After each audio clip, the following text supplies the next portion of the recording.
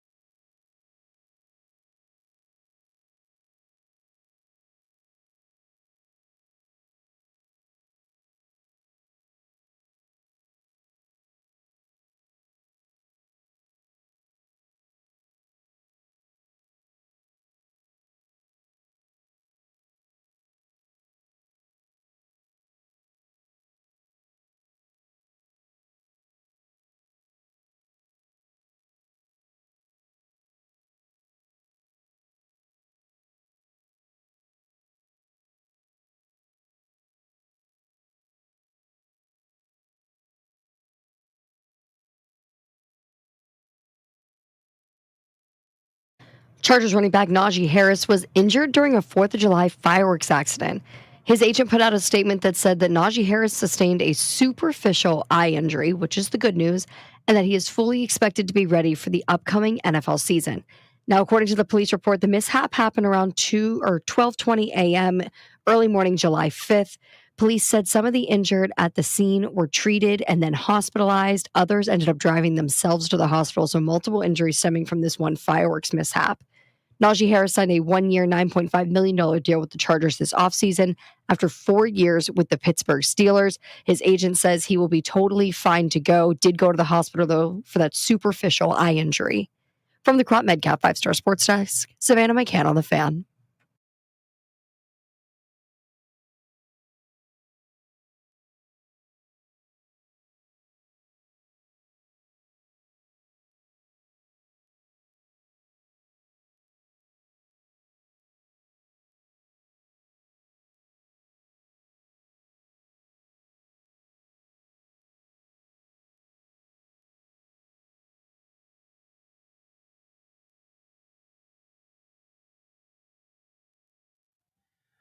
Baby, B Mitch don't and hurt Finley, me. 106.7 The Fan.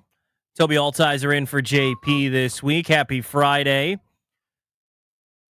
Want to get into the PFF secondary rankings here in just a second, but you were saying in the break that Michael Jordan, he's had this home on the market for a long, long time. Well, That's a Chicago home, right? Yeah, I think somebody purchased it and now they are renting it as an Airbnb. So if anybody's going to Chicago and you want to like floss, you can get this house for a week. It's $120,000 to rent it for the week. You have to put a $25,000 deposit down. I don't know what the cleaning fee would be. Sure, it's going to be a lot. It's going to be a lot. But you know what? Also on top of that, it's 17 and a half bathrooms. So you have to worry about not getting to a bathroom. Yeah. If you're at any quadrant of the house, there's a bathroom nearby. Yeah.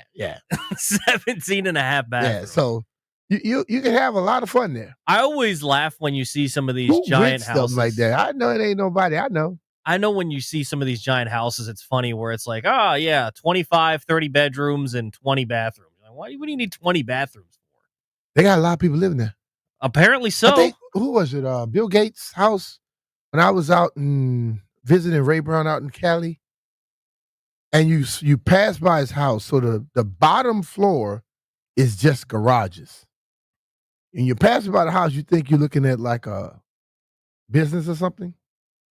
I'm talking about doors on top, garage doors on top of garage doors, and then all of a sudden it's another like house right connected to it because it got like a hallway you walk.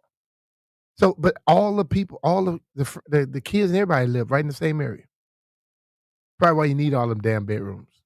So here's what's funny. So in Russell Wilson's first year with Denver, people were tracking, like if you were to Google Russell Wilson, one of the first things that pops up is Russell Wilson bathrooms versus touchdowns. Because he had 12 bathrooms in his house. And people were tracking whether he was going to throw more touchdown passes in his first season in Denver than he would have bathrooms in his house. Now, he ended up with 16. So to his credit, he did pass it, but he wouldn't have passed Michael Jordan. He wouldn't. Nah. I just don't know what you do with that many bathrooms. But regardless, if you want to go stay in Chicago and you want to stay where MJ you might not stayed, want to use the same one twice in a week. maybe not. Maybe not. Saying. You can go hop right in the shower wherever. It's Hey, wild. Let it go, dog.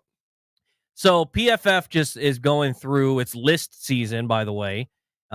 Just getting closer and closer to training camp. Still a couple of days away from that. I believe a week from now, you'll have the Commanders rookies reporting, and then the veterans will report 4 days later.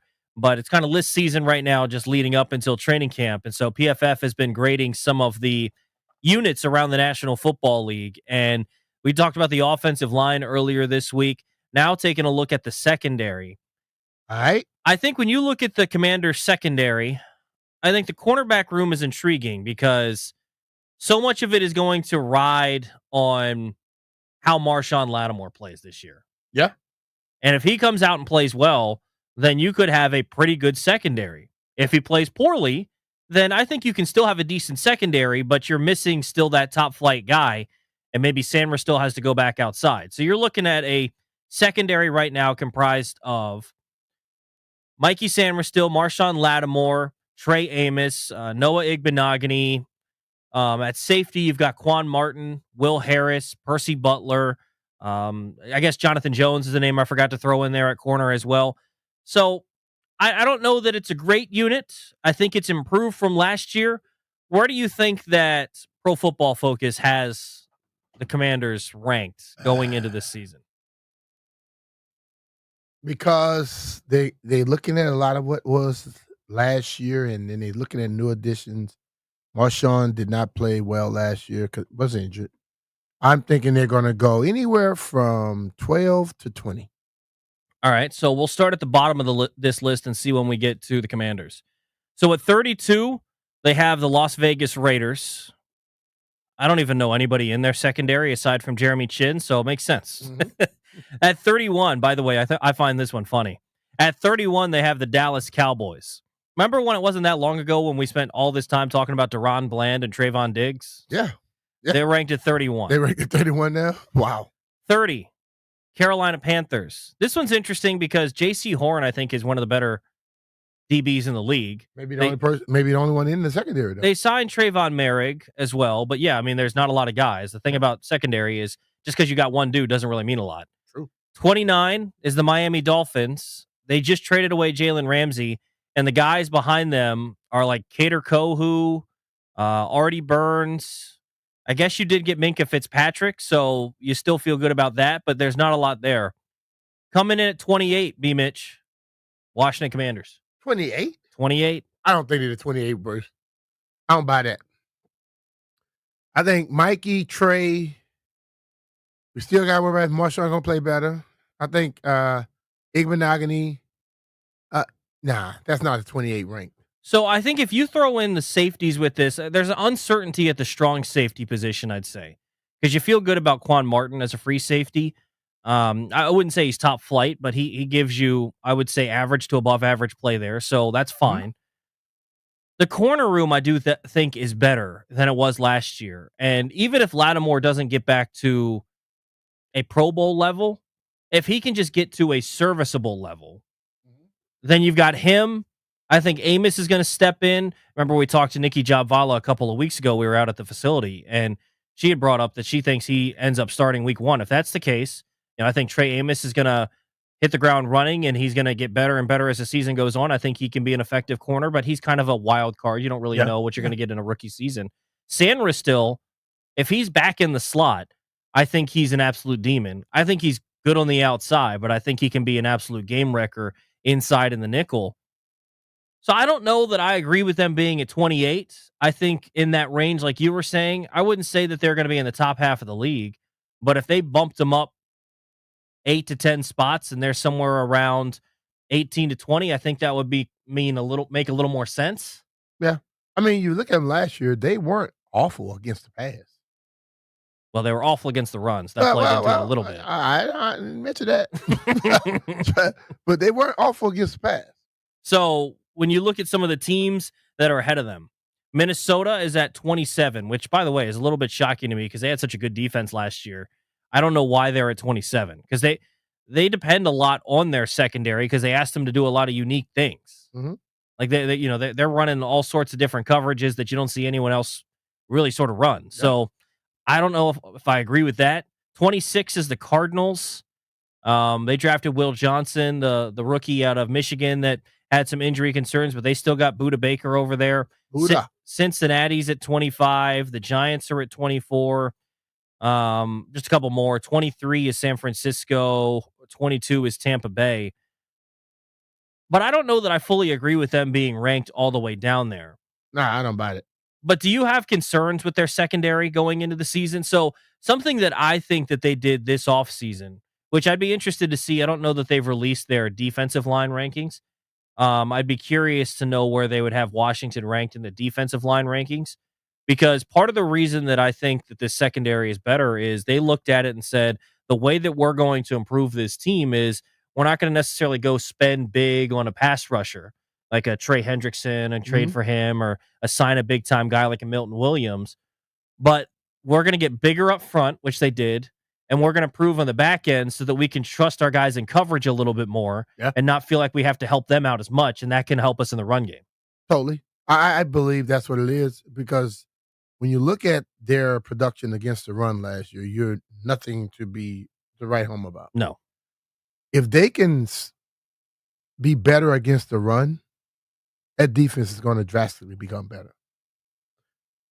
I know, like PFF, a lot of their stuff is like, oh, they got names too. They see names and they rank people based off of names a lot of times.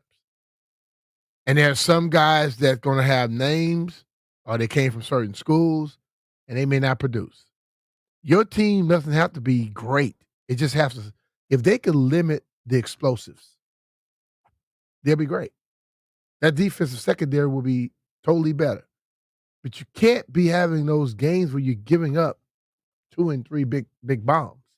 Well, you just allow a team. People have to work it down the field. When a team has the ability, when they feel like they can just constantly run the football, it's like having an easy button on offense, right? Yeah. When you just feel like you can always rely on the fact that I'm just going to hand it off and I'm going to get 6 yards, 5 and 6 yards, then you don't have to feel as, you don't have to be as perfect offensively, because then you can, if you don't get something on 1st and 10, you throw it down the field, you don't get anything. All right, well, I can hand it off and get to 3rd and 5. I can get to 3rd and 4 by handing the ball off.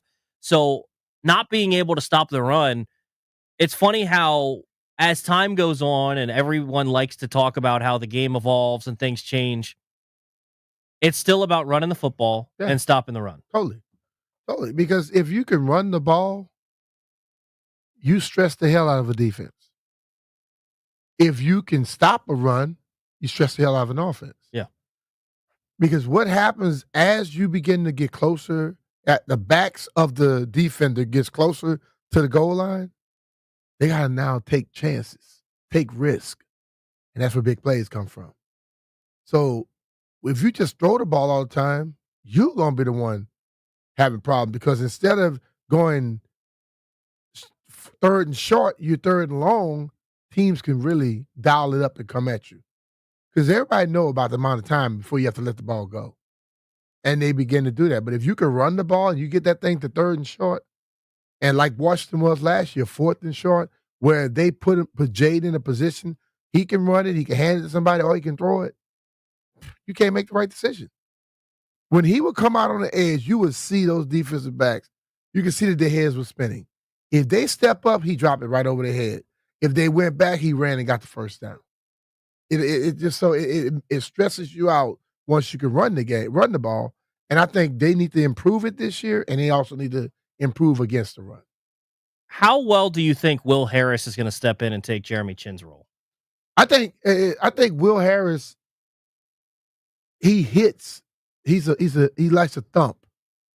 But I believe, like, he loses size from Chinn, but maybe he's a little quicker. Yeah. Maybe he could cover a little better. Yeah, because that's all that Chinn wasn't a great coverage guy. Yeah. So when you lose a guy and you look at his size, Jay always go, "Oh man, Chinn was huge." Okay. But I need you to be huge and also be legitimately a great cover guy.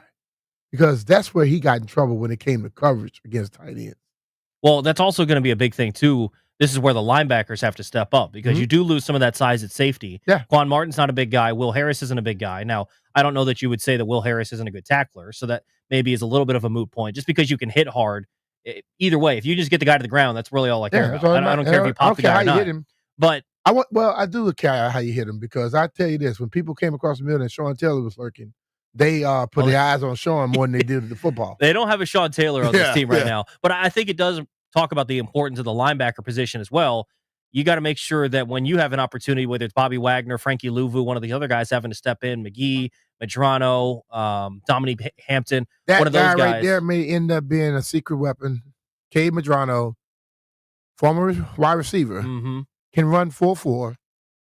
If he can be fit into your defense as a linebacker, or that big nickel, what they call it, where that safety comes down, what if he's fast enough, if he has the ability to run with those tight ends and all, he might be a guy to do a lot of things for you this year. Which, by the way, is why I like this draft class, because we've talked about all of their day 3 picks. Jalen Lane, Yeah. Kane Medrano, Ja'Cory Krosky-Merritt, Yeah. and every one of those guys, maybe they're just nothing. Maybe it's just a day 3 pick that they have to develop. But every one of them, when you talk about them, like, man, they got some potential and they could really, really help out. They have stuff that makes you excited about what their capabilities or possibilities could be. 800-636-1067 if you'd like to hop in. Do you believe in the secondary going into the season? Do you have some questions about maybe Will Harris stepping in for Jeremy Chin? Do you believe that Marshawn Latimore is going to bounce back? What is your confidence level in the secondary going into the season? 800-636-1067. You're listening to 1067 The Fan.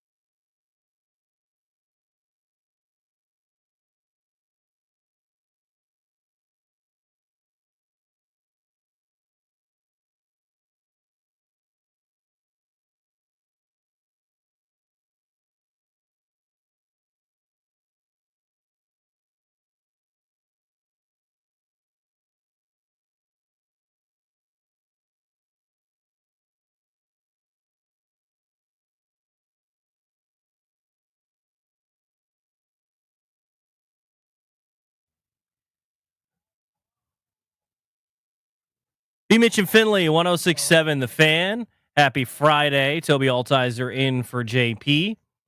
B Mitch, you got any plans Monday, 5 to 7 p.m.? Because I might have some for you. Monday, 5 to 7? What's going on? Mike Rizzo just announced through his foundation, Riz Kids Family, he says, I believe this is on his Instagram, as a way to say thank you to the fans for 19 amazing years with the Washington Nationals, grab a round on Riz Monday, July 14th, which is this coming Monday, before the Home Run Derby at Penn Quarter Sports Tavern or Walter Sports Bar. First round of beers on us from 5 to 7. May have to go hang out with old Rizzo. So if you need something to do and pregame in the Home Run Derby, Mike Rizzo might pick up your tab. I think I can handle that. 800-636-1067. So Pro Football Focus has the Washington Commanders secondary ranked as 28th in the league. Both B Mitch and I don't really agree with the number there. Maybe it's somewhere in that 18 to 20 range, somewhere around there. But what do you think about the secondary? Do you have faith that this secondary is going to be good this season? 800-636-1067. Let's get out to Jupe. Jupe, what's going on? What's happening, fellas? How y'all feeling? We good, brother. Hey, I'm good. I'm good too, man. Hey, listen, I just got this gut feeling our secondary is going to be the strength of our defense this year. With Sarah still year 2 in the game, healthy Latimore, and this kid we picked up, Amos. Yeah, I already got a nickname for them, calling them the seatbelts. You know, they got to keep those wide receivers safe from any car accident.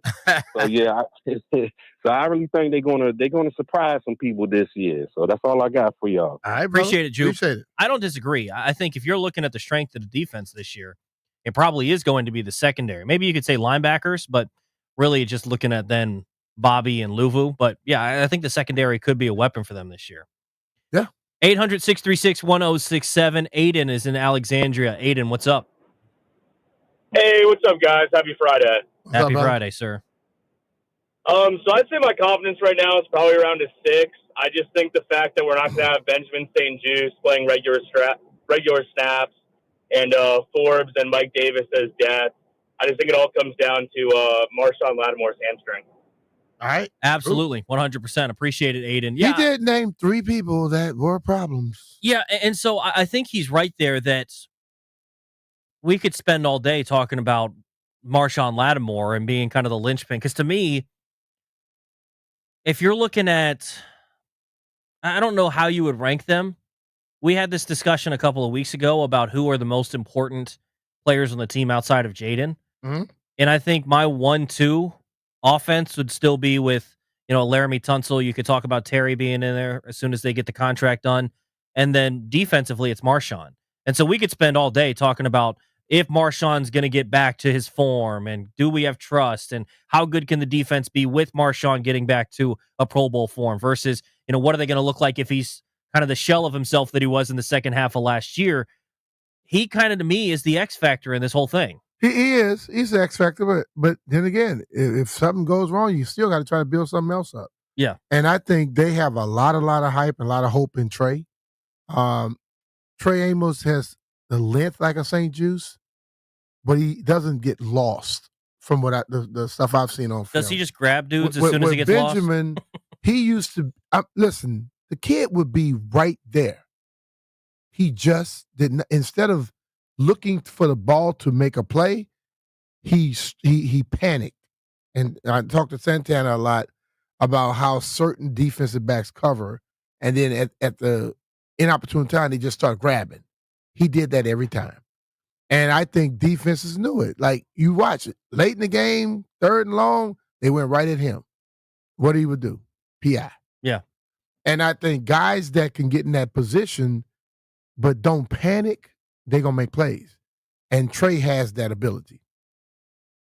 When you look at Latimore, they talked to him during minicamp, and he basically said a lot of it was due to injury. Yeah.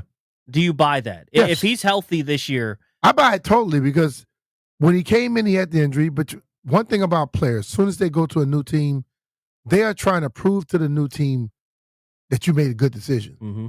And a lot of times they make ill-advised decisions by trying to play when they're not 100% healthy or close to 100%, because nobody gets to 100%. And when he went out, he probably re-injured it. And instead of saying something, you try to gut through it. So would you say that's the wrong position to try to gut through? Would you say the concern then for Latimore isn't as much can he play well? It's will he be able to stay healthy? Yeah. Well, at this point, when you see that he's had some injuries, and maybe the amount of time he's had down, he's under their care now. Yeah. They feel that they can do more for him than getting him in the late part of the season and just trying to throw him in there. 800-636-1067. Let's get out to Elijah in D.C. Elijah, what's up? What's going on, fellas? What's happening? I would say what's happening, man? I would say my confidence is probably an 8. What I like about what's happening is they have an understanding of guys that they want to have. Like you see Sanderfield, you see Trey Amos, you see the direction that they're going. They have a flair for the game. Even as rookies, I was just trying to see how they was going to roll. I was like, man, just to even come in as a rookie and to be able to have that type of flair for the game, to even care to do some of the stuff that they do, I think they're going to be okay. I think also that you have bigger guys on the defensive line to be able to get them some better looks. I think they're going to get hands on guys early too. The willingness to engage, I think, is what's going to really separate them this year from last year. We just didn't see. Guys was getting free passes up the field, and they wasn't getting early hands. Mm-hmm. And you have to get hands across the board. The line of scrimmage isn't just the defensive line. The line of scrimmage go all the way out to that boundary. So when I'm looking at the type of physicality that they will be able to bring, coupled with, you said, like Kane Medrano, this is going to be a hand-in-hand type of thing. And they realized that they was a man short, speed-wise, rotation-wise. So when you bring in certain packages, I think this is going to get really cool. And you see, I think Joe Witt will have some more speed and some more versatility to really deploy for certain situations. I just feel like we just wasn't ready for certain situations last year, and we didn't have certain personnel that was willing to engage to even give an opportunity for the looks to even work. You know, so guys, I know you like, I don't want to be on Sports Center, so man, we need you to get hands on guys early, mm-hmm. and then hot potato all the way up the field. And then I think the coach, the defensive coordinator, he could work with that. Yep. You know, you can do that, you know. So they hold on to the ball, then your pass rush is going to grow from that situation. If you get hands on guys on the boundaries and a quarterback, because Trey Amos is smooth too. He ain't he's not panicky. That's what you say. He's a really smooth guy. Look at the tape. He drop his hips. He really know how to move his feet and stick with guys. Yep. I think that's going to really help. And you can't really hide that they can get to third receivers, or they're going to be able to get guys on the field. I know y'all got to cut me loose, but watch the speed change. That's what I'm looking for. The speed to go up and the willingness to put hands on early and to hit guys. So right. Will can come down, guys can come down and hit and make those rotations really pop. Appreciate it, Elijah. All right, bro. Appreciate you, man. Yeah, I think he brings up a good point there about being able to bump and run and play some of those guys, because last year it felt like at times they'd call for bump and run and guys still wouldn't get hands on them. Yep. It's necessary when you're calling for that. You've got to get hands on. You got to find a way. Scott is in Silver Spring. Scott, what's up? Hey, what's up, fellas? How you doing, man? Hey, so I'm at an 8. I'm at an 8. I agree with a lot of what B said and the previous caller. I mean, look at how much of the roster we had to flip going into last year, and this year, I think if we have a healthy Latimore, he's going to be much better than he was last year. Like B said, I believe he was playing hurt, and that position is not a position you can play hurt. Yep. You just can't. Not with a lower half. You get exposed. Lower half. Yeah. Not with little hesitation, just exploits you. John Jones is a solid. I'm not saying he's elite, but he's a solid NFL cornerback. Yeah. Will Harris. Everybody questioned the Jeremy Chin signing last year, and he flourished. And with this coaching staff, and I think Will Harris is going to do the same thing. I think Amos is solid. I mean, he's coming in as a rookie. He's going to have growing pains. Sandestro had a little at the beginning. Mikey is solid, though. Mikey is solid, man. He's solid. Mm-hmm. He reminds me of a Darryl Green type player. He's not Darryl, but he reminds me of that type of player.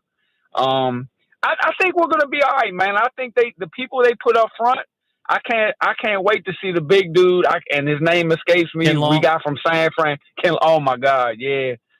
I think he's gonna be real destructive. I certainly hope so. Scott, appreciate the phone call, man. I certainly hope so. Like Mikey plays the game of football like you see guys that, like he mentioned Darryl, guys that don't have the football size, but they're very successful.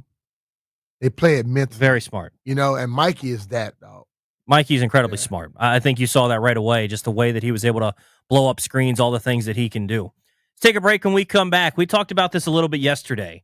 If you could take one player.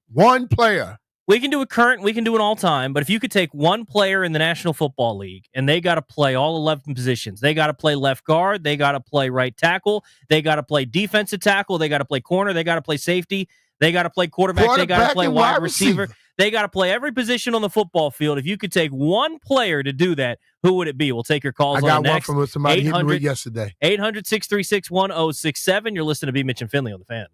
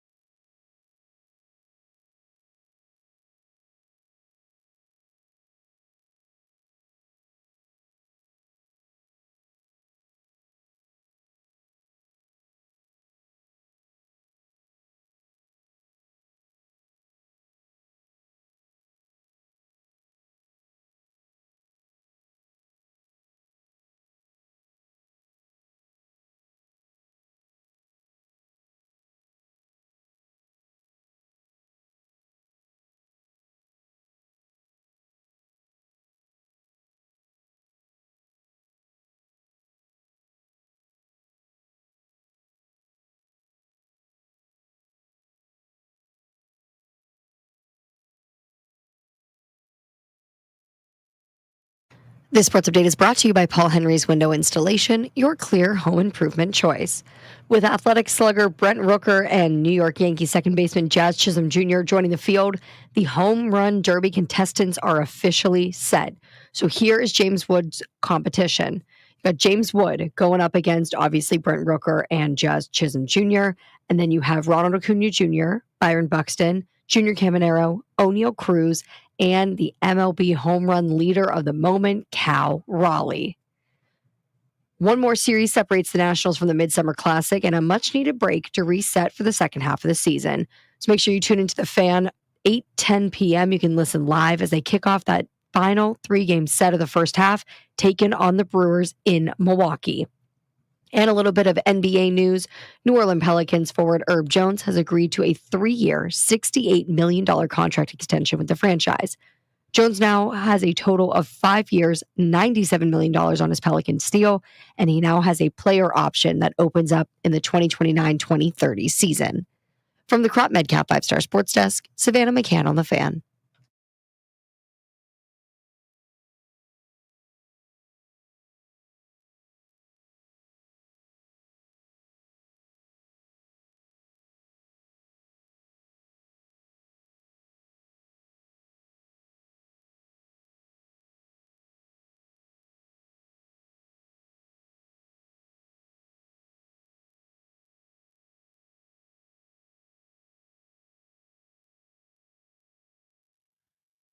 It's 11 a.m. on a Friday. You know what that means. It is a Vodka Red Bull Friday powered by Scotty's Handcrafted Vodka. Scotty's Vodka is Maryland-made, amazingly smooth, and loved throughout the DMV.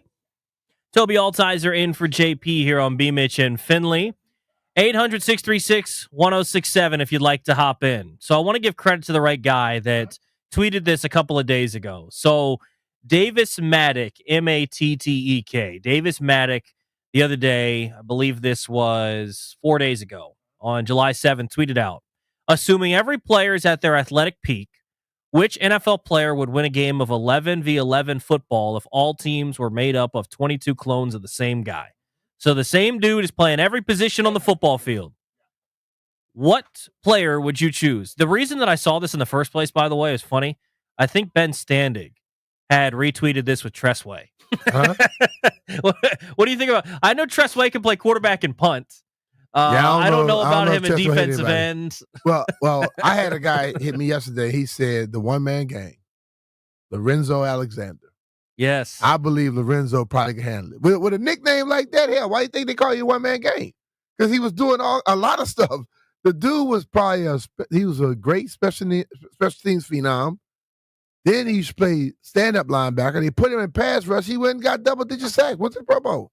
You know, so yeah, I would take low. A good one for that's local here would have been Sean Taylor, because you know that he can play running back. Yep. You know that he can play safety and he can play linebacker. He can play corner, and he's a big dude. I think dudes that are like that, right? The anomalies that are that size, even a Cam can Newton, move, can run. Those sorts of dudes. I think that's the ones you want to go with. I don't know, Cam. I don't know. He was scared to dive in there to get the fumble. I don't think he's going to hit nobody, dog. Tay tweeted at me and said, give me 11 Megatrons. Calvin Johnson, I think, fits in there. I don't know if he's going to be... That's what Jeff said yesterday. I don't know if he's going to be physical enough up front, but there's no question he's going to route some dudes up. But he's going to have an advantage in a lot of positions. Big time. Yeah. Dwayne tweets and said, the most obvious player should be Myles Garrett. Who's blocking him? Who's tackling him as a running back? And who's guarding him running a slant route as a receiver? His size and speed, he can probably cover some receivers. That's a good one. I like that one. The guy I went with yesterday, because I think similar vein, it's on the flip side, though, is Trent Williams. Yeah. The reason I go with Trent is look back at what Adrian Peterson said about him when they played together at Oklahoma. Well, how about when they raced in the little 20-yard shuttle? That's what I'm saying. And Trent was right there. That's what I'm saying. Yeah. People don't understand how athletic Trent is. Yeah. Like, if you're putting him fully healthy at his athletic peak anywhere, that dude can play all 11 positions darn near. Yeah, I think if he comes to hit you, you got a problem.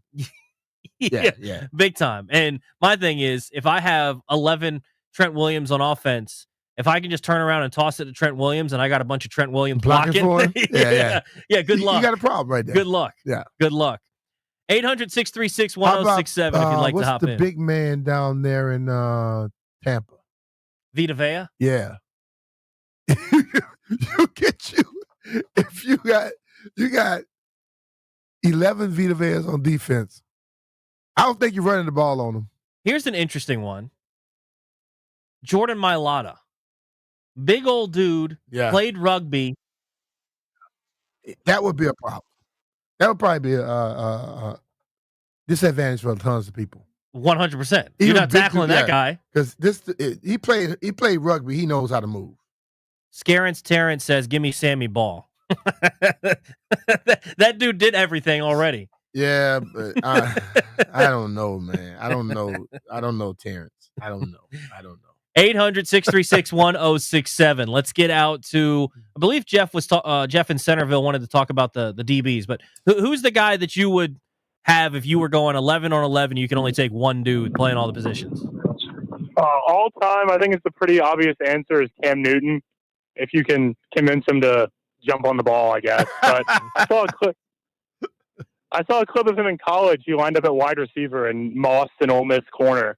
Yeah, so I think he's got the receiver skills. And if I'm saying all-time or recent Redskin all-time, I'm going with Logan Thomas. Yeah.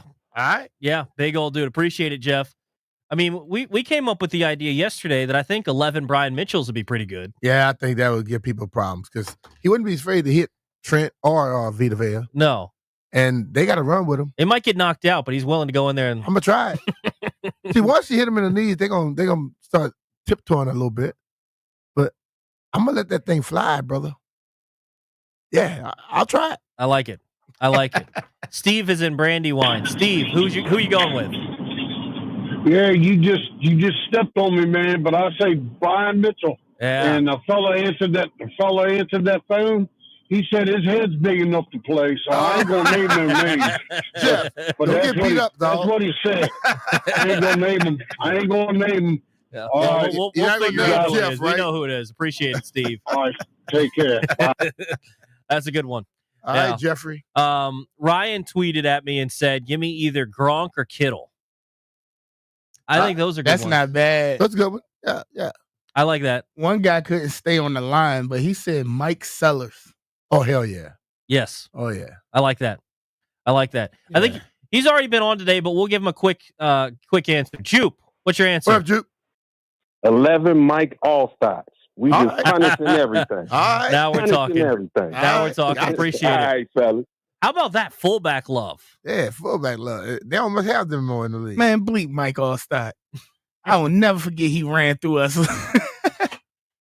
I think if we're going with that, I'd be interested to see what Rizzo could do. Yeah. You imagine Rizzo? He had that mentality like you got Rizzo, too, a little Rizzo bit wild. is a little crazy. Yeah. So I don't see him being able. He'll be looking forward to it. Yeah. Yeah. A little. I can deal with that. And I can guarantee you that if you're running some sort of counter or power and you got a pulling John Riggins, he's coming through with a purpose. Oh yeah. Let's see, 800-636-1067. Toothpick is on the line. Pick, what's up? Pick? Hey, what's good? Okay, I have two answers, right? But I want to see these two teams play each other. CT, I think Clinton Portis will be excellent. You know, he took the ball. He had a couple of passing touchdowns. But he's also crazy enough to stick his face in there versus offensive lineman anyway. Mm-hmm. So I want to see him play. And then my second choice was going to be Vernon Davis. Vernon Davis was a wide receiver playing tight end. He was a cheat code. So, Vernon Davis is man. All right, bro.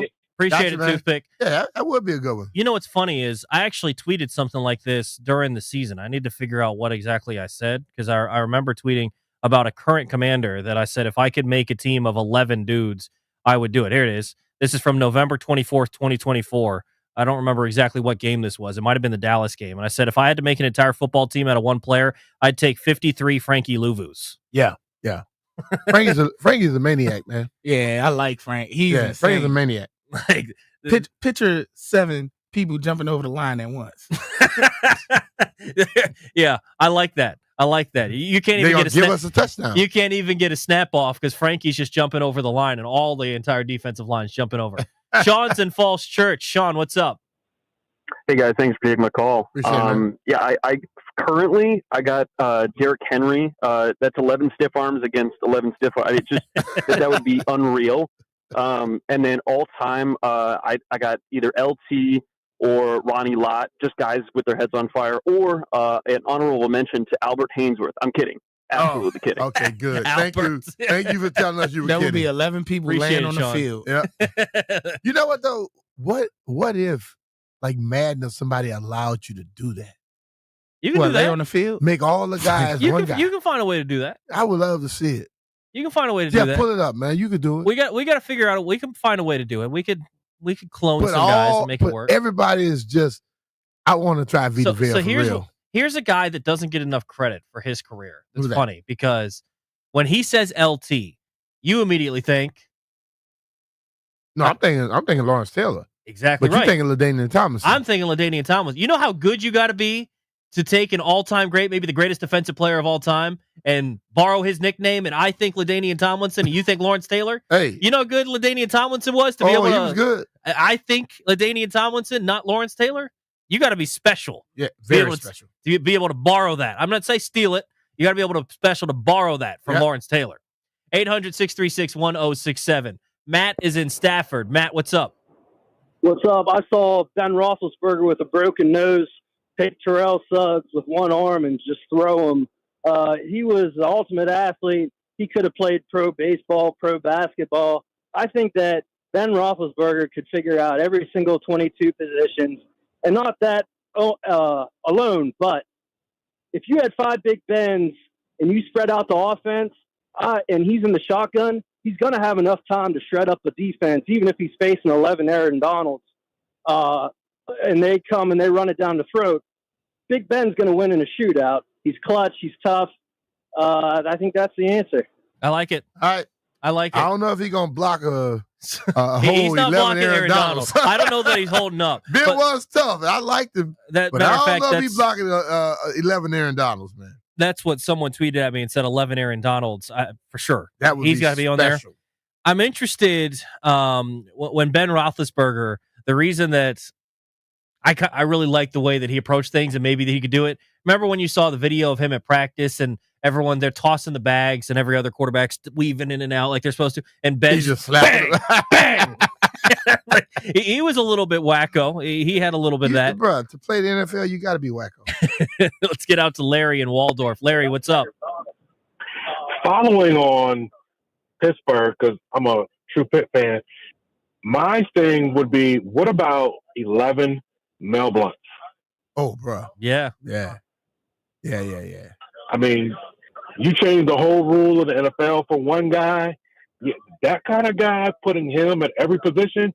I mean, he was like 6'4", so receiver, running back, what have you, whatever. He's going to give it all. You're right about that one. Appreciate it, Larry. Yeah, that's a good one. Mel was a bad dude. Bro. I didn't get to watch him, but yeah, I just from what I've I came at heard. the right time. I was able to watch a lot of the older dudes and these newer dudes. I could check them all out. Could you do a Ronnie Lott maybe in there? Ronnie's going to hit you. I got another one for a guest who can't I don't come know if on. Ronnie could catch. They said Deacon Jones. Oh, Deacon, man. Woo! Man, Deacon head slap you. I used to go and play in the golf tournament with Deacon. And, man, Deacon used to play for the Redskins back in the day. Deacon Jones, they chopped the head slap because of him. He said, man, I hit him in the head, bang, their head be ringing to the fourth quarter. I had someone else in mind. I completely forgot. Carlos is in Alexandria. Carlos, what's up? Los? I would love to see a matchup of Travis Kelsey versus B Mitch. I would love to see that one, too. I'm gonna put my money on the man to my right. Travis wants to go with quarterback. You know, I like those quarterbacks. Yeah, I mean, and Travis is a good player, but he's not nearly as explosive as prime Brian Mitchell. Maybe, maybe current Brian Mitchell. We'll see. Oh, no. No, only thing explosive is a golf swing. Let's get Vaughn in Virginia. Vaughn, what's up? Hey, nothing much. How y'all doing this evening? We good, man. How about yourself? Me, doing all right. To me, I would have to go with Calvin Johnson. All right. Yeah, Megatron. Yeah, they had 4 people trying to cover him anyway, and they still couldn't do it. Yeah, no, it's true. I mean, you got a point. Megatron's a freak too. 6'5", 237. Mm-hmm. By the way, the crazy part is he went to a school that no one's ever thought a good receiver's gone to. Georgia Tech. Yeah, bro. I always thought of him running the option. They ran the option when he was there, but every time they threw it to him. Listen, you could have 55 carries and 10 passes, and he'll probably end up with 100 and some yards. Let's see. He was 6'5", 237 when he played. Julio Jones is 6'3", 220. That'd be an interesting one. A big dude like that can just fly. Mm-hmm. Modern guy of that would maybe be a DK Metcalf. Someone tweeted in and said Mel Blunt, raise Mel Blunt and go with James Harrison. James Harris? Oh, yeah. Harrison. Julius Peppers James is a good one. Bad boy. Yeah. Remember, he got the interception and ran all the way in the Super Bowl. I love hearing him talk about that. He's like, I was going to need oxygen in the locker room after that. What about Marshawn Lynch? Marshawn, yeah. Yeah, beast mode. Yeah. Julius Peppers is another one I've got here. Marshawn's still crazy. Yeah, well, it doesn't leave you when you got it. He said, I'm taking all my lime in the sizzlers. Julius Peppers that's another freak right there. Brian Dawkins. Yeah, B-Doc. I think B-Doc will hit anything moving. There's no question. Yeah, I don't know that Ed Reed is big enough. But Ray Lewis. Ed Reed would be interesting. Ray's go. Let's get out to Jay in DC. Jay, let's what's up? go with Vrabel. Vrabel played both sides. Vrabel, yeah. What's up, fellas? Thanks up, for taking the call, man. Yeah, I think I have to go with I'm gonna go with Gronk. That'll be my first. I think Gronk could fit the bill. He's a big guy athletic, so he can do on both sides of the ball. And for the hell of a man, I say Mike Vick. Dude, Mike Vick. Yeah, that's an interesting one. Whoever on defense will have a problem. No question. If you got to deal with all of him all over the field with that speed and can throw the ball wherever, run past everybody. That's Jerome Bettis. Jerome Bettis. Oh, bus. Yeah, the bus. Here's some interesting ones in the chat. Roquan Smith, Ricky Williams. Here's one for you. Steve Atwater. Oh, boy. At will hit you. I was going to save this question when he hit Christian Okoye. And that's what I was going to save this question for Ask Me Mitch Anything. Maybe we can save this, but is there a cooler nickname than the Nigerian Nightmare? Christian Okoye? It was until he got hit by Steve Atwater. What's that dude from Cleveland? Njoku? Yeah, David Njoku. Yeah. Well, hell, you want to do all time? Jim Brown. Yeah, Jim Brown for sure. All the old people I know, y'all say, hell yeah, B Mitch. Go with Jim Brown. Someone in here says Night Train Lane. Steve McNair is an interesting one, big quarterback. Oh, yeah. Here's one recently. He played both ways at times, and he started his college career as a tight end. J.J. Watt. Yeah, J.J., big boy. He played a little bit on offense. He understands how to make things work. He has to stay healthy, though. Let's see. He always had a little something bothering him. Franco Harris. Franco? Yeah, but Franco, he ran out of bounds. He didn't want the hits. Big boy. Here's the dude that didn't mind a hit. Mike Singletary. Hell yeah. Can you imagine Mike Singletary playing offense? he be at fullback just looking at you. Yeah, he's gonna run with some anger. There's no question. There's no question. Man, look. Oh, here's a good one. The Fridge. Yeah. William Perry. He had a chance to do it. Yeah. That'd be special. 800-636-1067. Keep the phone calls coming and keep the comments coming. If you could choose one guy. Sue. Old Scotty said that.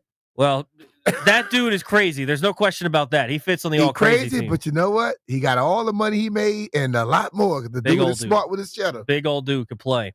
If you could choose one player to play all 22 positions on the football field, on offense and defense, all time, current, regardless, whatever, who would you take? 800-636-1067. You're listening to B Mitch and Finley on the Fan.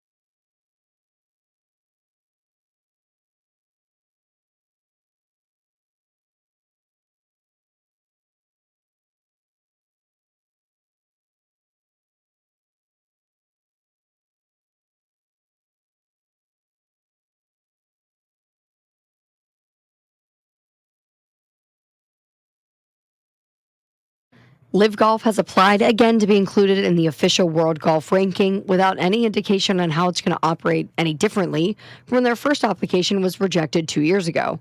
The official World Golf Ranking said in a statement that they've received the application and they're going to start the review process to determine if the Saudi-funded league of 54 players is going to be included. Now, the OWGR board does have an annual meeting next week at the Open, but they denied the application first back in October 2023, saying it could not fairly measure LIV Golf with 24 other tours around the world because of what amounted to be a closed shop, among with the individual competition potentially comprised of scores counting towards a team result.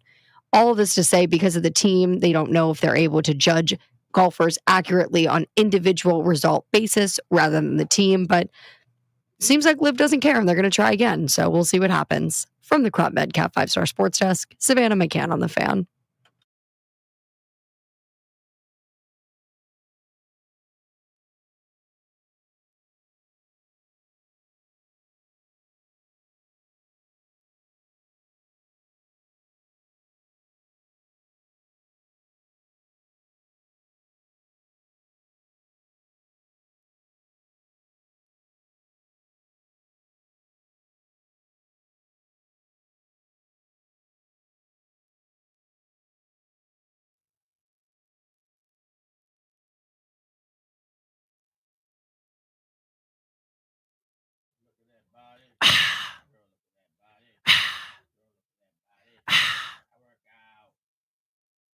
To Scotty's Vodka Red Bull Friday here on B Mitch and Finley. Toby Altizer sitting in for JP.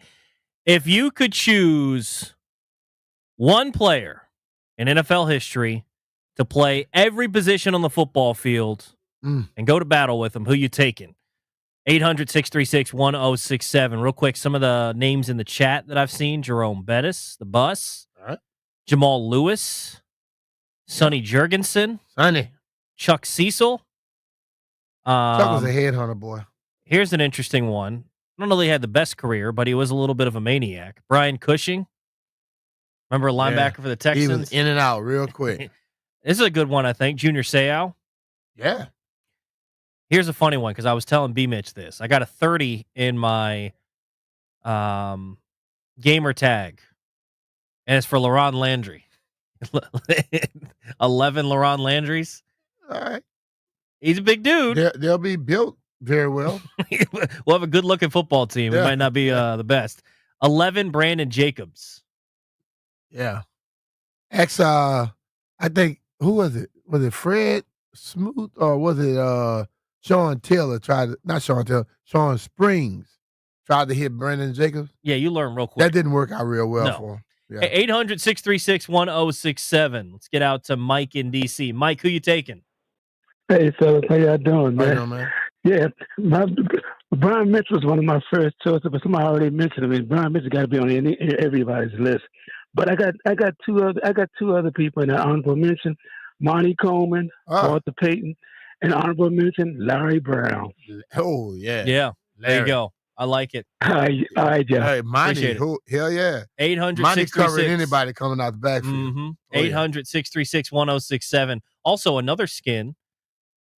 I don't know if he can block up front or if he can get after the passer, but I know that he can throw it, and I know that he can scoot a little bit. Joe Theismann. Joey T?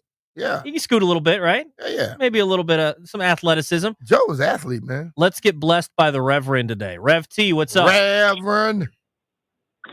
On a real note, I'll take Mike Sellers. Mike Sellers could get him in the trenches on both sides. He was a very underrated, valuable player to the Washington Redskins. But now, if you really want to go toe-to-toe, let's talk about prime time. Deion could cover on both sides. Now, as far as the hitting note, that's where I got to pull back a little bit. Deion wasn't really known for hitting nobody, but he could play both sides involved. But outside of football, that Bama Jerry Jones, I'll take that Bama on 11. Only thing you got to do is just pull his pants down and let them people smell his butt on defense and it'll back everything up. And then on offense, you could just do that super califragilistic, halitosis he got from his mouth. That'll back everything. I'm just saying, I ain't never short of my words. Happy Friday, Bammers. Y'all know what this is. The People's Hype Man. Say it with me with this 11 on 11 drills. Rev T. Happy Friday, Bama. Jerry Jones, your butt stink, Bama. Appreciate it, What was Reverend. that word he tried to say? Well, I He picked said up. super. He was He was trying to say supercalifragilisticexpialidocious. Well, But he say halitosis. Yeah, that was Yeah, smart. that's I like kinda that. good. I like that. There's good humor in got there. Dickie is in Arlington. What's up, man?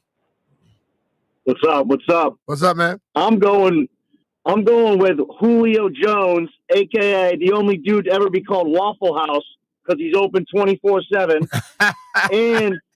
And the reason why they said he picked Alabama over Georgia is because Nick Saban told him he could play both ways if he wanted to. Special.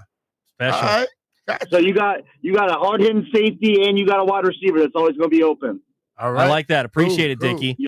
Speaking of guys that could play both ways, Champ Bailey. Yep. Maybe you look at that. I think that'd be interesting to see. Ed is in Manassas. Ed, what's up? Hey, I think I got the answer for this. Micah Parsons. All right. Yeah. Yeah, he played slot corner his rookie year. He outrun Nick Chubb and Diggs in a race and Tyreek Hill, but I know Tyreek was hurt.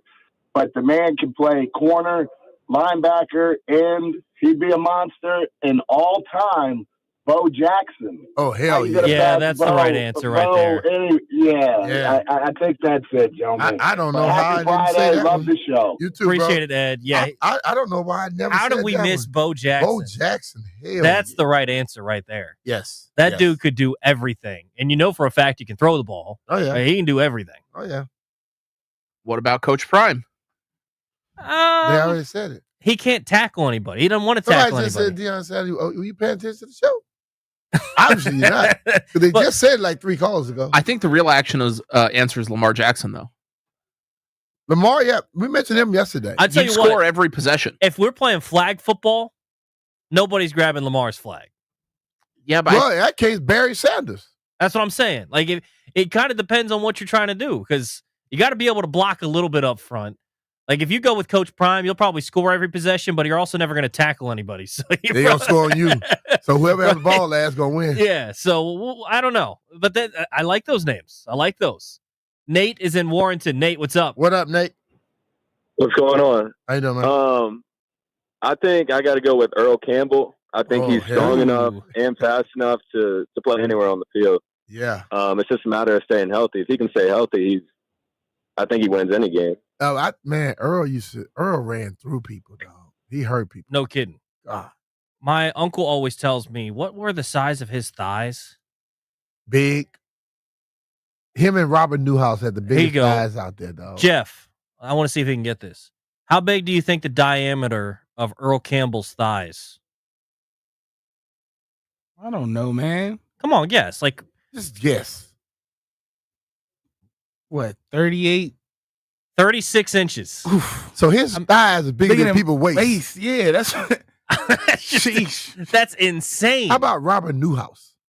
Robert Newhouse? He was a fullback for Dallas. Imagine being in the UFC octagon and getting kicked by one of them legs. Newhouse, it says 44 inches. Heard that? Robert Newhouse, 44 Oh, inches. So my his gosh. thighs is somebody's chest. Holy smokes. And that's a big dude's chest. When you say thunder thighs, Robert Newhouse. No kidding. Good grief. KC's in DC. KC, what's up? Everything's fantastic. How is your day? Can't complain, man. I can't believe all these great answers, and we missed the greatest athlete in NFL history. How about Jim Brown? No, I said Jim Brown earlier. He said Jim Brown. Yeah. I was taking a nap when you said that, B Mitch. I'm sorry. That's all right. Landfill does the same thing on the other he side. did the same thing. He runs the show. Appreciate it, Have a great KC. day. All right, bro. Thanks, man. Yeah, man. Yeah, Jim Brown, bro. Yeah. Scott's in Arlington. Scott, what's up? See, Jim played lacrosse. Hey, yeah, I was obviously B Mitch as a long-time Skins fan was one of my top ones, but I love the Steve Atwater answer, and I was waiting to do two that just got covered. I was going Earl Campbell and Bo Jackson, and they both just stole my thunder, but I know those would be great votes. Yeah, All 100%. Appreciate it. Bo Jackson, I don't know how we missed Bo Jackson. Nah, I don't know. I mean, is he the greatest athlete Could be. to be able to play the NFL Be able to play MLB, all-star in both. The only dude to ever do that. Now he ride bicycles. Crazy. It's incredible. Fast. So he's the only one to be an all-star in both. There's another guy that was a first-round pick in both, but he's too small to probably be in our exercise here. Kyler Murray was a first-round pick in both. Yeah. That's pretty impressive. Yeah, because he ain't blocking nobody. But he ain't blocking anybody, and I don't think he's getting around. Nah. He's shifty, but I don't know that he can make it work. Mm-hmm. Adam is in Fredericksburg. Adam, what's up? What about him? Hey, what's up, guys? I want to go with the guy in the middle of the steel curtain, Jack Lambert. Ooh. Yeah. Jack was a menace. Would Mean Joe Green work in this? Hell yeah. If Trent worked, Mean Joe worked. Appreciate it, Adam. Yeah. I think some of those dudes, that's something that I enjoy when you go back and look at some of these guys in the throwback days. You can see all the way NFL. to his esophagus. Well, he had no teeth right here. You see all that stuff, right? But and the mentality those guys had. But those dudes, they were like hockey players back in the day. You just plug them in wherever. Yeah. They can play all over the place. You got that right. Preston is in Alexandria. Preston, what you got? Hey, gentlemen. How y'all doing today? You're doing good, man. I appreciate you. Great minds think alike, man. Bo Jack. And I have a little quiet assassin, TJ, who's your mama? Who's Rizzo? He was a big wide receiver. Yeah, I don't mind that one. I don't mind that one. Let's get out. Who should probably say, I ain't trying to go over there and hit them big dudes? No. Let's get out to Jeremy in D.C. Jeremy, what's up? Hey, fellas, how you doing? Doing good, man. Good, yeah. I called in because I was like, I can't believe nobody said Bo Jackson, but it sounds like everybody had the same thought I had. Oh, yeah. We missed on that one. All right, let's go. One of the best athletes of my time, that's for sure. And I grew up watching and enjoying, but play both sports, baseball and football. Mm-hmm. Appreciate it, Jeremy. Let's go lightning round here as we wrap up on this topic. Let's go. We'll start with Adam in Potomac. Who you got? I got an underrated one, Hines Ward. Beat the hell out of people downfield blocking. Yeah. One of my favorite players ever. I like that one right there. That's a good one. That's a good one. He had that crazy mentality. He was willing to go in there and do the dirty stuff. John is in Arlington. John, what you got? I think Hines played quarterback too. I got Calvin Johnson, Derrick Henry, or even Trent Williams. Yeah, a few names y'all haven't covered yet. You're on my side, John. I like Trent Williams. Yep. Let's get to, is this Al in Arlington? Al, what you got? Troy Polamalu. Ah, yeah. Yeah. He, another one that you're going to have a bunch of dudes jumping over the line. Yeah. Appreciate it, Al. And he times it perfectly. He was really good at it. Jay is in Fort Washington. Jay, what you got? We'll go Ed Reed or Sean Taylor. I like it. Both of those work. I like it. Sean, to me, it might be my answer, honestly. Just the dude that you know for a fact, you get the football in his hands, he's electric, and he's going to crush everybody on defense. When he picked up the block kick, he was gone. Yeah, special. And whenever he got on the field, people just drop balls. Rico, they knew he was coming. Yeah, according to some people, that's luck. Yeah. Rico's in Fairfax. Rico, what you got?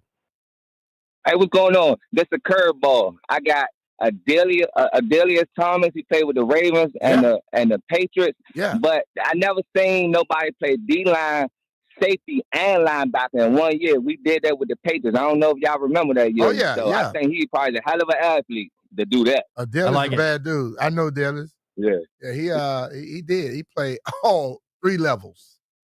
Final word on this. Terrell, Silver Spring. What's going on, man? Yes, sir. Yes, sir, man. Y'all forgetting about Slash himself, Cordell Stewart. Okay.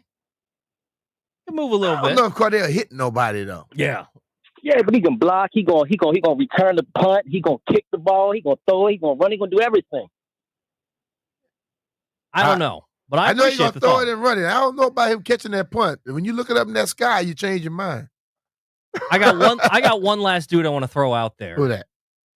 I enjoyed watching this guy run the football, even though he wore that stupid star on the side of his helmet. And I think he had the mentality to do it. I loved watching Marion Barber play. Oh, yeah. Marion ran hard, though. Yeah. I think he could get it done.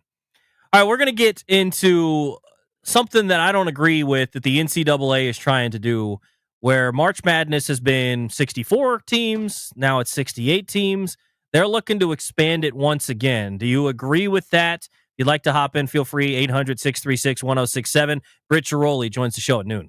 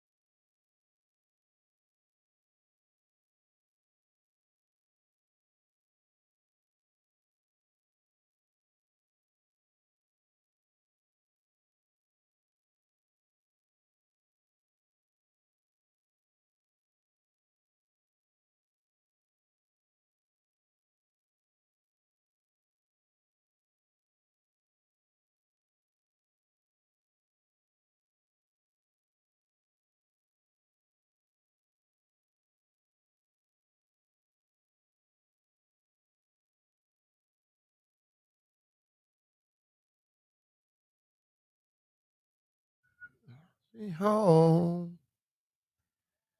B Mitch and Finley, 106.7 The Fan. Toby Altizer in for JP this week.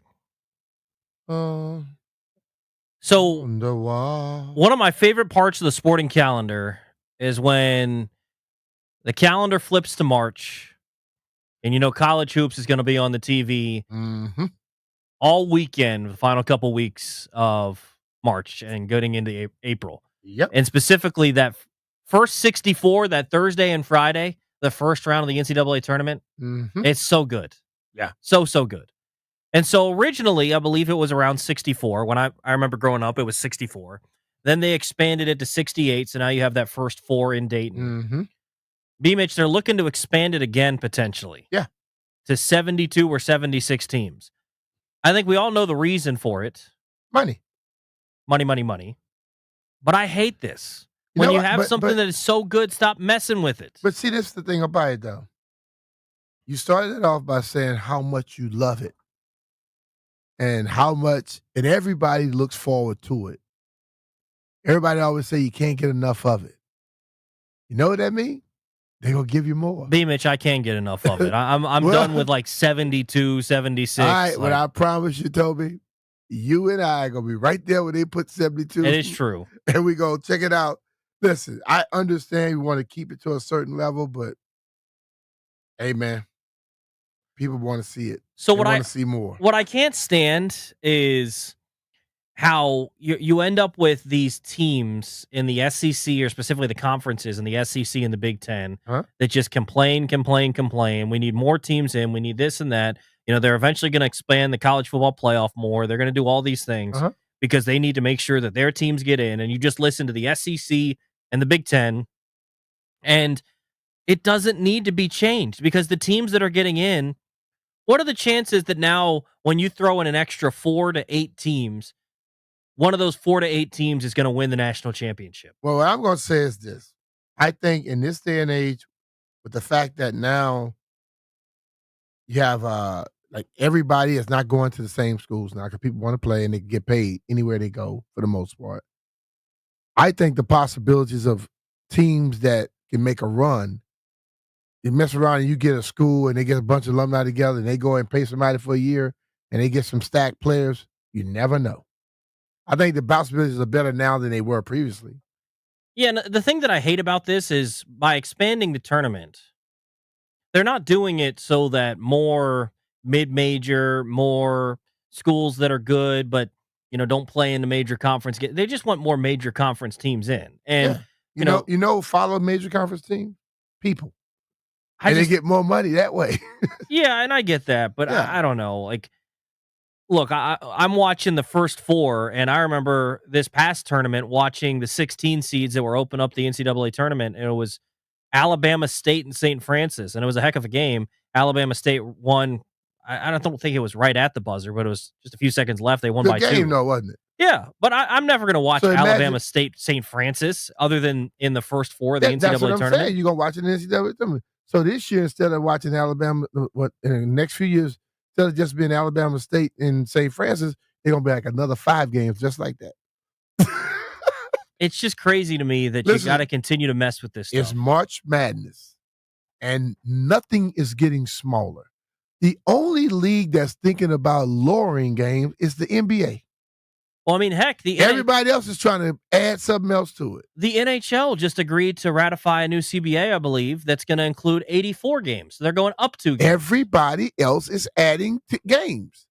Nobody is trying to stop but the NBA. Yeah, it's true.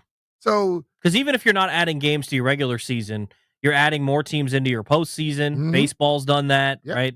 Football recently just did that. They're still trying to expand games. Yeah, it really is true. Does it make everything better? I don't know. I don't think it does. But I'll tell you this. I'm going to watch it. You're going to watch it. So guess what? They're going to justify why they're doing it because we're going to be watching it. You want to know one of the conversations that I've heard recently, staying on the conversation of like the postseason playoff stuff. The thing that I can't stand, I hate how people are complaining and say they need to, or I'm curious your thoughts. Do you think that they need to change the seeding in the NFL playoffs? No. I don't either. No. If you win your division, you get a home game. That's it. Like, People are up in arms about the Minnesota Vikings winning 14 games and having to go on the road. By the way, they lost that First game. of all, if the Minnesota Vikings would have lost at home as bad as their quarterback played. Correct. And by the way, B Mitch. And their defense did not stop people during that game either. Week 18, if they would have won, they would have been the 1 seed at home. So win the damn game in the regular season. I don't understand why. It's always people get so they always look at the mindset of things today. Well, they immediately look don't get better, make it easier for me to get there. They make every anomaly. They go and look at it and say, okay, well, this is the reason to change. When's the last time a 14 win team was a wild card? It's never happened before. Mm-hmm. I can guarantee you, B Mitch, it's probably not happening again anytime soon. It doesn't happen all that often that a 7-9 team now would be like, 8-9 or 7-10. Those type of teams don't win divisions very often. It happens. Yeah. But if you win your division because it's that bad. Remember? Exactly. Ron did a heck of a job doing that, right? In 2020. Yeah. Winning under 500. Congratulations. Yes. But, okay, you won your division. Your division sucked. Yeah. But I'm not going to hold it against the NFC South because their division is poor. I'm not going to hold it against whatever division you want to look at. I don't buy that one at all. I don't get that one. I think, listen, man, when you go on to win a Super Bowl, the Giants, when they were wild card teams, and they won. I think they won two of them that way. The second one, champions. they were wild card. Then they went and the first one was wild card. Wild card, and they won and they beat people. Yeah. If you're going to win the Super Bowl, you have to knock off somebody, unless you have home field advantage. Hell, let's be real. When I was in Philly, we had home field advantage. We lost. We didn't win it. There's no guarantee you're going to win it just because you're at home. You have to play better that day than the other people. So I would say NFL, don't deal with that one. That team that's won 14 games and then you got in the playoff and your quarterback stuck up the joint, it's him. Yeah. Not the fact that you wasn't at home. I just hate when we look at different things like the NCAA tournament maybe expanding or some of these things. Sometimes just leave stuff alone, please. If it doesn't need to change, if it's not logistically an issue, if it's not logically an issue, then just leave it alone. I don't think it's about being logical on this one, Tobe. I think it's about people keep asking, they want to see more, and they giving it to you. Well, they want all the they want everything to be fair. Guess Life what? ain't fair. Life ain't fair. And if you win your division, you get a home game. Point blank. Ask anybody around football what they're trying to do at the beginning of the year. Yeah, they want to win the Super Bowl, but what's their first goal? Win our division. So if you win your division, game at home in the playoffs. Yeah. And if you don't, that's your problem. If you win your division, you get a home game. And yeah, they just have to realize if the Minnesota Viking fans say something else, NFL, just say you didn't win your damn division. Remember that. And your quarterback sucked too, by the way. Yeah, very much. I don't want the NCAA tournament to expand. I don't want the NFL to change all that. I think that one you're going to lose. I'm going to probably lose both of those, I'd assume, at some point or another. The NFL probably shouldn't do that one, though. I don't buy that. Britt Giroli of The Athletic going to join us next, give her thoughts on the Nationals firing Mike Rizzo and Davey Martinez. Also take a look up at the trade deadline coming up in baseball. Could the Nationals be active in that? We'll talk about that next with Britt Giroli here on The Fan.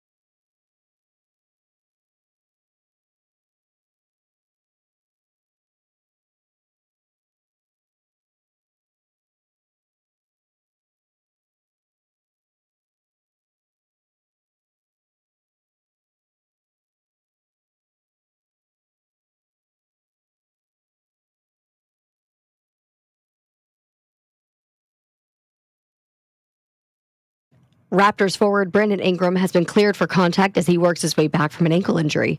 The 27-year-old former All-Star is expected to take part in upcoming team scrimmages. Now, Ingram has been completing individual workouts and training while the Raptors have been rehabilitating his injury that ended his season back on December 7th when he was still a member of the Pelicans. Speaking of the Pelicans, New Orleans Pelicans forward Herb Jones has agreed to a 3-year, $68 million contract extension. He now has 5 years, $97 million on that deal and a new player option in 2029 and 2030. A little bit of baseball news. The Nationals ended up losing last night 8-1, dropping their series with the Cardinals.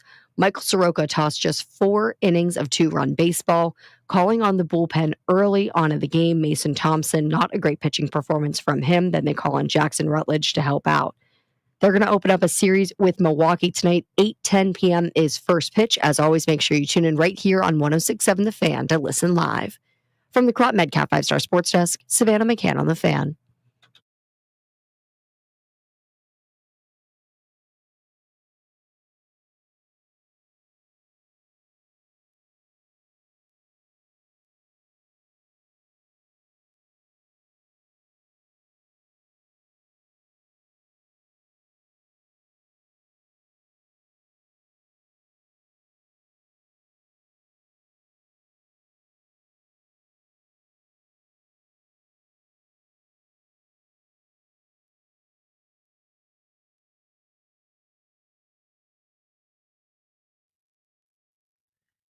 So Scotty's Vodka Red Bull Friday here on The Fan.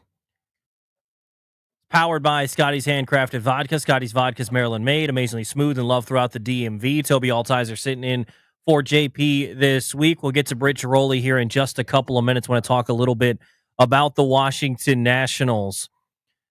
Curious to see her thoughts on the firing of Davey, Mike Rizzo, and the timing of all of this. It's still a little bit odd because Sunday is going to be a big day for the Nationals. You've got MLB draft coming up. You got the number 1 overall pick. Got a decision to make. It's the 3rd time in the history of this team that they've had the number 1 overall pick. The first 2 have gone pretty well, I'd say. It's Steven Strasburg and Bryce Harper. Yeah. I'd say that worked out pretty well. So we'll see exactly what she has to say about that coming up in just a couple of minutes. Looking around the NFL, so it ranks the top 10. They recently put out a ranking of the top 10 tight ends in the league. Where do you think Travis Kelce comes in now? Travis Kelce, I would believe he's still a top 10 tight end. He's definitely a top 10 tight end. I would go with number 7. So he comes in at number 5 right now. I think that's interesting to see how he's kind of fallen down the list a little bit. He's 35 years old. Where do you think he ranks all time in terms of tight ends? I think, to me, with the production and the Super Bowls, he's still in the top 5. I think he's right up there, top 3. Yeah. And I think there's an argument to be made about him, Gronk, and Tony Gonzalez. Him, Gronk, Tony Gonzalez. You got Shannon Sharp. You know, I think Shannon Sharp, and then what's my man from the Chargers? Antonio Gates. That's the guys I would go with. Kellen Winslow, Senior. Mm-hmm. I think that Travis Kelce, in terms of his receiving ability, is so unique. Like, he doesn't blow you away with his speed. It's weird seeing him like juke guys out of it because it doesn't seem like he's overly athletic, but he understands, I think because he played the quarterback position, kind of the way that you need to bend routes and everything. He and Zach Ertz are very similar. Mm-hmm. They know body position. They basically play tight end like a basketball player. They'll run and they just turn their back right to you, and they have enough arm space where they can reach out, grab the ball, pull it in. You know, so, but you just look at his production, man, over the years. Hell, he was the leading receiver on that team most times. So the crazy part is you've got a guy who's number 1 on this list, and I think he deserves to be number 1 on this list, and it's Brock Bowers. He's only had 1 year in the league, but last year, what a year. He balled out. Because we know that Rookie of the Year is only ever going to go, or Offensive Rookie of the Year, when you have quarterbacks that are having stellar years like Jaden. Not saying he didn't deserve it, but when you look at the season that Brock Bowers had last year, receptions, right? 112 receptions. Yeah. just 6 yards short of 1,200 yards, 5 touchdowns. This dude was their whole offense last year, darn near. Yeah. It was their whole passing game. It's crazy to see. So this is something I think that's interesting when you look back and kind of compare it to what the Commanders did when they took Ben Sinnott. We're seeing more guys come in and be able to have an impact right away. Mm-hmm. But to me, tight end is still one of those positions that it can take a little bit of time. Right? So you can't give up on Ben Sinnott just yet because, it's still going to take time for him to develop. Well, most tight ends come in and they don't have anybody else on the team. And they draft them to go out there and play immediately. Ben was drafted with Zach Ertz on this football team. Yeah. So you're not going to just step in and automatically just have it. But Ben has some little flashes. This offseason, he's done some things. He'll be all right. Yeah, and I think he's going to learn and continue to learn from Zach Ertz. So hopefully he can step in and play a bigger role this year. But it's time to get out to the Rude Guest Hotline. Rude, the most reliable heating and air conditioning products in the DMV. Welcome in our friend from The Athletic, Britt Giroli. Britt, how you doing today? I'm good. How are you guys? Good. Doing great. Did you find the timing of, because I don't know that anybody could look at where the Nationals currently are at and look at Davey and Rizzo being fired. I don't know that anyone could look at that as like a big time shock in terms of the results, but the timing of it felt weird. Like, why now? Why a week ahead of the MLB draft? Was that the thing that shocked you the most? Yeah, I think that was definitely the most shocking part. Like, if you had told me those guys weren't going to be back next year, I would have said, yeah, I can see that. But, to have this done right before the number one pick, right before the trade deadline, I think especially for an ownership group that, as we know, has not been the most engaged, that certainly was a big surprise. What was it a little shocking that it didn't happen in the 11-game losing streak, and it happened when it did? No, I mean, like I said, I think if it had happened at the end of the season, that I would have been fine with it. I think during the losing streak, I really never thought they'd make a move because they just haven't been a very engaged ownership group. They've been very apathetic since Ted Lerner has died. So I did not really expect anything but the status quo until, it was time to, and I thought too, Davey, obviously they had to make a decision on his option, but Mike Rizzo, they didn't have to until next year or till the end of the year. So I think they could have easily said to those guys, hey, we're not bringing you back, but we're going to let you finish out the year. So it was very, very surprising. Talking with Britt Giroli from The Athletic, you recently wrote an article saying the Lerners made one big move. Don't expect another from the Nationals owners. Don't expect them to make another big move. So I'm curious, what do you think caused this move at this time? Was it something where frustration had built and they finally decided to do something? Was it something that they'd seen kind of the national headlines going around of how bad this baseball team is and they felt like they needed to make a move? What caused them to finally make this shakeup that maybe could have been a couple years too late or maybe could have waited till the offseason as well? Yeah, I think the ownership group was finally getting a lot of heat, nationally. Ken Rosenthal wrote a great story for The Athletic earlier in the year. I think locally, some of the outlets had started to kind of wonder what was going on with this team and the direction of this team.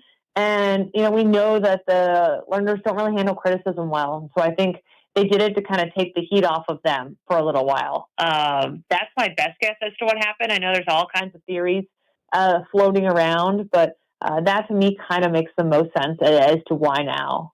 Well, they made the move now, and now you got to move forward. And if you want to keep people off your back completely, you got to have a game plan. Do you think they have a game plan? A game plan is in who they're going to hire next, yeah, or who they're going to hire next, and then goes? they have to they have to be engaged moving forward. Now you no longer have Davey here. Rizzo here, where he was kind of the shield for them. Now you won't be having that shield. Yeah, I think no, I don't think they're just going to wake up and be a super engaged ownership group. I think right now, interim GM Mike DiBartolo is probably the strongest candidate to stay on as GM. Keep in mind, they've never actually had to hire a GM. Mike Rizzo was here when they bought the team. And so I don't think a whole lot is going to change, which is why I wrote that column. People were texting me like, oh, are they going to sell now because somebody could come in and get their own people in place? And, I laid out in the article all the reasons why I just don't see that happening for at least a few years. And, I don't think this is a case where they're going to all of a sudden be handing out big checks or anything. They do need to find a manager. We know they don't like to pay managers historically. So the answer to your question, no, I don't see a whole lot changing.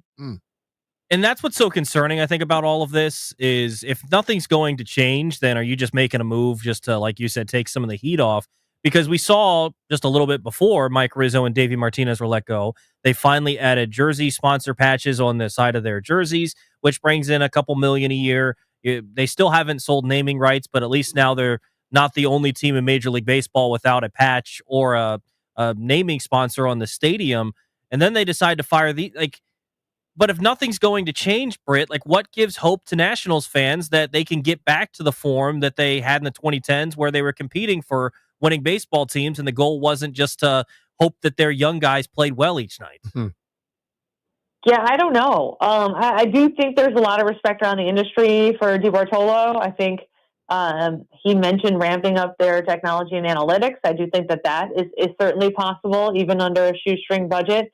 I think you really are going to have to probably, if you want wholesale changes and wish for the days of the Nationals to be back in the top 10 in payroll, you're probably going to have to wait until they sell this team and until they get people in places that do a better job. Look, it's not just the learners. I think it's some of the people they've had in place for years.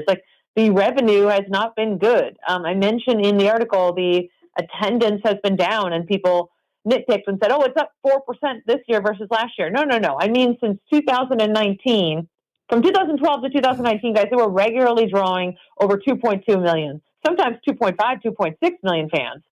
They have not gone over the 2 million mark since 19. They've had one season where they hit 2 million, and that was it. This is in the last 6 years. So, they're bringing 1.7 now and 1.8. That's a revenue hit. Corporate sponsorships are down. That's a revenue hit. You guys mentioned the jersey patches that they're finally having. They haven't sold the stadium. They haven't found a way to keep this team viable.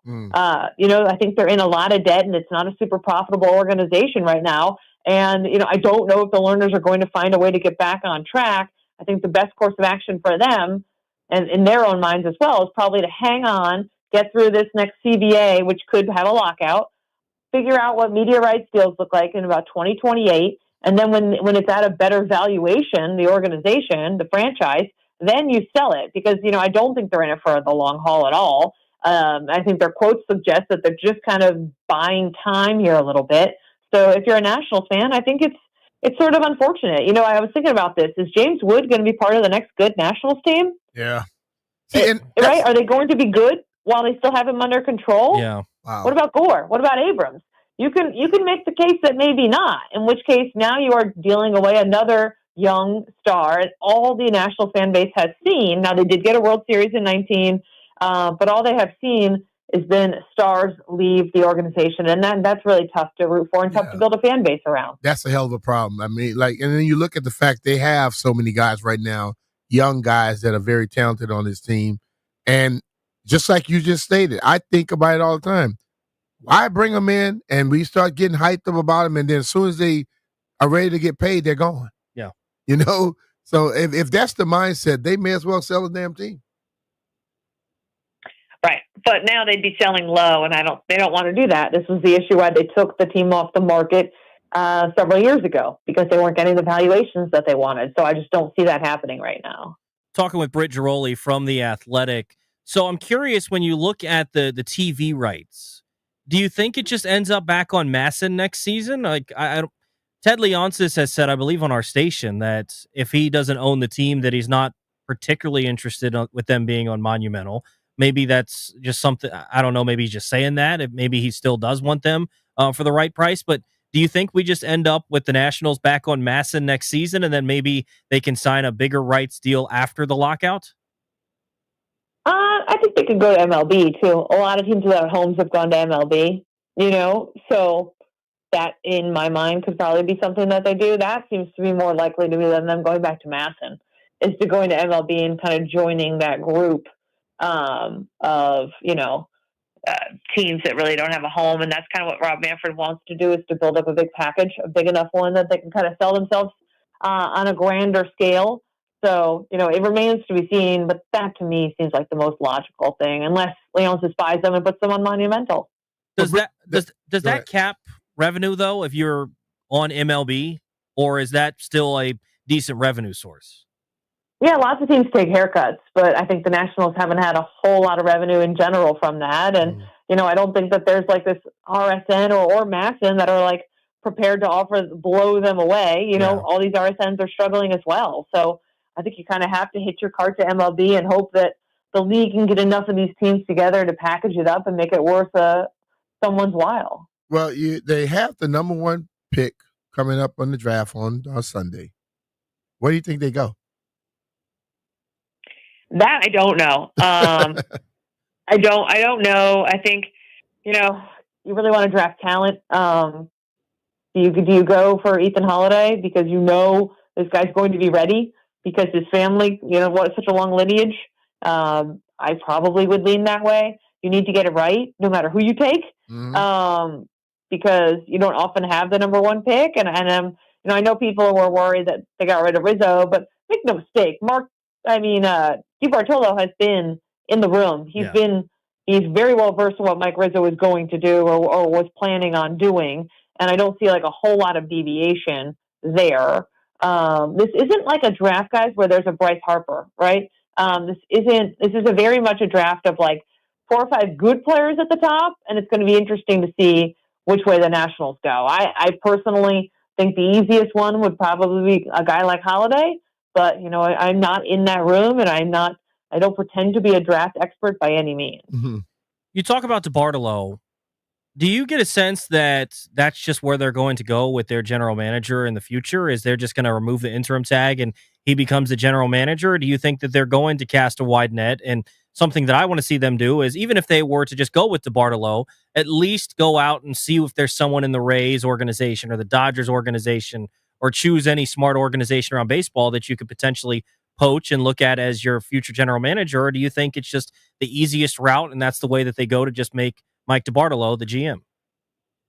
I said earlier, I think he's a strong candidate, and then nothing has changed. I think he is a strong candidate. I do think, and I wrote this in the column in the Athletic, that they're going to conduct like a formal interview search. I think even if they think DeBartolo is their best guy, it doesn't hurt to canvas. It doesn't hurt, like you guys said, to bring in people from other organizations, see how they view the Nationals, see what they would do.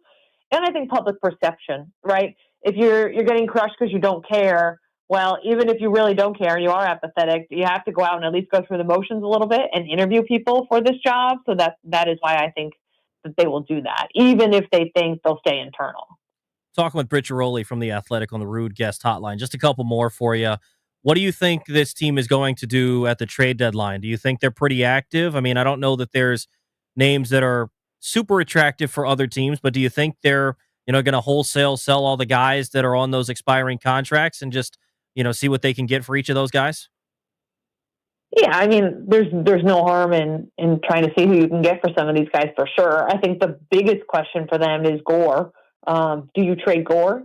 He's at the exact same spot in terms of under team control I said Juan Soto was when you traded Juan Soto. So, if you can trade someone like that, you can actually get some real pieces back. Otherwise, I think you're looking at this trade deadline and, you've got a bunch of guys who maybe you can dangle, Kyle Finnegans of the world, and you're really not going to get anything back of impact. Now, if you decide that Gore is available, and they haven't, I think they're still kind of parsing through that. There's been so much upheaval, obviously, with Mike Rizzo being let go. Then you can actually get a package back of young players. But then on the flip side, it's like, okay, you are trading away a young, talented all-star guy again, right? So I think it's going to be tough to see which way this front office goes, especially because they're still getting their bearings a little bit, having lost a guy who had been in charge for almost 19 years. Last one for you, Britt. How important is this opportunity for James Wood at the All-Star game? Being out there, a chance to market himself. I saw MLB.com had him ranked as the number 5 hitter in MLB hitter power rankings, and it feels like he's starting to get some of that recognition. But How big of an opportunity is it for him to be out there for the home run derby, playing in his first All-Star game, and a team that isn't really noteworthy at all nationally, to have him at least be able to be on that national stage? I think it's huge. I think everybody should know his name. I mean, I've told this story before, but when the Padres were talking to the Nationals about trading Juan Soto, the one player that AJ Preller did not want to include was James Wood. And if you remember at the time, he was, that there were other names. We focused on, Gore and Abrams and the bigger guys. Mm-hmm. I think Wood was maybe an A ball at the time. And, the day after the trade, I had a friend tell me this story. He's talking to Preller, and Preller just looks like, his dog died. And, he's like, what's wrong? And Preller's like, I just traded away a future star, So I think when you look at James Wood, and credit AJ Preller and the Padres for finding him and developing him. He was always kind of meant to be a star. I think he's someone that was really under the radar when they made this move, and somebody who, if you had just traded Juan Soto for him straight up right now, we'd be saying that's a pretty good trade, right? Regardless of all the other guys who got thrown in as well. So he is so shy and introverted that I do think it's really good for him to be on this stage. I think he should be marketed. I think everybody should know who he is. I don't know how much he embraces that spotlight. It could be something he grows into. We've certainly seen Juan Soto grow into that guy who really enjoys the spotlight. He was not always like that as well. But he's just a terrific story. He's great to watch. I tell people all the time, even if you don't like the Nationals, flip around. If James Wood is up, leave it on because you're going to want to watch him hit. I think he's that good. He is good. 100%. Britt, appreciate the time. You, enjoy your weekend. All right, guys. Thanks. Thank you very much. That's Britt Giroli from The Athletic. Make sure you check out her work, her latest column. The Learners made one big move. Don't expect Nationals owners to make another. It is a little bit doom and gloom right now around the Nats, but I mean, it's disappointing, frankly. They need to start winning some ball games, but I'm excited to see upcoming week what you're going to see with the MLB draft, what you're going to see with James Wood in the Derby, and then him and Gore in the All-Star game. So at least there are some positive things coming up for the Washington Nationals. Staying on the negative side, though, there was recently an article written about the worst NFL coaching hires of the last 25 years. How many Redskins, Commanders, football team coaches you think pop up on this list? We'll talk about it next here on The Fan.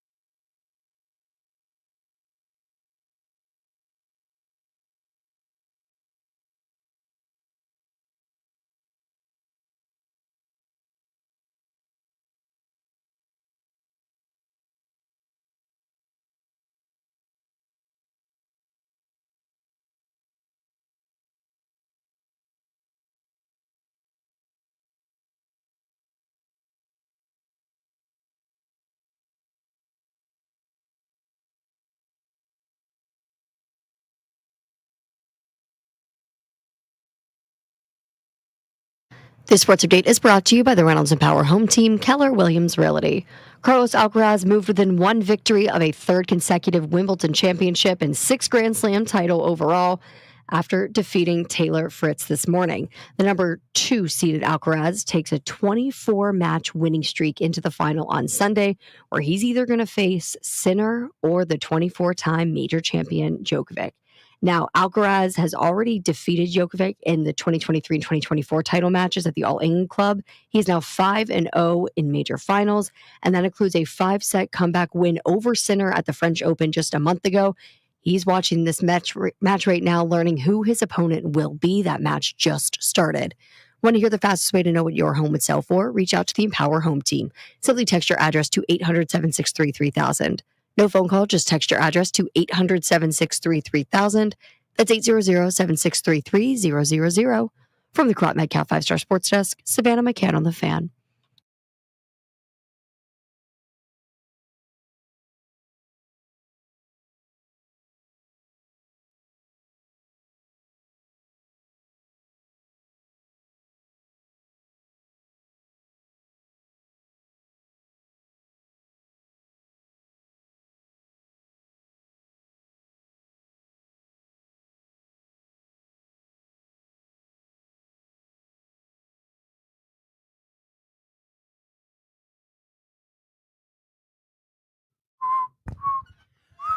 B Mitch and Finley, 106.7 The Fan. Toby Altizer in for JP.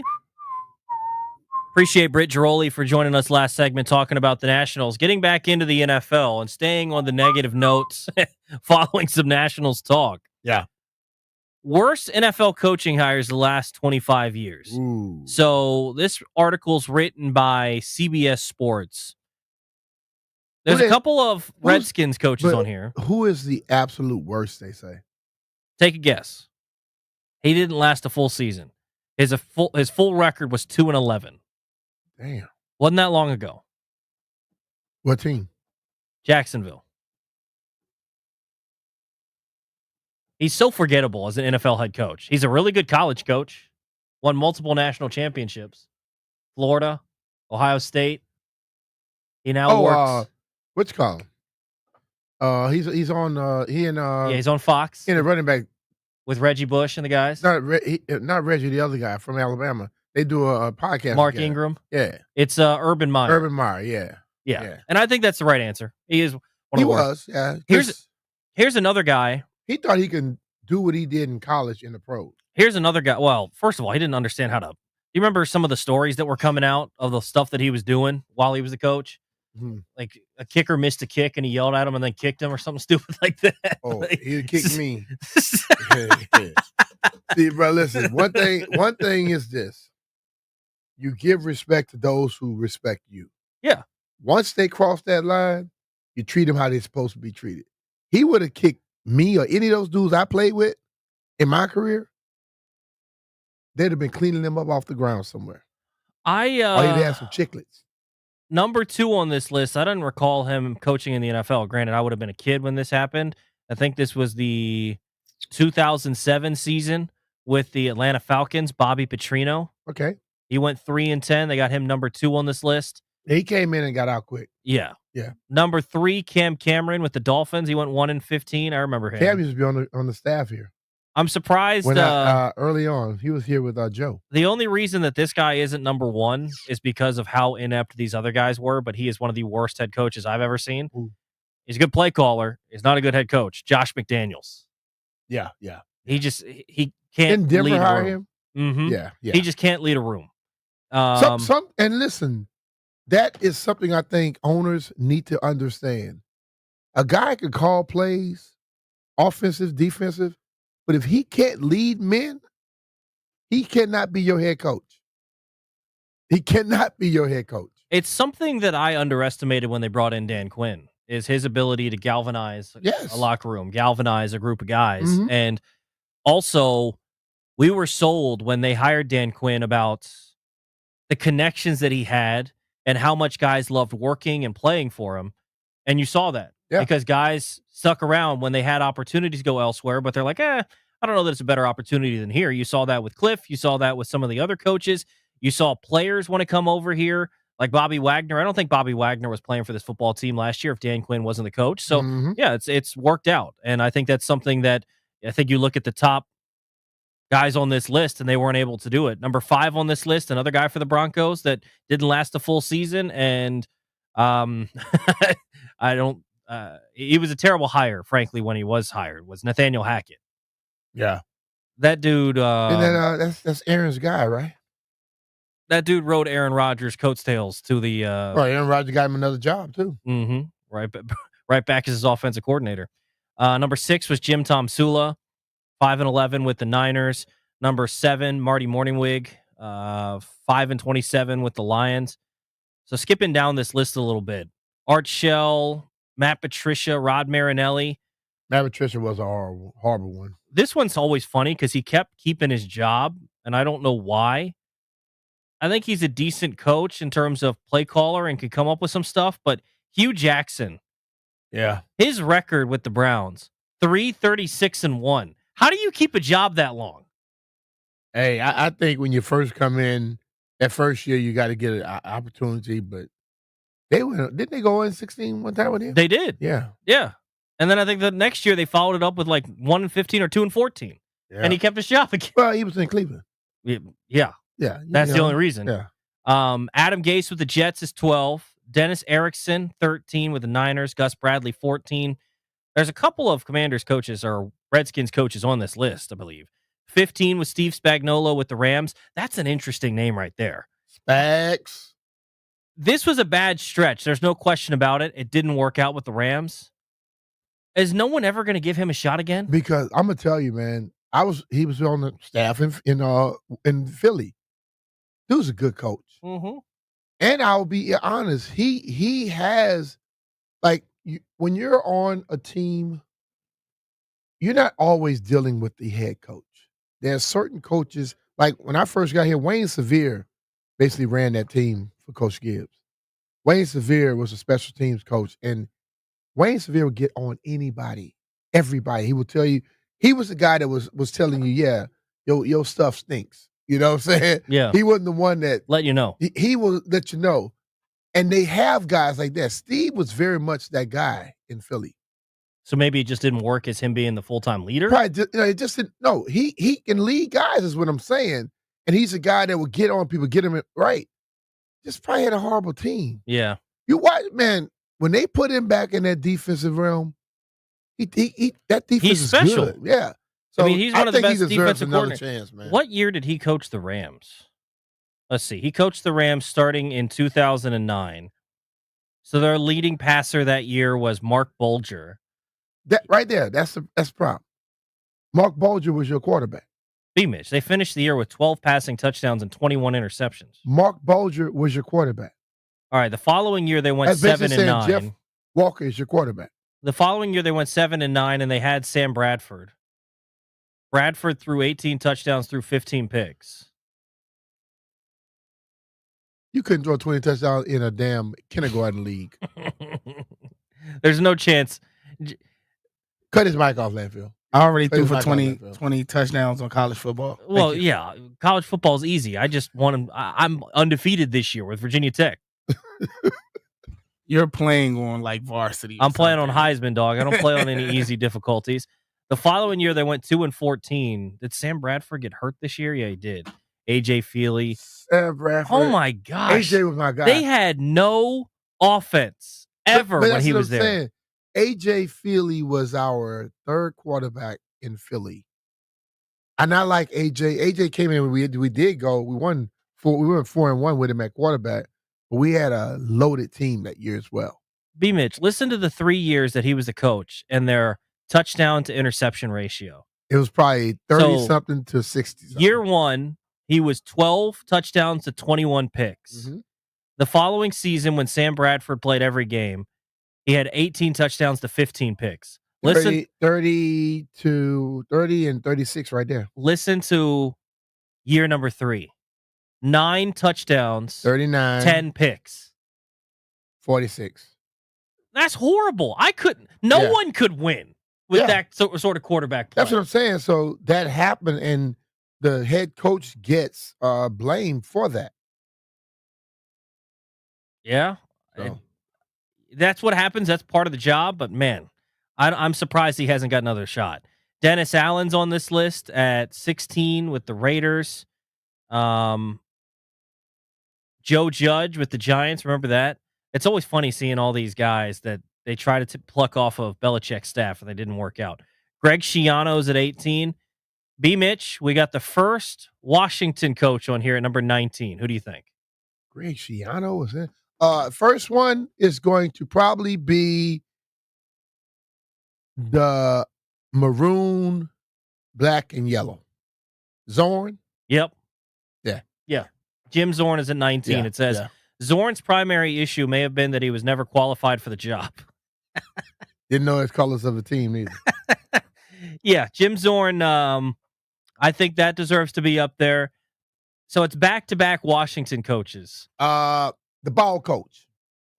I can tell you one thing, though. He was a scratch golfer. Is he really? Man can play some golf now. Well, I'm sure he can. Old Steve Spurrier, man. He can play some golf. He's not coaching anymore, is he? Hell no. He was good at South Carolina. Did he win the Heisman Trophy or something like that? I'm not sure if he did. He was good at South Carolina. I liked his teams there. Now you got Frank Beamer's son over there, Shane Beamer. Yeah, I mean, not great. Dave Campo finishing out this list. Dave Campo at 21. Lovie Smith is at 22 with the Texans. David Culley. Now, this is what's interesting about these with the Texans. They just hire people and didn't give them chances. Yeah, Lovie Smith didn't get a shot. David Culley didn't get a shot. Yeah, that was my quarterback coach in college. David recruited me out of high school. David and I, we still talk all the time. Plays golf every day now. I said, Coach, what you going to do, man? They let you go. He said, well, getting paid for 5 more years. That was a year and a half, 2 years ago. He said, I'm going to get both hips replaced and I'm going to become a golfer.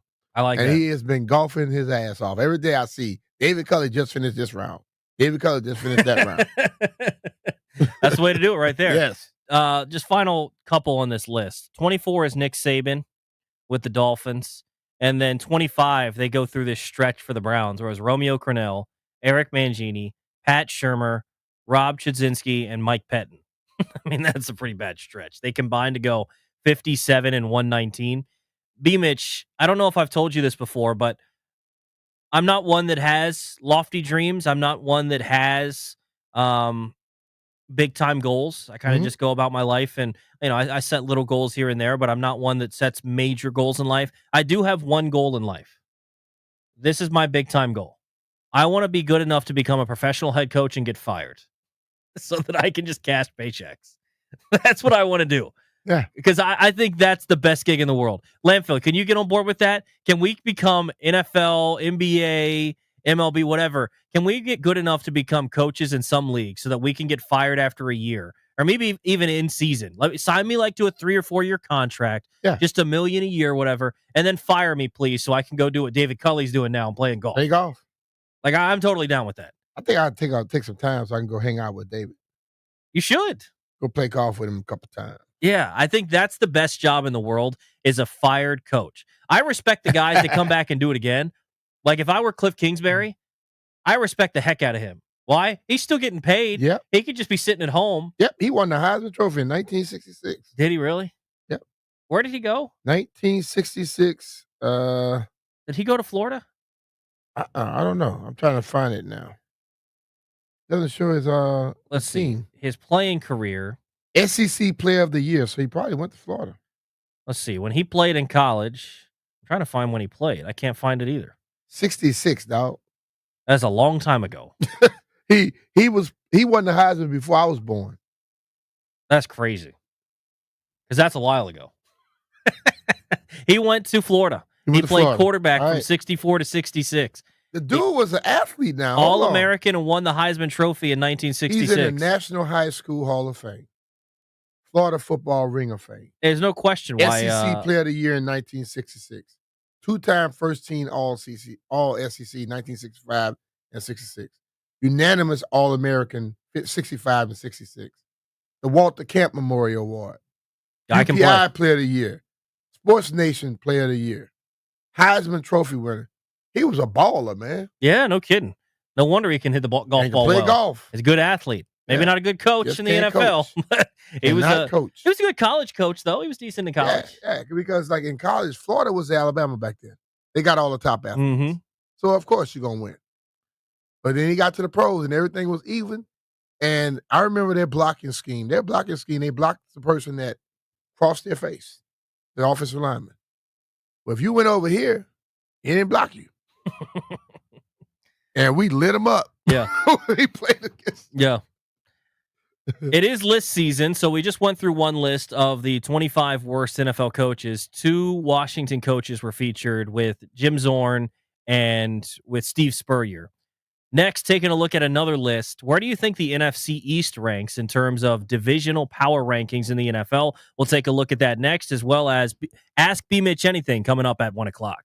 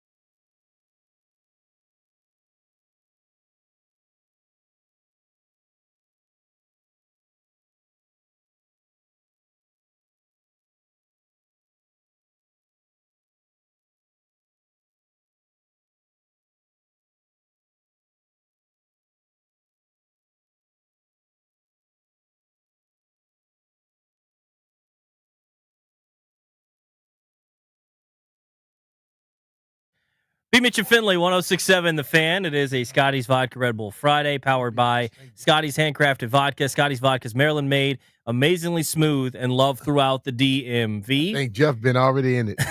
It looks like it. God. It definitely looks like it. He needs help, dog. Seriously. We're seeing the dancing in the break. There was not You call good. that dancing?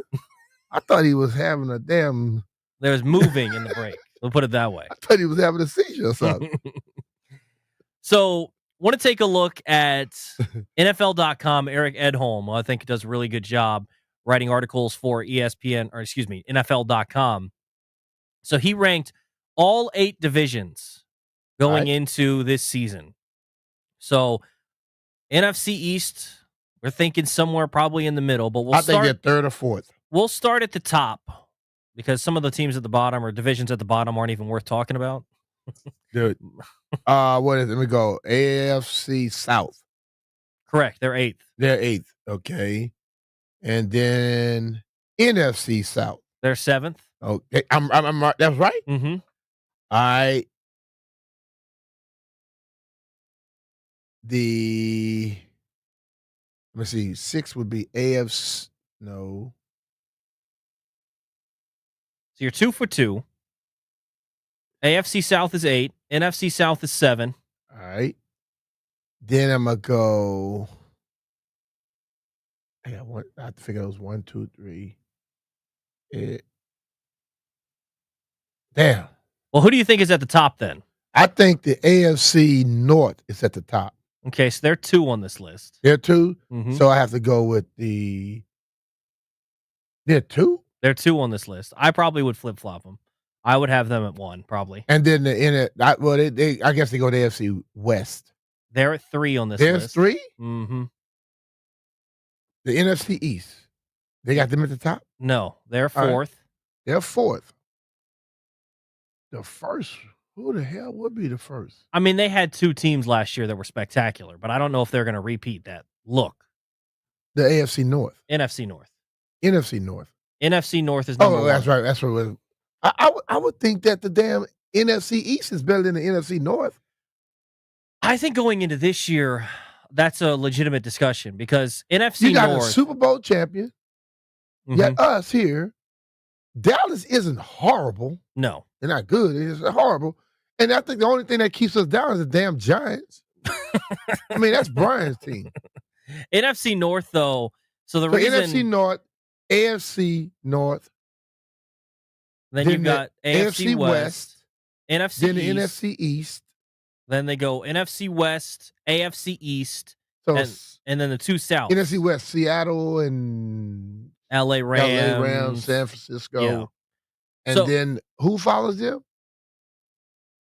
Then it's the AFC East, the Bills and the Patriots, Bills, Patriots, Dolphins. Oh, yeah, yeah. There's not a whole lot going on. You know what? In that They're not bad, but I think that top one should be flip-flop. Yeah, I agree. So the NFC North, they have it number 1. I don't necessarily agree that that's the top division. Even though last year you had a 15-win team and a 14-win team, I don't think anyone thinks that the Vikings are going to repeat what they did last year. I would think that the Lions are going to come down off that pedestal a little bit. I mean, it's kind of hard to replicate a 15-win season, but you also lost both your offensive and defensive coordinator. And by the way, we saw a team that was at the highest point or at close to the highest point and got to a Super Bowl, lose both of their coordinators. Yeah. And then the next year they struggled, and that was Philadelphia. Yep. Now, they were right back on it the following year, and they ended up winning the Super Bowl, but it took a little bit of time for them to adjust to losing both coordinators. I don't just think that Detroit's going to be back up there immediately say, they're going to be a 13, 14, 15-win football team again. So I understand why, because they're probably counting on the Bears more than they would be counting on the Giants to kind of bounce back, but I don't know. I don't necessarily believe in Chicago until I see Chicago do it because Chicago has never been able to develop a quarterback. So we'll see if Ben Johnson can do that. A long time. I think you're right, though. To me, it's the AFC North is the top team because even when the Browns are bad, with Kevin Stefanski and with the guys that they have on that team, even though they're quote-unquote bad, they're still not that bad. Mm-hmm. The defense. They're competitive. Exactly. Yeah. And obviously we know with Baltimore. They're tough out. Baltimore, Pittsburgh, and Cincinnati. I mean, that's the best quarterback division in the league, I would think. Mm-hmm. I mean, you look at Lamar, you look at Joe Burrow, Pittsburgh and I guess maybe you look, but those top two are just so good. Yeah, yeah. I guess you could make an argument the NFC East could be there, up there with them. AFC West has now Geno over there. I forgot about him going there. Bo Nix. I guess that's probably the best one, honestly. Patrick Mahomes, Bo Nix, Geno Smith, and Justin Herbert. That's probably the best quarterback division. But I think the NFC East being in the middle of the pack, I have no issue with that. Like I said, third or fourth, I thought they would be. But, I mean, you look at the top of the division this team is in now, and the funny part about the NFC East is no one ever goes back-to-back, and everybody presumably is going to take the Eagles to win the division. And if we've learned anything about this division over the last 20 years, that's been going on since I played. The Eagles aren't going to win the division this year. That was what, 2001, 2? Or Yeah. 2001 when the Eagles did it. Yeah, last repeat winner of the NFC East was 2004. That's crazy. 2004? Yeah. So they won from, I guess, 2001 to 2024. Okay. Yeah. Or 2004. Yeah. And so now it's been 21 years or 20 plus years that that's so a long if we've damn learned time. anything, then that means that it's probably going to be another team winning. It won't be the Eagles, which is crazy to think Probably about. won't be because the Giants. There have been Super Bowl champions coming out of this division.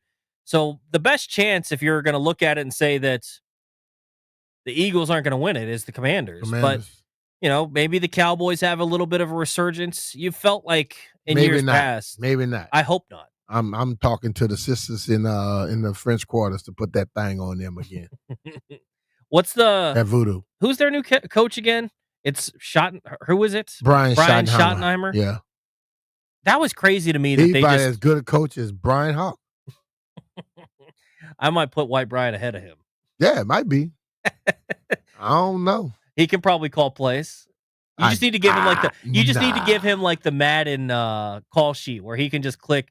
Do you want circle X, Y? We'll just pick a button and then it'll call it in for him. Nah, man, I don't know. Brian too easy going and laid back to be calling plays, man. I don't see him being like, what the hell you say, coach? I don't see him being able to call in a play when they're so wordy. That's the thing that always amazes me when you watch. But not all the plays are like that. Some of these coaches lose their damn mind. Listen, Andy Reid, I tell you to your face, I told him before, why is one play 20-something words, dog? That makes no damn sense. Was that the hardest offense you had to learn? The verbiage, yes. But, I mean, he'll have 20-something words in the play. And where I came from with Norm, 5 words. Exact same play. So what is it? Just like tagging stuff? You're basically telling everyone what they're doing. Yeah, listen, if I said Jack Wright 478, everybody know what to do. They're going to say, X this, Y this, Z this. So you're literally naming every responsibility. Everybody knows everything. So like I said, if you're running back and they call out the play and you make a mistake, you wasn't listening because they telling you what to do. Yeah. It's just too much stuff. Yeah, sometimes those things get incredibly wordy. But regardless, running through this list real quick again. Number 1, NFC North. 2, AFC North. 3, AFC West. 4, NFC East. NFC West is 5th. Do you think that the Rams are going to be good this year? I think so. I think Sean is a good enough coach. And then I think Stafford is an underrated quarterback. People don't give him the love they should. I think this is a do-or-die season for San Francisco as well. I don't know if they would move on from Kyle Shanahan, but at some point you got to win something, and they're moving on from their pieces, and it's a big season. They get rid of coaches before players, though. And it's a big time season for Brock Purdy as well. You just paid him a lot of money. Well, he ain't going nowhere, and he doesn't have the weapons that he's had the last couple of years. Loses Debo. He has 3 years guaranteed, though. Yeah, we'll see if he can step up. AFC East, like we said, Josh Allen leads that division. We'll see if the other guys can step up. NFC South, AFC South, I don't think we need to spend time on those. Those divisions suck.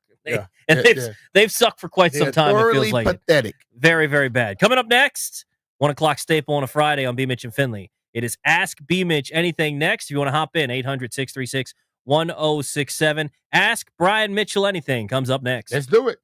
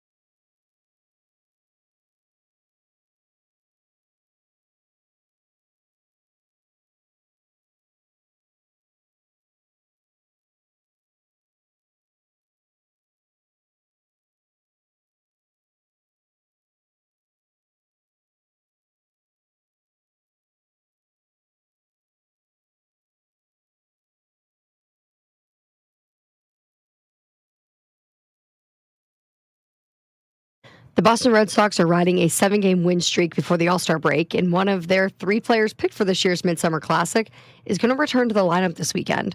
All-Star third baseman Alex Bregman will play this weekend, according to manager Alex Cora. Now, Bregman has been out since he suffered a right quad strain on May 23rd. Lots of drama ensued of who would play third base. Well, good news for the Red Sox, he's back. Bregman hasn't made a minor league appearance while working his way back in action for the Red Sox, so it might take a few at-bats for him to get back into the swing of things, literally. Speaking of baseball, the Nationals' final series of the first half of the season is on deck. Tonight at 8:10 p.m., we've got first pitch as the Nationals take on the Brewers in Milwaukee. Now, Mitchell Parker is on the mound for Game 1, facing off against Quinn Priester for Milwaukee. Pretty similar pitchers with similar numbers, except Mitchell Parker is 5-9 this season. Quinn Priester 6-2, if you take into account pitchers' wins and losses, but I don't. From the Crop Medcap 5-Star Sports Desk, Savannah McCann on The Fan.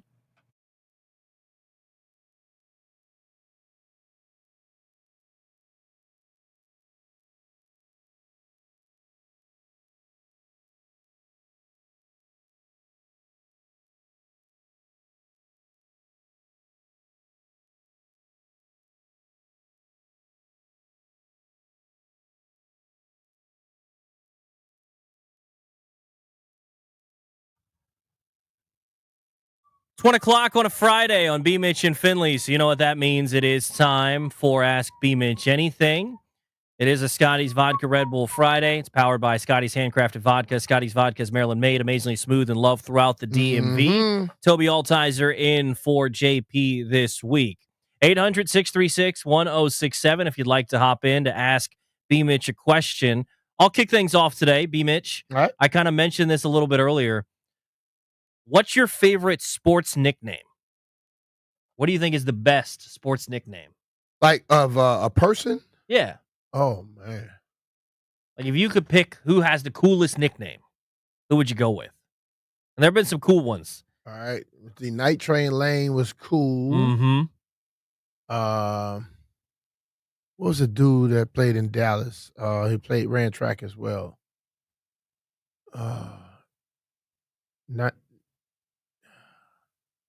What year were we talking? Talking about, it's like probably 60s, 70s or something like that. I don't know then. Oh, yeah. He's before you. I mean, most of these people are probably before me. Night Train Lane for sure is. I just, what did I tell you? I just told you somebody's nickname earlier. I like Sweetness, Walter Payton. Walter Payton, Sweetness is good because Sweetness ran right through people. And once they ran up on him, they realized wasn't nothing sweet about him. You know what I'm saying? Prime Time. Prime Time. We were talking about Christian Okoye earlier. The Nigerian Nightmare. That's a cool one. That's a good one. Like I said, he was there until he ran into Steve Atwater. You had he had a nightmare about number 20, but Steve was 27, 25, something. He was having nightmares about him. Rizzo and the Diesel. The Diesel, right there. Uh-huh. That one's good. I'll give you some time to think about it if you want. Yeah. I don't know my favorite one, though. I think Prime Time has to be the favorite. It's a cool one because you can shorten it, too. It's Prime. Yeah, because Prime stood up when it was time. That's when he probably got Prime Time. Mm-hmm. Yeah. 800-636-1067. Ask B Mitch anything. You got a question, feel free to hop in. Let's start with Larry in D.C. Larry, what you got? Larry, what's up? You up, brother? All right, we'll throw Larry back on hold. Let's get out to Tailgate Ted. Ted, what's happening? What's going on, guys? Chilling. So, B, did we ever find out who Linda was and if Toby got a hold of her the other day? I wonder. We found out what happened, and I told him make sure he don't call Linda. whoever Commander Tequila asked you to reach out to, please don't. I'm glad y'all discovered that because I was worried on my end. Yeah, I was given a suggestion and I respectfully declined the suggestion, Ted. That's what we'll say. Well, I can take that offline, Toby. Appreciate it, Ted. That's funny. Oh, man. Robert is in Culpeper. Robert, what's up? What's up, Rob? Hey, how you doing, B Mitch? Doing well, man. Good. I was wondering, what you think about this whole Terry McLaurin thing being just a marketing frenzy. Nothing sells better on social media than controversy. So we got this new starlet quarterback, and ownership is doing very well. So we just say we need to add a little controversy to this, and just say, you know what? No, I don't think it's a controversy thing. He did post something yesterday, and I don't know how to take it. I don't know what to make of it. I left thinking something was about to happen, positively. But he said, I go out there and I go out there and get the bag. I don't relax. So I'm thinking a deal about to get. Yeah, that's what I I'm would thinking. think so as well. Yeah. Appreciate it, Robert. Appreciate you, man. Let's try this again. Larry's in D.C. Larry, what's up? What's up, Larry? My bad, guys. I appreciate it. B Mitch, I always tell you thanks for even though you're surly and a tough guy like my uncle, you signed my autograph at 16 years old when I was a troubled teenager on a rubber glove, a yellow rubber cleaning glove at the Jack Kent Stadium at that time. So I always just show you love and appreciation for that. Thank first you, of all. But Magic Johnson, don't forget about Magic as a nickname. Oh, true. Oh yeah, Magic. Hell yeah. But my question to you is you see how they trying to build a stadium and everything, and I submitted a proposal, but they always pick the Clark Constructions and the Bob Group, the kind of big companies. But I have a proposal that can work for Maryland, DC, and Virginia, and the funding to help it get done economically. What would you recommend? How would you go about that? Because you real savvy at business. And deal with Charles Mann and those guys. So what would you recommend? How would you recommend doing? I've reached out to the mayor's office, a couple of things. What would you recommend? Because I have a proposal that I'm sure would be what the council and RFK could be built and what they're looking for. I'm an engineer as well. So how would you recommend going about that? I would say try to connect with Charles Mann them. Okay. Yeah. I got to try. So I'm going to Google and try to get his number. I'm going to Google and try to get his number and Google and hook up with them, because I have a proposal that I know for sure that'll be able for what the council's actually looking for, more benefits, and it'll still help RFK. And I'm an engineer as well. So I'm going to reach out to Charles Mann. Would you do? Would I go charlesmann.com? Oh, I don't know. I don't know if he probably has a IG account or something like that. Maybe you have to track him down on some socials. Appreciate it, Larry. I'm gonna keep doing it. Thank you, guys. Right, appreciate you. God bless. Have a happy Friday. You too, man. 800-636-1067 if you'd like to hop in. Midnight Rider says you were thinking of Bullet Bob Hayes. There you go. Yes. So think about that. You so fast they call you Bullet. I've never had that problem. That's fast, baby. C-Dub 1906 said, if you had to choose a head coach for one game, who would you choose between Joe Gibbs and Andy Reid? I don't think you missed, but I'm going with Joe first. All righty. Either one of those guys. I don't think there's a wrong answer. Yeah. Let's go with Garefax. Garefax, what's going on? Hey, what's up, fella? What's up, brother? Hey, it's getting close, ain't it, man? B Mitch, are you starting to get that itch, brother? Oh, yeah. I'm ready, brother. Yeah. Hey, B, right? Hey, look, right before you came, man, we had Speedy Duncan here right before you came. All right. Yeah, that's another one. That's a good one. Yeah. Speedy. Hey, but look, check this out. Let me put, can you put on, my question is two-part. Can you put on your GM hat? If you can match the money up and the money wasn't a problem and the contract years weren't a problem, would you trade? And the second part of the question is why or why not? Would you do a trade with Terry and TJ Watt? Would you make that deal? No. You wouldn't make the deal. The reason I wouldn't because why would he? I mean, like, I don't want to hurt my offense to help my defense. My most vital part right now is Jaden Daniels. I want to help him out as much as I possibly can.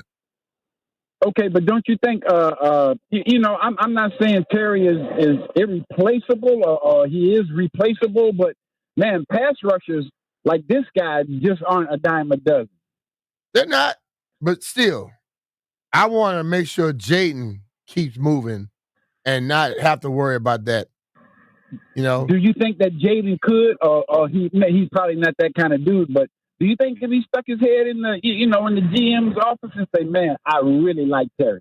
I really want to play with Terry. Do you think that would have any influence on maybe getting this thing done? It could, and that probably happened already. I think they already know. You know, Appreciate the phone call, Fax. Appreciate the phone call. Yeah, I think they already know. I think they. Oh yeah. Speaking of Terry, I think this is Terry. Terry's in Manassas. Terry, how much money are you asking for on your contract? I'm not asking for nothing. I'm just asking for. I ain't gonna ask for nothing. But first of all, I'm gonna back up on that one caller. Hey, B Mitch, you came at me when I was probably about 10 years old and signed a piece of notebook paper for me back when the facility was in Herndon. Oh wow! Right out there before Ashburn. But Matt, I want to ask you a question, man. How you get over all that adversity of, anything that goes wrong in your life? So I'm going through a hard time, so I'm just trying to figure out, like I know you stay down till you get up, but is there any advice you can give me to keep me moving? Well, like for me, what I did, I tried to focus on where I wanted to go, and I kept doing things daily to kind of keep me on that track. A lot of times when we're dealing with stuff, we get stuck dealing with it, and we don't do things to help us get to where we want to go, and we end up staying in the same rut. You got to move. You know what I mean? And that moving, not mean moving in your house or nothing, but you can't stay stuck in that same position without moving in your mind, your thought process, whatever, to get you back on track. Yes, sir, man. I appreciate it, man. It's an honor to speak to you. Appreciate you, brother. Appreciate it, Terry. Man, you take care, man. You do the same, brother. Appreciate it, keep Terry. pushing, man. Let's get out to Carlos in Alexandria. Carlos, ask B Mitch anything. Hello, what up? Hey, B Mitch. What position in football has changed the most since you played? The return game. I mean, they completely changed the whole approach. The way that the guys come down, the blocking in front of you, all that has changed. And then again, you can't touch receivers at all. You can't touch them after the first 5 yards. Then you can't hit them too hard. They're protected more than damn quarterbacks these days. Yeah, that would have been my answer. Yeah. Appreciate it, Carlos. Let's get out to Dan in Fairfax. Dan, what you got? Hey, guys. How you doing, man? I know you already got the answer, but it's about Bullet Bob Hayes. Yeah. I know somebody already gave it. Yep. Yeah, he used to burn the Redskins all the time. Yeah, he burned everybody. I know. It was fast. I wanted to ask you, B Mitch, if you didn't play football, what professional sport would you like to play in what position? And I'll hang up and listen. All right. If I wouldn't play football, probably would have been a center fielder in baseball. I stopped growing real quick, so I couldn't play basketball. But if I could get an opportunity, and I would love to play golf. It's just so tough, man. I know it's tough, but once you make it, and the way that they travel, y'all, bro, that you're seems, all over the place. That seems sweet. And you don't need any more motivation. Like, you get paid by how well you perform. Like, there's no contract, no salaries. That's your motivation right there, bro. Yeah, 100%. Let's get out to Redskin Steve. Steve, what's up? Hey, how you guys doing? Doing great, Doing man. good, man. How you feeling?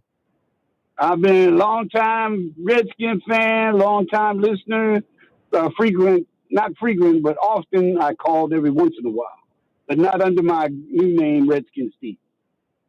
What you got and for you B were Mitch? talking about, B Mitch, 2 suggestions for your personal nickname. Where'd he go, Mitchell?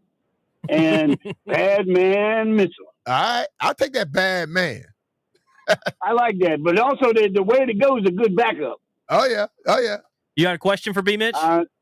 Yeah, I just wanted to get his opinion on what he thought the Redskins' running game was going to be this year. That's the one thing that they don't talk about a lot, but it kind of worries me. Well, I think Brian Robinson coming in a little healthy, and I think he said his approach in offseason has to be different. They still have Austin Eckler here, but I think secretly they believe this dude Krosky Merritt can be something special. Yeah. So I know we don't know for sure, but it's something that I'm looking forward to trying to watch. That's a story I'm looking at as training camp takes place.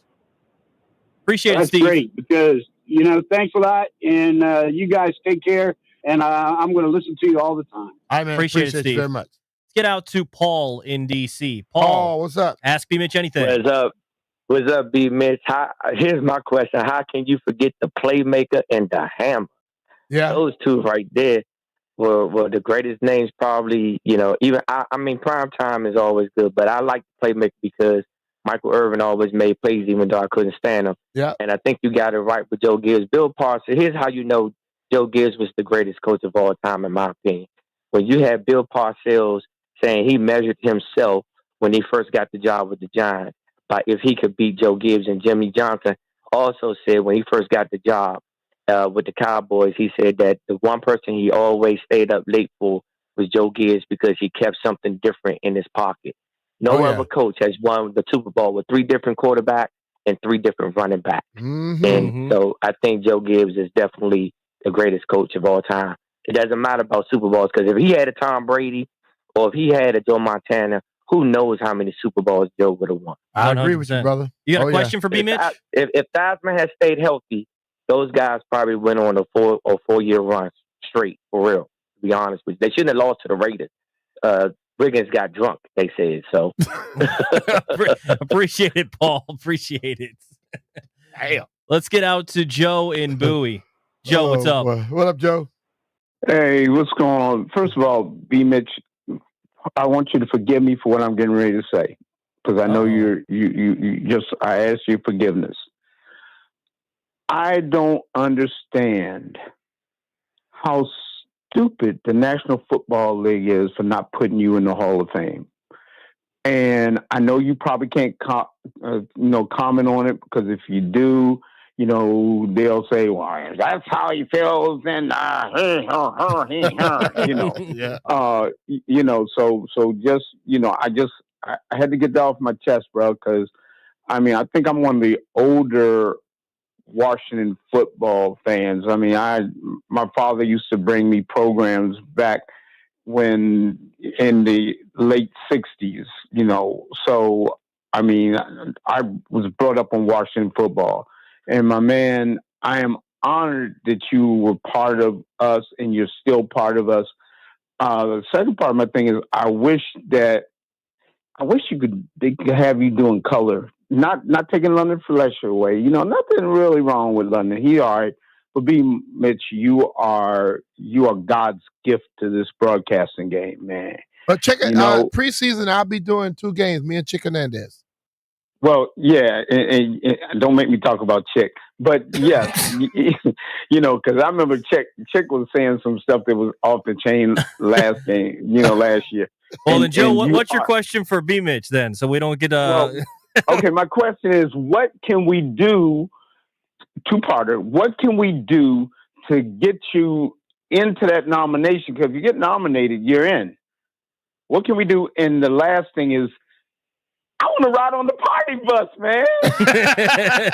Make noise. Hey, I guess appreciate it, Joe. You can make noise and sign petitions or whatever, but I think that the Hall of Fame thing is all about what they decide and when they decide they want to do it. So keep an eye on JP's Twitter. I'm sure as soon as there are different things that we can do as fans, as people that obviously work with B Mitch, we'll do everything that we can to get him into the Hall of Fame. I believe we have an owner of an NFL team on the line. Jera, what's up? Not much. Listen, let me ask you this question, B. Would Darryl Green have caught the bullet Bobby Hayes? Probably so. I don't know, man. D Green ran at a different speed, bro. I understand that, but at the time, Bobby Hayes was the fastest human being on the planet. I hear you. I think in 1980, 81, that one dude running from Texas A&I had the fastest 100 meters in the world at one point. Yeah, it would be nice to go into a throwback machine and watch him race. I would love to see it. Let me answer one question. The greatest nickname of all goes to Ref T. That's the breath of death. that bastard has lava coming out his damn mouth. Hey, y'all have a great weekend. I got to go. Appreciate it, Jared. That's a good one. All right, let's get to Deacon in DC. Oh, Deacon, man. what's up? What's up, Deacon? Okay, all right. Here we go, fellas. This is a stretch. I want to talk about the Cleveland Browns. rookie thing. We can ask B Mitch or anything. How you doing today, B Mitch? How you doing, man? What's your take on that guy Shador? Is he showing up? Does he look like he's that guy? Well, I'm gonna be honest, from what I'm hearing coming from camp, he has impressed them in every possible way. And when I hear that, I'm like, well, why the hell you didn't draft him earlier then? Yeah. Shador, I think, has pause. He's seen a lot of stuff. He's not fleet of foot. He is a prototypical how quarterbacks used to be. You know, the guys stand in the pocket and make their decisions and things like that. He's not the super athletic type. And that's strange being that he's Prime's son. Yeah, I don't know where that athleticism That's very goes. strange. But everything I've heard thus far has been positive about him. So I'm pulling for him. And the GOAT trained him up. His father, 2 years ago, the GOAT had him up under his wing for sure. almost a whole season. Yes. Oh, yeah. Appreciate the phone call, Deacon. All right, if you're on hold, stay right there. We'll continue with Ask B Mitch Anything, 800-636-1067. Also, want to play some audio from Cornelius Lucas about Jaden Daniels if we get a chance to do that before we get out of here. You're listening to B Mitch and Finley on The Fan.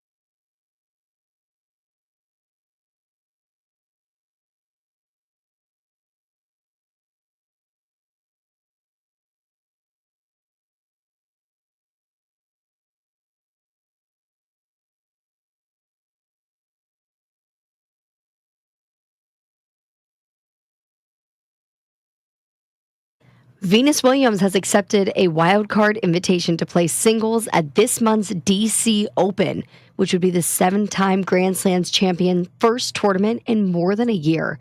So she hasn't competed in an official match since the Miami Open back in 2024. However, she put out a statement this morning where Williams said, quote, "There's something truly special about DC, the energy, the fans, the history.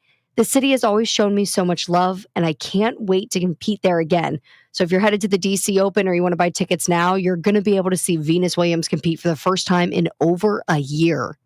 From the Crop MedCap 5-Star Sports Desk, Savannah McCann on The Fan.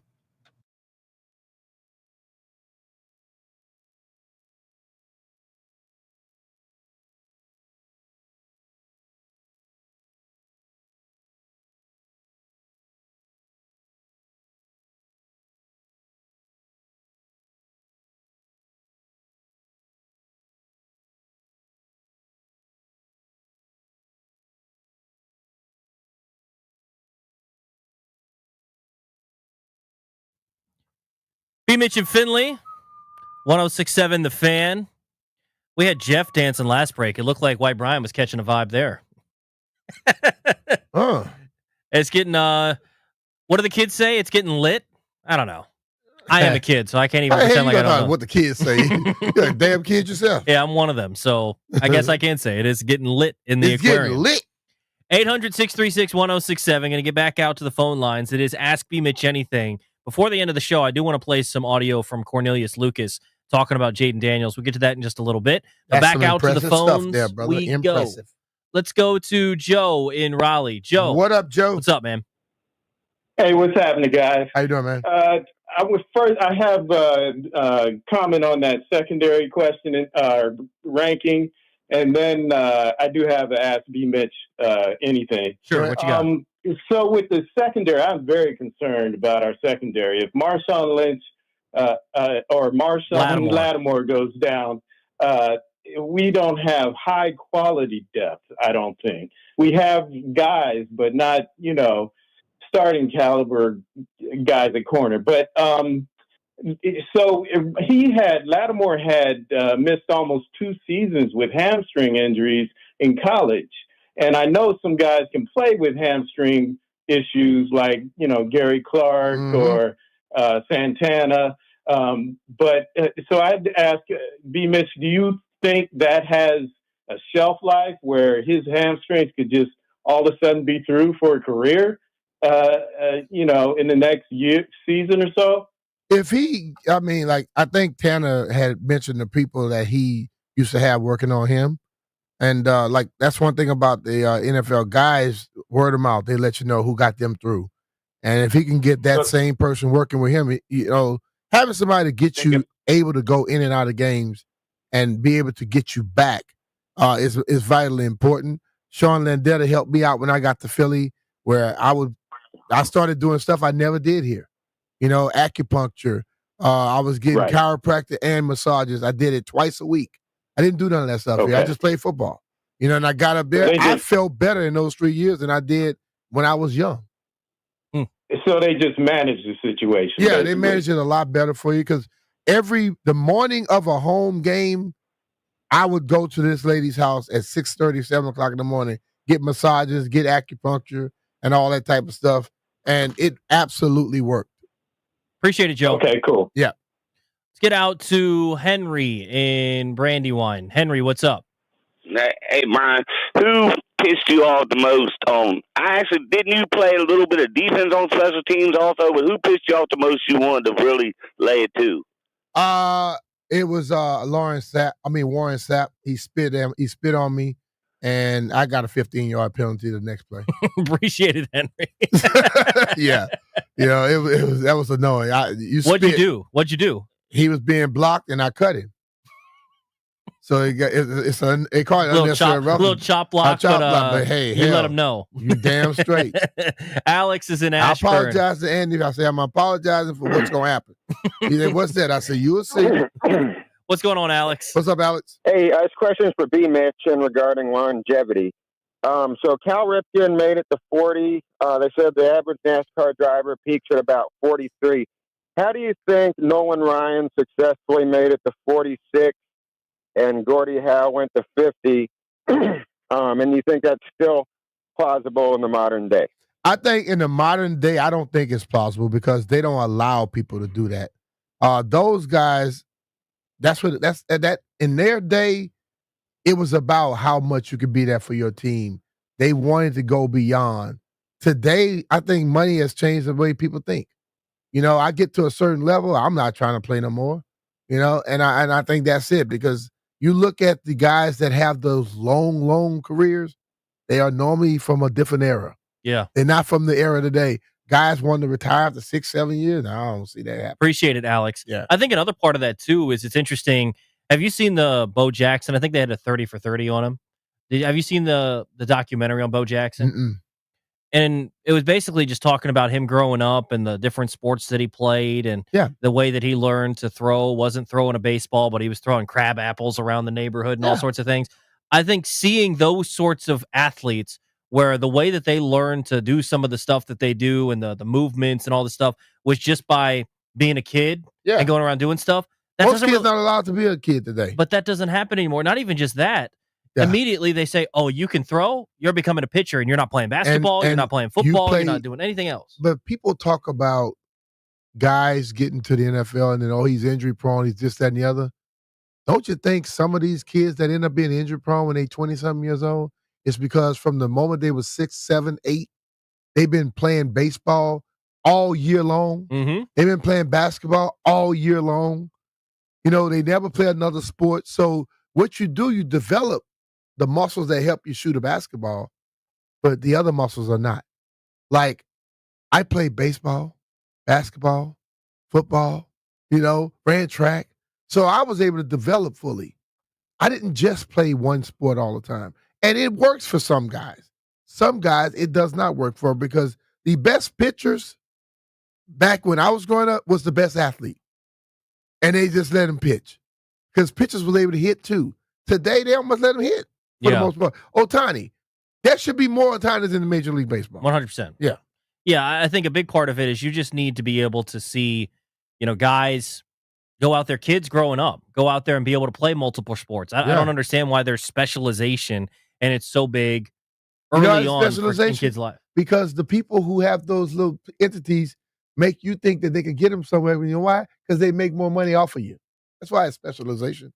So I mentioned Cornelius Lucas had some nice things to say about Jaden Daniels. Mm-hmm. Where did he sign this offseason? Because he's no longer here. I think it was Browns or something when he was sitting there talking to him. So he signed with the Cleveland Browns. Yeah. So he was on with Kay Adams on, I believe, the FanDuel Network, FanDuel TV. I'm not sure exactly, but on her show Up and Adams. And Cornelius Lucas had some very nice things to say about Jaden Daniels. Here's Lucas's comments. Because in 12 years, I've never seen a rookie player come in and never have a bad day. It was kind of like, oh, well, he had a good day today. Maybe tomorrow he'll show us that he's a rookie. And he just kept piling on good days after good days after good days. And to the point where I wasn't surprised when we got to the season and he had the type of performances that he was having, because he showed us every day who he was. You played with Stafford, you've played with Goff, you've played with Drew Brees, and Jaden is sticking out to you. Yes, 100%. Probably top 2 quarterback I play with. Who's one? Top 2. I don't want to get into that, but he's top 2. Maybe, let's see. Oh, that's tough. I really enjoyed playing with Matt Stafford. Yeah, I was going to say, Stafford's everybody's favorite quarterback. Yeah, I feel like Matt doesn't get the recognition that he needs, that he should get, because he's been balling like this for however long he's been in the league. He's just now getting his shine because he went to the Super Bowl. He's with the Rams with a little bit more media coverage, but he was balling in Detroit. So just give it a few more years, and then Cornelius Lucas can say his number one was Jaden Daniels. How cool is that comment? In 12 years, I've never seen a rookie player come in and never have a bad day. Yeah. Well, I think we were talking yesterday, and I talked about how players know. Yes. And they see it. You show early. A lot of times you can get some of these guys who, the scout went to, he knows the coach at the school, and I'll give him a chance, and you start watching the guy, like, why the hell is he on this team? And then you watch another guy, you go, oh, damn. And then you start trying to make sure that guy comes around. You try to give him extra little hints and tidbits. Jaden was that type of dude. You know, I listened to him when he finally talked. He don't talk a lot, but when he talks, the dude rarely says stupid. He don't say stupid stuff. He rarely makes any mistake about something he's saying. I think he understands what he's trying to do, what he wants to get across, and he doesn't allow people to twist him up. Yeah, and the thing that was so impressive, remember we were out in training camp last year, and every time you would watch him, even if he'd have quote unquote a bad day, which I don't know, to Cornelius Lucas's point, I don't know that he ever had truly a bad day. Mm-hmm. But the thing that was always so impressive, even if he wasn't as sharp, is the ball was never in harm's way. Yep. And generally, when it comes to a rookie quarterback, that's some of the stuff that takes the longest. They might be able to go, 1 to 2 to 3. They might be able to do these things, but they're going to throw picks in the meantime. Mm-hmm. Jaden, right away, never had the ball end up in harm's way. But this is the thing. He did that in college. You remember when he was being drafted and everybody was trying to, well, he's not this, he's not that, blah, blah, blah. When you go look at the guy's stats, he didn't throw interceptions. He protected the football. And at LSU, they threw the ball down the field. Oh, yeah. All the time. So I heard everybody, he don't throw it down the middle of the field. I go look at highlights, every ball was right over the middle. So I don't know what they were thinking. Did he not throw the ball down the middle last year? Yeah, he did. He did everything people said he couldn't do. Yeah, and he doesn't make the same mistake twice. No, any questions that people had about him coming in were answered last year. Totally.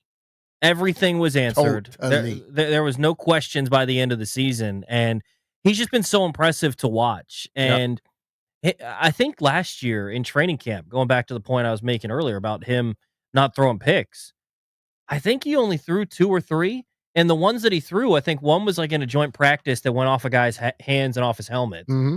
And I think maybe he'd thrown 1, maybe 2 that were his fault. And that's it.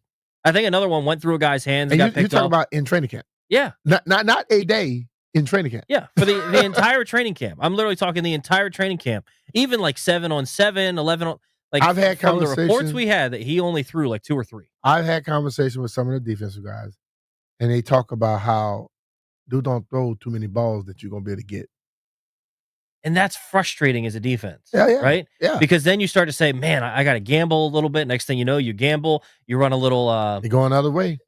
Or you run a little double move. Uh-huh. Yeah, all sorts of stuff. Like you're trying to gamble and it's just not going to pay off. Nope. And it's going to pay against you.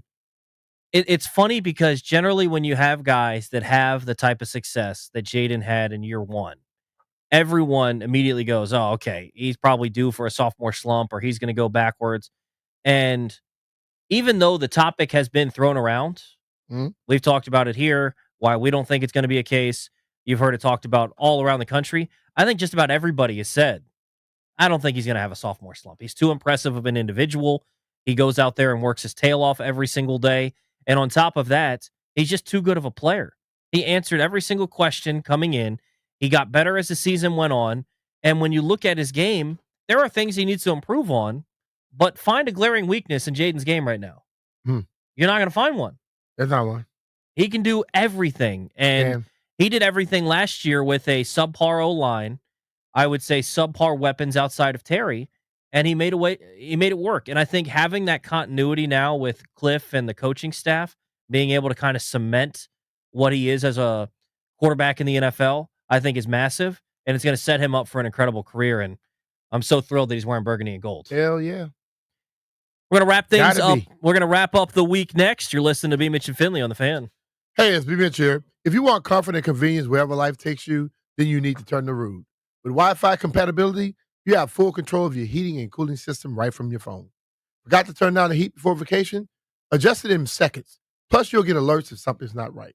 These guys are the best. They've installed new systems in my house, and I felt the difference instantly. And here's the best part. Rude systems are whisper quiet. No more noisy interruptions, just peace of mind. Rude's variable speed compressor ensures precise temperature and humidity control, operating efficiently even in extreme conditions. Its confident performance is perfectly balanced. Also, don't forget about the savings. You can qualify for federal tax credits up to $2,000 on heat pumps through 2032. So visit ruud.com/Federal Reserve to learn more. That's Ruud, R-U-U-D, the most reliable heating and air conditioning products in the DMV. And remember, if it ain't Ruud, it ain't right.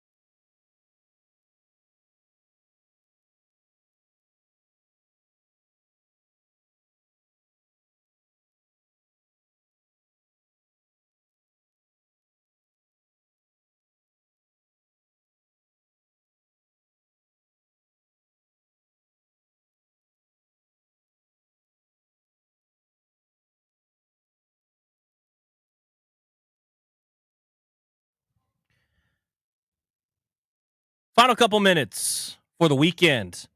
B Mitch and Finley. Toby Altizer sitting in for JP this week. I'll bring this up, and I don't think we don't need to spend much time on it because, frankly, we don't have much time left. But Pro Football Talk again, just frustrating me. He tweets out, the Commanders keep leaning into their old logo, which no, they're not, by the way. It's either accidental and spontaneous or deliberate and strategic. Yeah, it's deliberate and strategic in the fact that they are trying to go back and rep the history of this franchise. I don't understand why. What did he want them to do? Did he want them to just eliminate the entire history of this franchise when they rebranded and pretend as if this was an expansion team? Because if you were going to do that, you might as well move. You might as well do what the heck are you talking about? What Florio is doing is this. He is taking the reactions of certain fans and some media folks who every time the Harris Group does something, they immediately start talking about the old logo. The Harris Group is not talking about the old logo. The Harris Group is not leaning into it.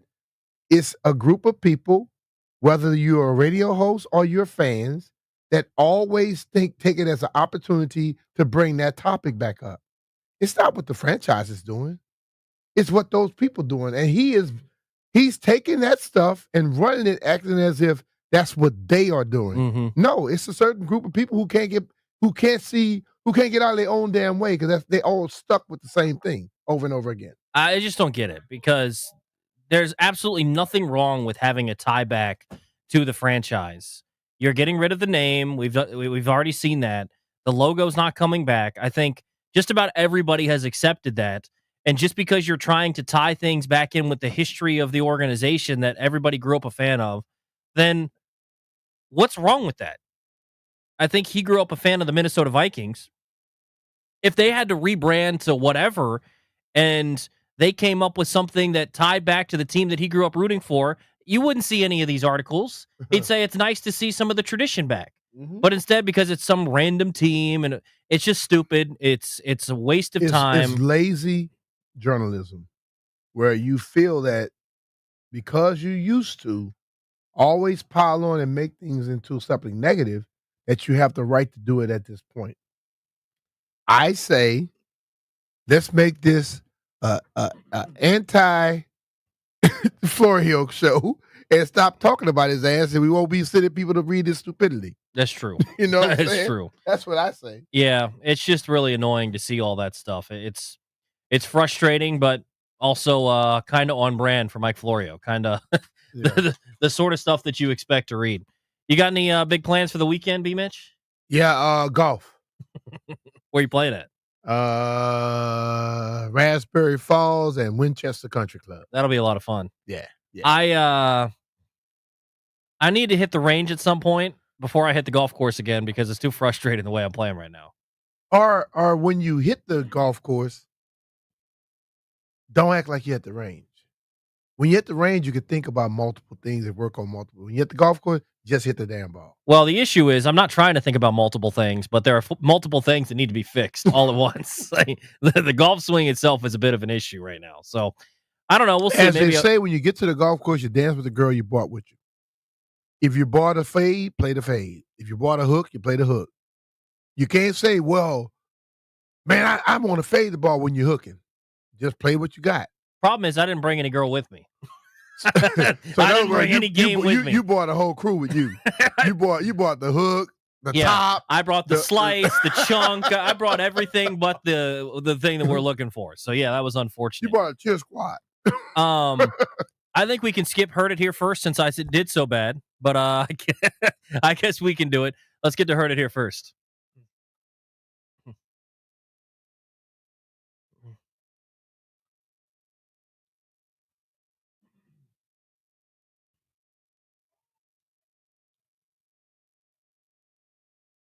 Who we got, White Brian?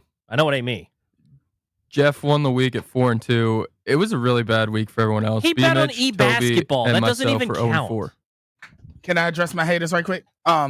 Is it on FanDuel to bet? Jeff, turn his mic off. Is it on FanDuel to bet? B Mitch, it's e-basketball. It's not real. There we go. Good shot, man. Left field. Nobody can hear him. Y'all are haters. He's going to keep talking over there. Yes, I am. I'm battling landfill over here. But all I'm saying is, it's real people playing real, and they won. You could bet on it too. You can put your money on it too. Don't get mad just because every baseball pick you made failed. You didn't put your money on it. Actually, I did. That's what got me That's what got me betting into esports. I won $100 betting on Call of Duty. Just because you just told the IRS you owed them $33. Bleep the IRS, man. I ain't scared of them. It's like, no, I'm playing, y'all. That was just a disclaimer. I think we got to come up with rules about betting on esports. Esports are not real, man. There's other stuff going on. If it were the All-Star you break, can't beat nobody in them tournaments in that game. And they probably make more playing the game than we do. I'm not claiming I could beat them. It's still not a real sport. Oh, okay, Toby. You think playing PlayStation is a real sport? It's not a real physical sport, but now you got to understand the world we live in. Competitive gaming is a thing. What you think? There's a team. Competitive gaming. What you think? There's a team down with the Wizards right now. They have a team. They set up tournaments. People come watch, and it's on FanDuel. You think it's not a real thing to bet on? What are you saying here? It's not a real sport. I never said it was, but it's a thing you can bet on. Say it was? He said it was. No, it's a real competition. Jeff gets so annoyed. He gets so no, because y'all be sounding dumb. Like it's a competition. It's a competition. Sounding dumb. I'm so mad. Don't that sound dumb? I'm so mad. Sounding dumb. Y'all always sound dumb. What I say? Want to say that when we talking like that? Hey, I mean, if you said not a real sport, that's not a real sport. He agreed with you. Look, man, what we arguing about? People say golf's not a real sport. If golf ain't a real sport, which by the way it is, gaming is not a real sport. I just tell everybody go. Everybody. So what about cheerleading, Toby? That could be a sport. Oh, all right. I was saying what you was about to say right there. I tell everyone, if you think golf's not a real sport, go grab your bag, get your friend. You and your friend walk that 7,000 and some yards, hit your ball, walk up those hills, and tell me after that it's not a real sport. Yeah, 100%. If you riding in a cart, drinking and not really playing golf, yeah, it's not a real sport. Is NASCAR a sport? Yeah. Have you ever driven in NASCAR? Bruh, I did 20 laps. That car is hot as hell. Those dudes lose 7, 8, 9 pounds in a race. Have you seen the F1 cars where how hard it is to steer the stupid thing? Yeah. And to press the pedal down? Yeah. I ain't trying to do that to drive. I do all that. I'm gonna try it all out. Would you try NASCAR? Would you drive? I've driven NASCAR. I did it for NBC, NFL, and NASCAR did a deal together. How fast you get up to? How fast you get up to? I did a 1.5 mile thing in 36.2 seconds. Is it hard to control? NASCAR, nah. It ain't going right. Believe me, it ain't going right. You're going left, dog. So is it just feel like you're driving a real car? Regular car? No, because it's like when you get in the car, everything is just tight. You know, it's no luxury. It's roll bars and that's it. Well, I don't know that I'm going to be driving that anytime soon, but regardless. B Mitch, it's been fun hanging out this week. You too, brother. Thank you, man. That's going to do it for us. Great JP, job, Toby. We'll see. Way to go, Landfill. Jeffrey. JP going to be back in next week. Grant and Danny coming up next.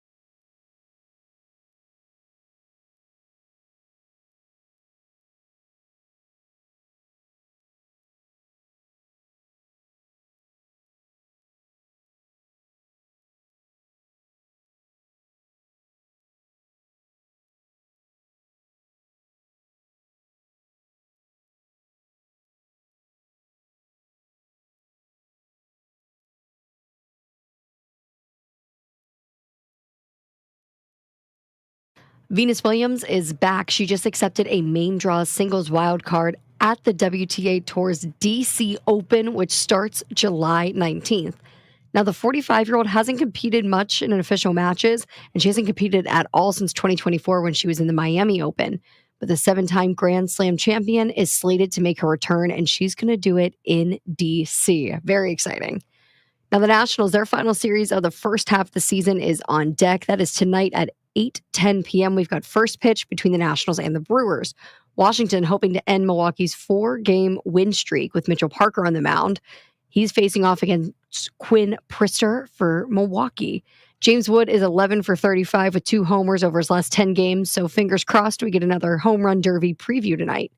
Speaking of the home run derby, field is completely set. We have Brent Rooker, who plays for the Athletics, Jazz Chisholm Jr. for the New York Yankees, and James Wood, of course. He's going up against the rest of the field, who is Ronald Acuna Jr. of Atlanta, Minnesota's Byron Buxton, Tampa Bay's Junior Caminero, Pittsburgh's O'Neal Cruz, and Seattle's Kyle Raleigh.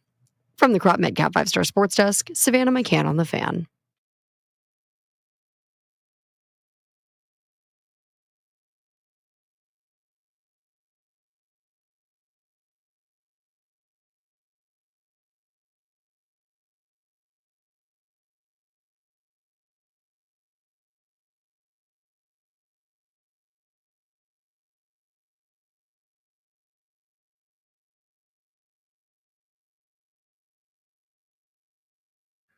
Greetings and salutations, D.C., Maryland, Virginia, points beyond, the Odyssey app, wherever you get your podcast. You can get us, it's Grant and Danny, here on The Fan. No GP, once again. That's actually not entirely true, I suppose. We're going to talk to him on the telephone through the miracle of modern technology. Alexander Graham Bell's inventions come a long way. We're going to use cellular technology to speak to the proud pop of times 4 one more time today. Talk a little MLB draft. He's all steamed up. That's this weekend. We got some Nats topics for you on this radio program. Speaking of the Nats, good game last night. Linnell is in for GP, hanging out with us for the duration. Hey, buddy. How are you, man? I'm excited. We got pizza in here, Pupatella's once again. The Pupatella hooking us up. Love it. Pizza for the boys. I'm a mimosa pizza fan. How delicious is that one? No, it's tremendous. I'm not even a big corn guy. Yeah. But on a pie, mimosa style, when I tell you it's got ham and corn on it, most people are going to go, mm-mm. Yeah, they're going to say no. They're going to do that like, I'm trying to remember what GIF it is, but where someone's just like, don't want that. It's like Adam Devine. Yeah. Something like that. Has a good one like that. I'm telling you, that's the winner. That one goes the fastest. No, it does. Above even the pepperoni, the spicy pepperoni, the sausage joint, the ham and mushroom and artichoke one that I got, the ham and mushroom one that I got, the chorizo that I got. I'm telling you, that ham and corn mimosa. That was the one. I thought you were about to. You see how I looked at you there? I thought you were going to say something about me stripping the mushrooms off of the pizza. Well, it's what juveniles do. And I would like to think I work with adults, but I'm reminded all the time I do not. Well, there we go. It is, as my guy Fred Smoot says, frustrating. Well, some stuff is not great. Others isn't either. But mushrooms are not good, Danny. And like, that's a take. Like when you had your mushroom burger take yesterday, Darius, I let you chill. Well, Darius put mushrooms I already in my got brain. on you for the duck sauce bit.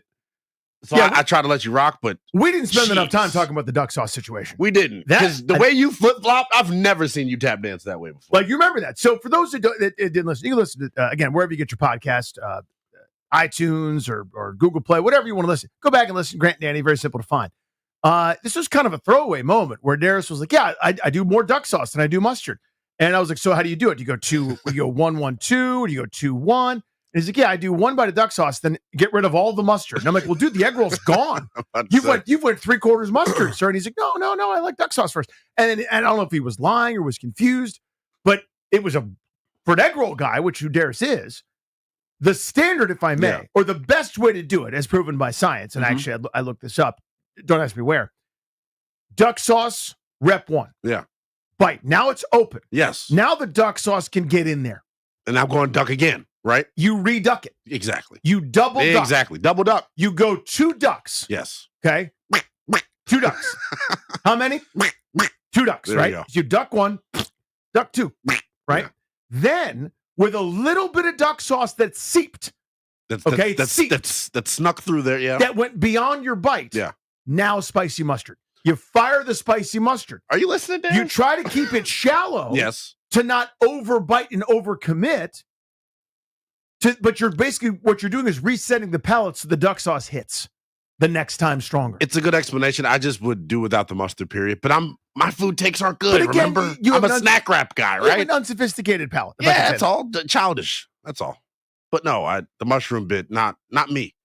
You can sneak it in foods for me, but that being just smack dab, it's right on there in your face, I couldn't handle. I mean, you're probably right. It's billions of pounds of them consumed every day. That people are worldwide. Exactly. Yeah, everyone's wrong, and you're right. I went to college in the shroom capital, Bethany, West Virginia. Mushroom capital? Mushroom capital. Sorry, I don't know. No, mushroom. That's why they come in all different shapes and sizes. Where is? They ain't even on pizza. Where is that? What part of West Virginia? Bethany, West Virginia. Yeah. Small town, population of about 90, if that. Now it's 89 because you left. Well, yes. It's a place. It is about an hour from Morgantown. You said Morgantown was underrated college. I love Morgantown too. It was they called us Harvard on the Hill. That's what Bethany was called. How about that? Wasn't that at all. Was it that? I went there. You know where, and I've talked about this a million times. You know where Pennsylvania and West Virginia touch? Mm-hmm. That kind of unholy trinity there, Mm-hmm. with maybe the worst accent we have in the country. Yes. Was it close to that? Yes. So it's about 45 from Robinson. That's where it kind of does the touchy thing. Robinson to Wheeling, I think is what that is. Wheeling, West Virginia. Yeah. So now I'm speaking your language. The gateway to the West. You remember who won the 1997 Beast of the East tournament there? No. You remember the MVP was? Who was that? It was me for the Fairfax Eagles. Now, the point is, it's not a big deal. I'm just saying it happened. It's an event. It's an event something that happened. But That's you awesome. you guys won the Beast of the East? Yes, we did. Who pitched the last game? It was actually a guy named Mitch Maley. Went to school here locally. It was nasty. We actually had the whole Virginia All-Mats. It was fun. You know what's so funny is the 18 and under high school World Series that year. Mm-hmm. You know who won that? Who won that? We did. But the point is, that's a 52-7 Fairfax Eagles squad. Wow. Shout out my guy, Pat Pinkman. Shout out my guys, Joe Foote. Drafted by the Twins. We had players up and down. Dude, Pinkman was filth. Went to Virginia Tech. Okay. Was one of the conference pitchers of the year. I don't know if he got a freshman All-America. I think he might have. Dude was filthy. We beat Florida with a bunch of future pros. Look beat at Hawaii that. with a bunch of future pros. Beat this New York team with that dude, Drew Henson, who started over Tom Brady for a couple years at Michigan. Was a high-level Yankees Look at prospect. you weaving in and out. Oh, just talking about myself. I got hit in the elbow by one of these dudes pitching. Was throwing cheddar from this New York team. And I screamed a loud curse word. And a lot of scouts turned around and started writing. Wow. Okay. You know what I mean? It was like, I don't think they're writing good stuff. Well, probably not. Because it hurt real bad. Anyway, we got a good show for you guys today. We're going to talk Mike Florio, who was on with the Junks this morning, had a couple good, delicious Love chicken Mike. nuggets.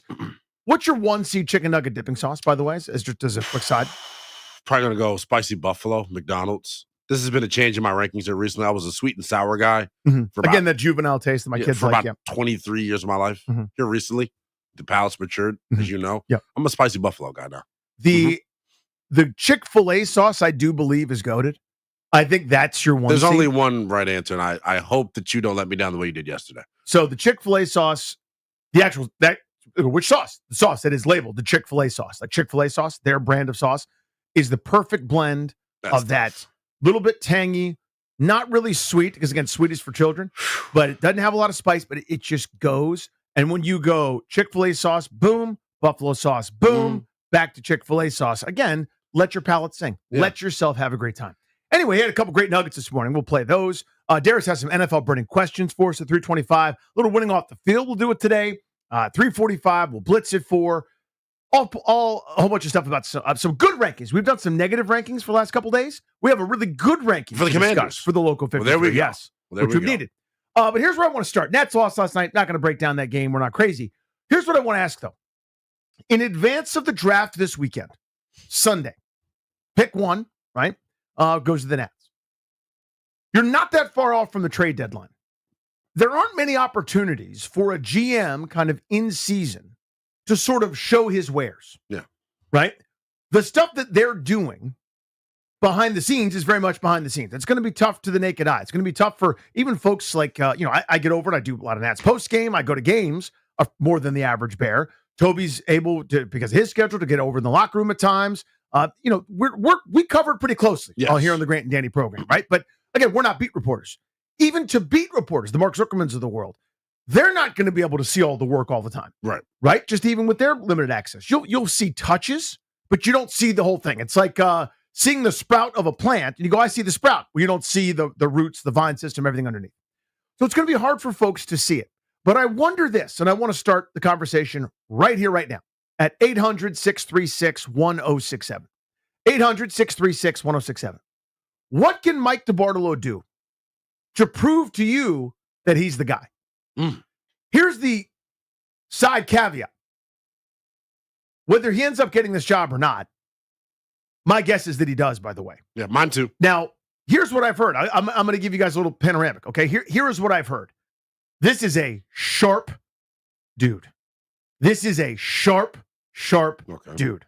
With it, gets it, heady, smart, not necessarily the kind of that Dusty Baker realm of like that charismatic person that remembers an anecdote about everything that you've ever done and goes, hey, man, I got a blues album that I think you might like because you mentioned one time that you heard a guitar in an airport. Like, that's Dusty Baker. Right.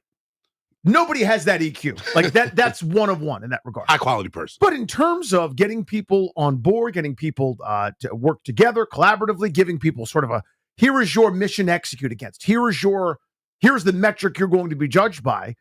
Pretty good marks from what I have heard. People have sung his praises. Couple anecdotes. The Juan Soto trade. Yes. That has netted this team James Wood. The team. If you had just traded Juan Soto for James Wood straight up, it would have been a better deal for the Nationals. Yeah. Think about that. Then you add Abrams, who's been an all-star. Forgot about last night. He's been an all-star. Mackenzie Gore, all-star. Robert Hassel, future major leaguer. We saw him get his feet wet a little bit. And then maybe something from Yarlin Susana. Still too much of a variable, but a prospect that is intriguing nonetheless. He's the mastermind there. That's the guy that identified the team, the package, how to get this whole thing started and going. Okay. It was his. I'm not saying he pulled the trigger. That's a Mike Rizzo deal. But he's the guy that sort of said, this is where we should put our focus. Okay. That's one example. There are others. He is a sharp dude. So again, it's going to be hard for us to totally see, short of something major like that, what he's doing and how he's doing it.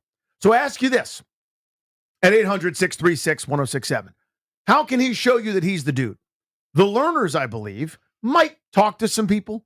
They might get off their duffs and interview a couple of guys or do a consultant thing where they interview a couple of guys, find out the deal. But when the rubber meets the road, they're going to promote internally. I know that because that's what they've done at just about every turn for every job opening that has come free over the last 5 or 6 years. Yeah. And sometimes that can be good. Continuity can be great if you're the Spurs with Tim Duncan and company winning every year. Continuity can be great if you're the Chiefs. The Chiefs should promote with from within until further notice. Yeah. But when you haven't done diddly or squat for bordering on 6 seasons now, maybe an external voice or two might be good. Again, I'm not rooting for anybody's demise or anybody to get fired individual. I'm sure there are plenty of good people that have come and gone or are still there. But it's now kind of time for an outside set of eyes. So they may do the cursory. But if I had to bet, I think it ends up being DeBartolo's gig. But I know what it's going to look like to a lot of fans. It's going to look like eye rolls, frustration, same old, same old. It's the same old. What are the learners doing? And one, it may be that. It may be totally same old. It also may be, no. We looked around. We got a good one here. We got a guy that's going to take us in a different direction here who is analytical, big pocket protector more so than stopwatch. And that's the key for me. It's if he ends up getting the job, and I agree with you, I think he gets the job as well. I just think it would be organizational malpractice if you did not hire a search firm. Because I know I'm not trying to poo-poo on the learner's baseball acumen, but like in situations like this, when you're an ownership group trying to find your head of baseball ops, you get someone that's well-versed in the sport that can go out and give you a qualified pool of candidates. And I think that's the way that they should go. Even if he ends up being the guy, at least you can say, hey, we vetted outside sources. We vetted outside options. So my favorite person, and I'm biased here because I met him a couple times. He went to my high school, but he's been the architect or assistant architect or one of the architects for some of the most successful teams in baseball going back several years. That's Josh Burns. DC guy, went to Haverford, actually played with another guy that's thought of as a top candidate who's out of baseball now named Thad Levine. They were college teammates at Haverford, which is pretty wild. But Burns, currently with the Dodgers, head of scouting. Pretty good, right? They scout pretty well. They seem to unearth a bunch of gems from picking in the back of the first round. But when Cleveland was going to the World Series, he was there. When Colorado went to the World Series, which seems ancient history, he was there. He was an architect in Arizona when they were really good. Punching above their weight class with a low payroll, was in Boston, helping build that team that finally broke the curse. So he's got a pretty good track record of being around and building some stuff there on differing levels of budgets, okay? Has come up through analytics as smart as you're going to find. That's my favorite guy, but I understand I got some bias. There are others that are out there kind of floating. I believe it was Jeff Passan was on with us earlier in the week and mentioned the current Rays GM, and there's some turmoil there. That might be a great fit if you could woo him somehow, but it's going to take a lot of money, cash, etc. But you've got a pretty darn good option right now in-house in DeBartolo. So I ask you, what can he do to prove you he's the dude? I'll give you my answer next, but what do you got? And Nats fans are probably not going to like this. There are a couple of things that he could do, first and foremost, but there's one drastic thing that I am kind of pushing for, and we'll see the people's reaction to this. I think anything that shows accountability in terms of like some of the base running stuff, that the errors that we see, the bad defense, like fire somebody. Not saying that that's like the quickest way to prove yourself, but show that you're different.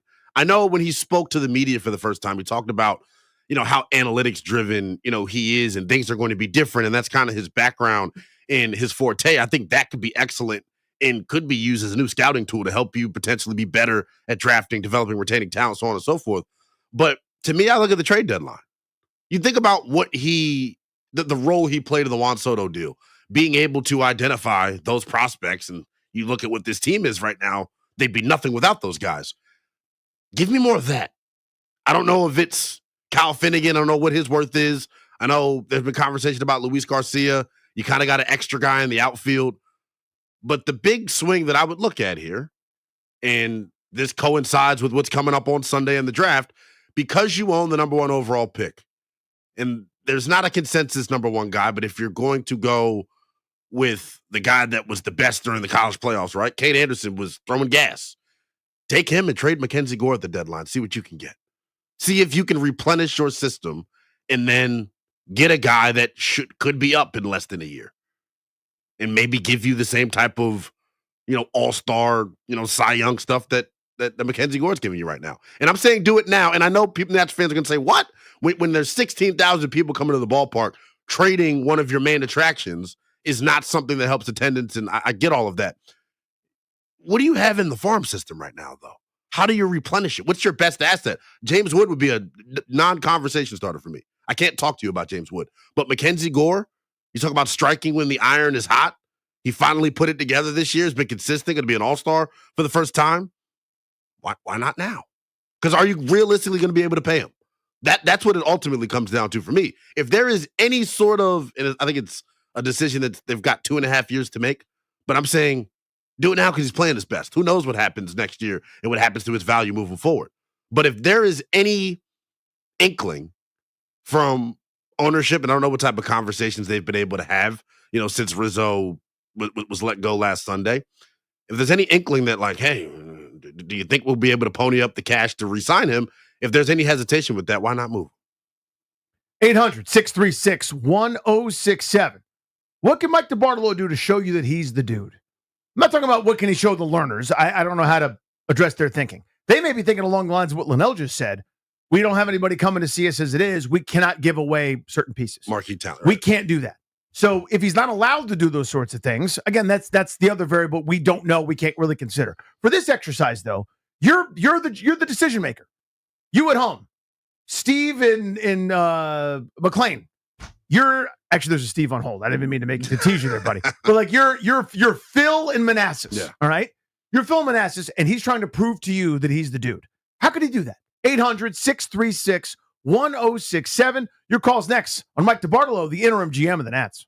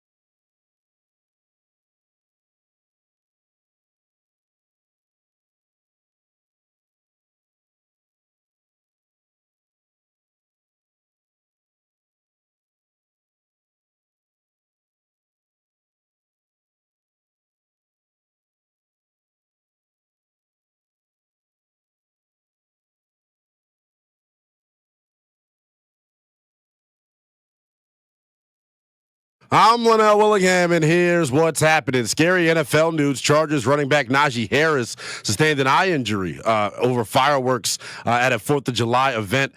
His agent, Doug Henderson, told ESPN. Henderson said the injury was superficial and that Harris is expected to be ready for the upcoming NFL season. A scary situation, though, and a reminder that you can't play with fireworks. The Pelicans and two-way star Herb Jones have agreed to terms on a 3-year, $68 million deal.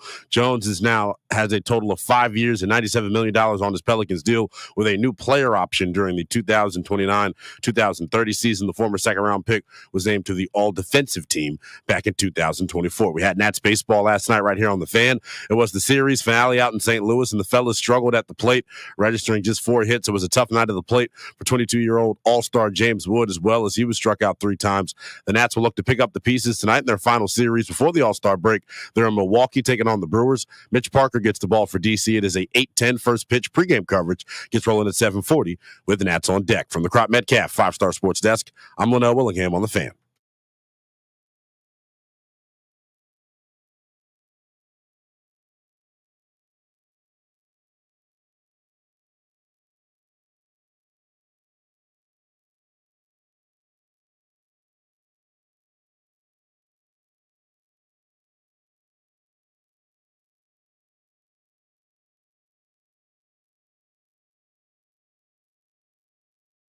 Welcome back. Great night here on the Fan. Linnell in for GP. 2:45, we have some exclusive audio to play for you guys. You'll only find it here on this radio program.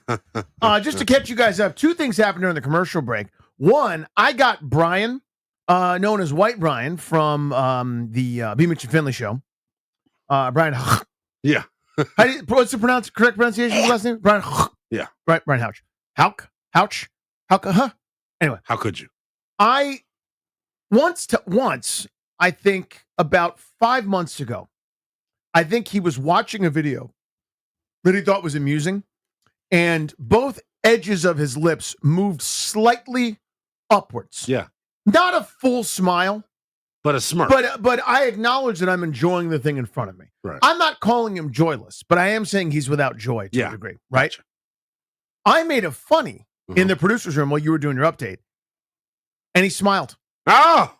You guys saw it, right? It was a full, honest-to-God That's smile. impressive. The second thing that happened during the break, and you can hear Ryan through your headphones probably and the glass cackling like a crazy person. Yeah. And in the alleyway outside of our studio, a woman opened up the door and was vomiting. Oof. And for me, it's like, well, that's pretty terrible. That's gross. You know who laughs hysterically at people upchucking? Who is that? Ryan Clary. Yeah. Loses it. That doesn't surprise me at all. I mean, I will. She is now driving away, but Driving I will away from say it, yeah. they went round 2. She went round 3, and I think there may have been a round 4 in there. Oh as my well. gosh! I mean, So she was just letting it rip. She was having a tough time. She was having a really tough time. You got to think about it. Let's context clues here. It's a Friday afternoon in the district. Last night, beautiful weather. She was probably hammered last night, and it's just now starting her day, and that's how her day starts. That's not a great start to the day. That's a cleanse. 800-636-1067. Mike DeBartolo, interim GM of your Washington Nationals. What can he do to win you over? I'm not talking about it. You don't have to pretend you're a learner. Who knows what their criteria are, honestly. Do they have one? What are yours? Chris and Hyattsville, get us started, buddy. What's up? What's up, Chris? Tell me I'm crazy. Look, Linnell, you are insane. Dominant starting pitchers are like the rarest thing in baseball next to power hitting catchers. I'm not trading Mackenzie Gore, so that's a no-go for me. I want to say I had the pleasure of meeting Mike DeBartolo virtually one time for a project I was working on. He's a really, really sharp guy. He's a little bit understated, but he's got an econ background. All of the things that we have been wishing for that I think, Grant's been saying about how the Nationals need to be more analytics driven, I think are going to come to fruition if DeBartolo is given a chance. But to prove he's a real GM, what I would like to see is I would like to see him possibly make a trade and part ways with someone who's been a quote unquote core Nat, or maybe someone the fans think should be a core Nat, and try to extract some value. Like I would love to see a package deal with, say, Luis Garcia and, all the aforementioned, Kyle Finnegan, Ahmad Rosario, whatever. Right. and the willingness to move on from what was once a player that the organization had put a significant investment in.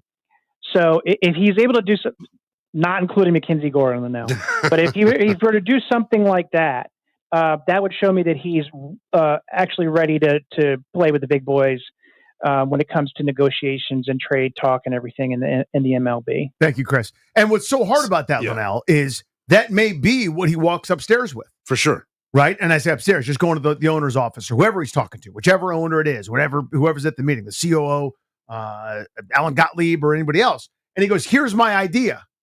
They could just go, no. Okay? Welcome to life as the Nationals GM and do something else. So we won't know whose call it is. Now, if he's allowed, because there have been times even, Rizzo, as empowered as he was, when they knew they weren't going to re-sign Bryce Harper. We had heard pretty definitively, I think, that a trade was in place for, you weren't going to get a ton, but a bullpen arm and a AAA catcher who they thought might have a chance to be pretty good. Again, it's not a huge haul. It's not what you got for Soto, but this was Harper at the very end when they realized this guy's going to walk, right? And that was nixed. That was a no-go. That was the kibosh from on high. We'd heard that. So there's stuff like that that's been out there in the past, and that's kind of normal. So the hope is if they say, yes, you're allowed to put your stamp on it, and he can do one of those surprising things, maybe you're able to say, damn, look at the stones on DeBartolo. And that's the thing, like, can he, in his analytics-driven background, find a minor league gem in somebody's system? Like, that's the hope if we're talking about a Kyle Finnegan trial. I'm swinging big, though, with Mackenzie Gore, because I feel like because he is a dominant starting pitcher, you can replenish your system with a trade like that. The other thing, to play devil's advocate here, is this, like, does a guy, and I know we both think he's going to get this interim tag removed, but does a guy with the interim tag have the authority to make moves that would impact the future? That's the essential question. So that's why I think we'll find out whether or not that interim tag gets removed by the deadline. 800-636-1067. Steve Arlington, what's up? What's up, Steve? Guys, great show. Really appreciate it. You, so I would take a lesson from what we're seeing from the Wizards, actually. I mean, if you think about what the winger Dawkins team have done, they've done a few things. Number one, they have a clear plan about how they want to build the roster for success. And then they take that plan and they walked into their owners and they said, for the plan to succeed, you have to invest. You have to invest in analytics. You have to invest in scouting, and you have to invest in player development. And DeBartolo, if he's going to get the job, this is the time to negotiate for resources. And if he can get those resources and see that the learners will actually open up their pocketbooks and their wallets, that will give me confidence. If he's just a guy who's an upward promotion and he's just happy to be there and says we have sufficient resources, they don't have sufficient resources. They're underinvested. And I'll just think this is more of the same. And as brilliant as he may be, we're going to get more of the same as fans. Appreciate you, buddy. Take. Thank you, Steve. Thanks, man. Yeah. So I think with the draft this weekend, Linnell, it's really hard to figure it out. In other words, if this is such a smart, savvy move, for sake of argument, the consensus now seems to be, if there is such a thing, that it's Cade Anderson, lefty from LSU. Pretty safe, pretty smart, nothing crazy there. It's not a Steven Strasburg draft. It's not a Bryce Harper draft. It's not a Paul Skeens type situation. Yeah. But this is the, best pitcher, college arm, pretty polished, big leaguer within a couple of summers, high floor, whatever the ceiling, right? You're not going to be able to tell that's a DeBartolo. That's a DeBartolo pick because it's so smart. I don't know just a consensus top guy. Yeah, I don't know how cute you can get right there. Now, I don't think I would want him to do something for the sake of argument at 1-1 where you go, I don't know, I'm going to take the high school shortstop that's supposed to go 10th. Yeah. Pay him under slot and then do what they did with Loma Vida last year to pay him over slot, their sandwich pick at the end of the first round. I don't want that at 1-1. Give me the guy that you think is going to have the best 6-year service time with the Nationals, and the rest of that we'll figure it out. Right? Or if we're really trying to see the scouting chops and whether or not his methodology of picking prospects is different, can I interest you in a trade with Seattle? You trade down from 1 to 3, and then you pick up 35, and now you're getting more bites at the apple for DeBartolo to pick guys? Or is that crazy moving off of the number 1 pick? So there are no draft picks swapping. You can't in baseball. No. So every other sport lets you do it. Baseball, they're just like, nope, this is your slot. We got a whole system set up. You can't do it. So, but moving into a different sphere, those kinds of trades, but the principle, I understand exactly what you're saying, what you're trying to get at. It is can we do something that nobody sees coming? And that's what Chris was talking about here a moment ago. Can you do a move where a guy that everybody just sort of counts on, a guy that just, he's going to be here and you've invested in this much time. Like you look at, for example, CJ Abrams, who's here through 2028. No one's in any hurry to trade that guy, and nobody should be. You're talking about the rest of this season plus 3 more complete seasons, only 2 years of arbitration in 27 and 28. Somebody might do something insane for that guy right now, where you get, I'm making this up, you get 2 major league players right now that are young with service time.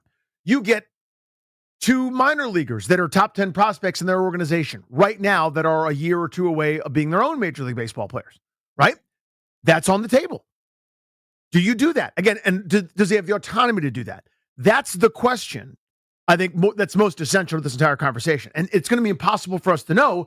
A guy that's got the interim tag, even a guy that's got the full-time tag. I mean, think about Mike Rizzo, the ultimate soldier. At any point in time, he could have come out and been like, yep, they're screwing me over. Hey, they won't let me do the deals that I want to do. No, you would never say that. We'll never know specifically. It's got to come out through, sourcing and anonymous this and reporting that. And you got to piece some things together that they're obstructionalist. We're not going to know if he wanted to do something and couldn't. We're not going to know if he never had the authority to do something and couldn't. This is just basically, this could be right now. Okay, you're the interim guy. Do what the scouts say at the draft spot. You're not a scout. You're the analytics guy. Do that, and then just go down your board. We're not going to know, I don't think, in the first couple of weeks. Or maybe just the first weekend here. Yeah, so it all goes back to the idea of, like, what does he have the ability to do? I just think, in terms of, like, if it's him moving forward, if it's somebody else, the resources that you're afforded obviously is huge as well. But, like, other than the draft, like, there's nothing he can do, right? Like, essentially, to really show, like, hey, and even then, you're not going to know until 2 or 3 years down the line when this prospect is ready to come up, whether or not you knock it out of the park or not anyway. Maybe it's this.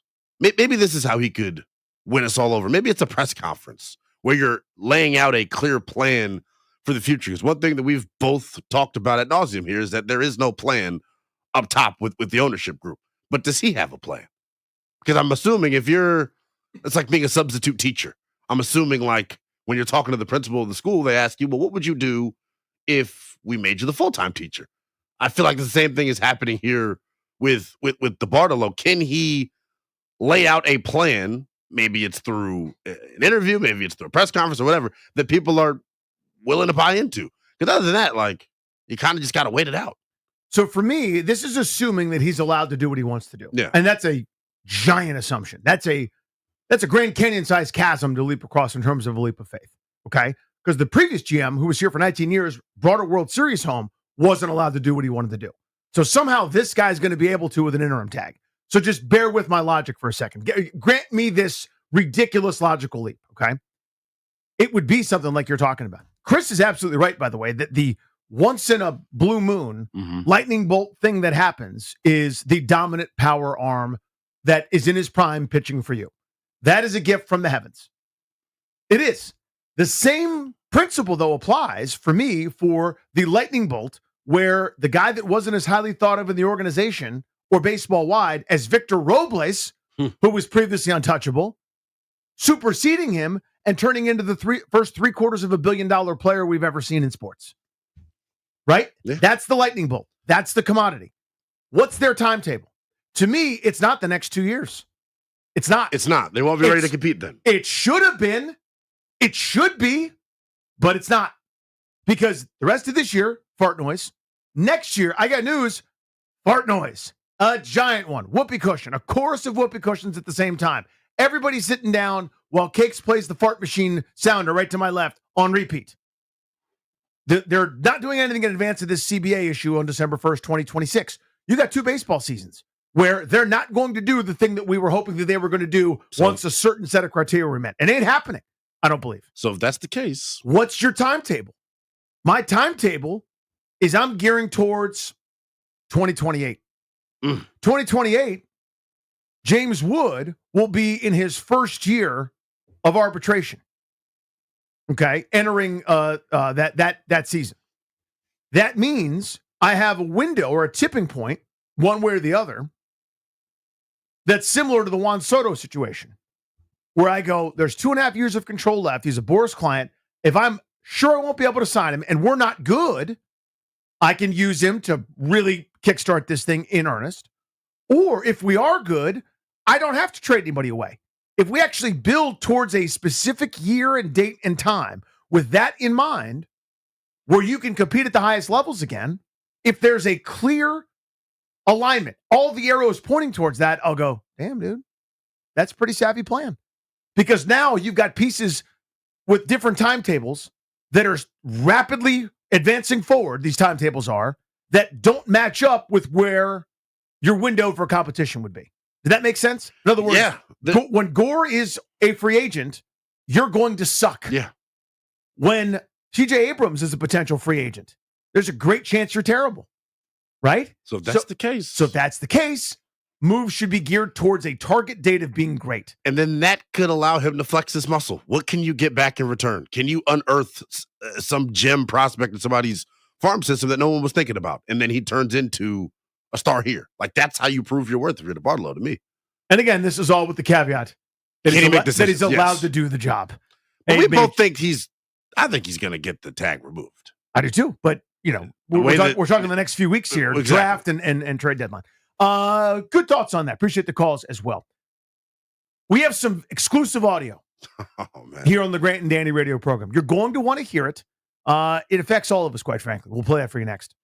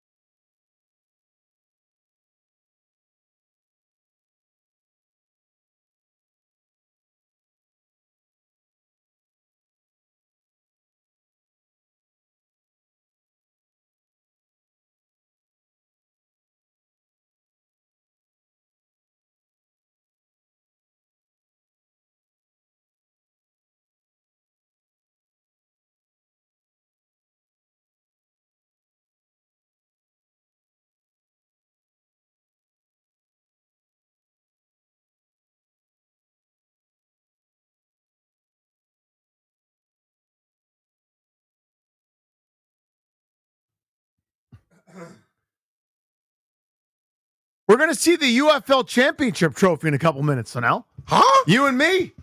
Now, it's not quite Grant and I riding in the Nats World Series parade and getting World Series rings, which we did, by the way. Because that's awesome. Well, you know how much we contributed. Yeah. All the innings and the times we. Yep. Right? The at-bats. Yeah, the at-bats. The at-bats. The at-bats. They had at-bats. But we're going to see those. That's a few minutes away. And speaking of Jeeps, he's going to join us at 5, give us his thoughts on the MLB draft here coming up this weekend. Give us a baby update, the whole kit and caboodle. That'll be fun. But this is a rare opportunity here to have this kind of our hands on this audio. Darius, I'm if I'm not mistaken, nobody else has this, right? This is not anywhere else, and exclusive to the Grant and Danny radio program. So a running theme for the last couple of days has been, and tell me if I've got this characterized wrong or now, where I make you nervous. You raise my blood pressure. Now, Give me a little nervous. How much? In all sense, like, put that aside for a second. Yeah. How much of this is shtick? How much of it is like a real thing? It's not a real thing, right? I try to be pretty welcoming and open. It is 110% a real thing. I make you nervous. You make me while I'm doing updates. Yes, I think you sitting right across from me. First of all, Ryan took a picture of you yesterday. Look how you were looking at me as I was doing the update. If I'm honest with everyone, I was doing a great bit yesterday. End of the update show. Linnell just doesn't hear, and I'm looking at him like a girl in the 1960s looks at the Beatles coming off the airplane. You know what I mean? Like I'm giving him the "I want to hold the dreamy your eyes," hand, like the look, right? As he's doing the update. But that's one of the themes of the week. That's something that's been going on, and like I'm not really sure what's real, what's not. I told you. Yeah, it's 100% real. But I can never tell. No cap. I'm trying to be disrespectful. Wait, no cap means that's truthful. Caps are lies. Caps are lies. Yes. Caps are lies. No, caps are falsehoods. Misleading statements. Yeah. You're my guy. Yeah. But there are times where I don't know if it's a real thing or not. No. You see what I'm saying? Like, no. Sometimes you're yelling, and I'm like, are you yelling because you're yelling? Or are you yelling because you're passionate? Or are you yelling because you're actually angry about something? Like, sometimes I don't know. I don't. It's all passion all the time. I don't have a great Linnell filter yet. We're learning. We're working on it. Each other. We're working on it. Here's our exclusive audio from yesterday. I think we have all my questions answered. Some college football news. LSU landing the #1 recruit in the class of 2026. The defensive lineman, LSU landed the #1 prospect in the class of 2026, a defensive lineman. It will be their first #1 overall recruit in a class since Leonard Fournette back in 2014. From the Crop Metcalf, 5-star sports. Now, I wanted to get out of this. Go back through it super quick and just find me the name of the recruit. Real fast. Class of 2026. What's his name? The defensive lineman. What's his name? What's LSU landed the #1 prospect in the class of 2026. And his name is? Defensive lineman. It will be their first number. What position does he play? I know that. Yeah. Defensive line. Where's he going to school? A defensive lineman. He's a defensive lineman. We know first, that. Yeah. Okay. And what's his name again? Do we know that? LSU landed the #1 prospect in the class of 2026. This is incredible. Why did that happen? Yeah. You can blame that guy across from you. You blame me? Yes. This is my fault. This was my whole point the entire week. I can't do the update in front of you. You make me nervous. Did you write that down? Any words? You type it out? So the name is there. Here's what it was. So on the last update, I'm doing it off of my iPhone, and I got my Google Docs app. I could not scroll to that script. I felt helpless. That's why I had wow. I tried to just keep talking because dead air is never good, right? It sounds much better, honestly, without the music bed. Now, because when it stops, it's just you run out of bed and you're going, oh, wow. Oh, yeah. Mm-hmm. Now, we're joking. We're having a good time. We're all making merriment. I've done this, whatever this is, the most. Darius has a million bits of audio from days, even before he worked on the show, of me completely. Yeah, they do. Shut up, Danny. Shut up, dude. I'm talking to Linnell. Did he bounce? Shut up, man. It's so rude.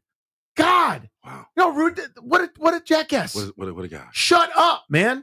Anyways, I was saying, I'm so really interrupted. That guy's like, me. I play pickleball. Like, no one's interested, man. I got just the tip to see how it feels. Shut! Oh my god! Oh my god!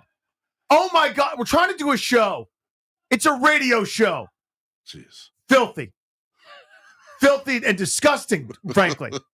I guess I'd put my stupid hand up. I don't think your hand's that stupid. didn't even wasn't even part of the convo. You just selfish. So you've been here before. Yeah, the point is, I say, of course, and I don't think anybody screws up more than me. When you're in our profession, it happens. Yeah, and I think it happens to me more than the average bear, if I can say that. Yeah, they do. Danny, I'm running out of patience. What do you have to say for yourself? Not much, to be honest with you. You can see, like, we just played 8 of mine. Well, and it's not even the worst one. I think he's probably saving the worst one, to be honest with you. The worst one's the worst one. Where I wrote down, instead of the person's name, UVA baseball, and I forgot the guy's name. His name's Chandler Poole. I'll never forget it now, but I sure as bleep forgot it then. Okay?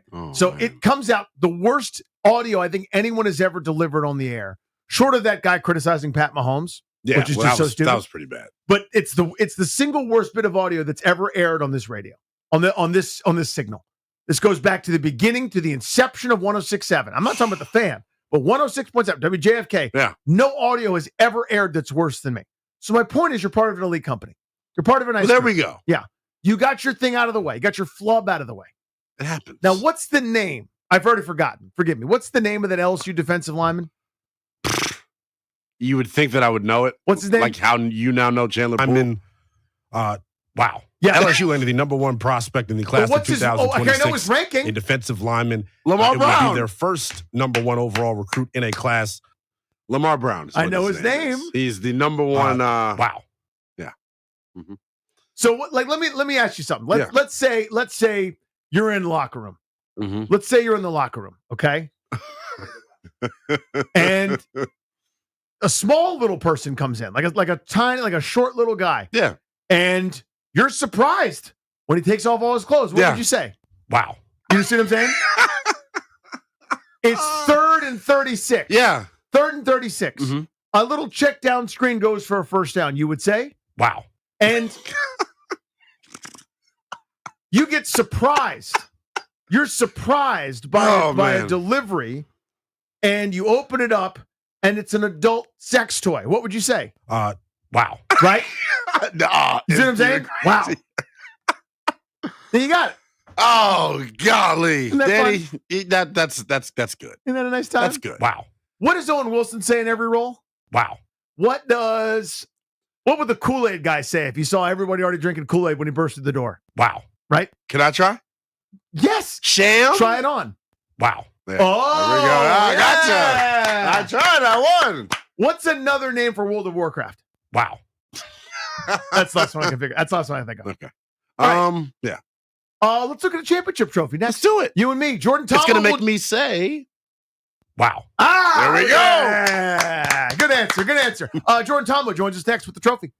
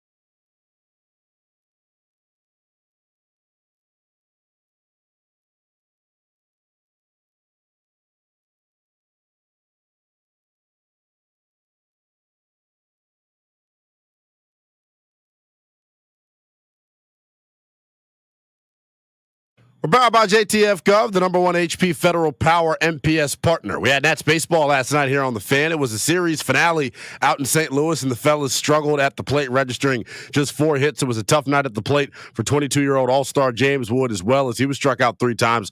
The Nats will look to pick up the pieces tonight in their final series, before the All-Star break. They're in Milwaukee taking on the Brewers. Mitch Parker gets the ball for DC. It is a 8:10 first pitch. Pregame coverage is rolling to 7:40 with Nats on deck. NFL news, according to Adam Schefter, the Bears and general manager Ryan Poles have reached an agreement on a contract extension that ties him to Chicago for the next 5 years through the 2029 season. Ryan Poles had 2 years remaining on his old deal, but now the Bears have him and new head coach Ben Johnson both under contract for a matching 5 seasons. The Pelicans and two-way star Herb Jones have agreed to terms on a 3-year, $68 million deal. Jones now has a total of 5 years and $97 million on his Pelicans deal, including a new player option for the 2029-2030 season.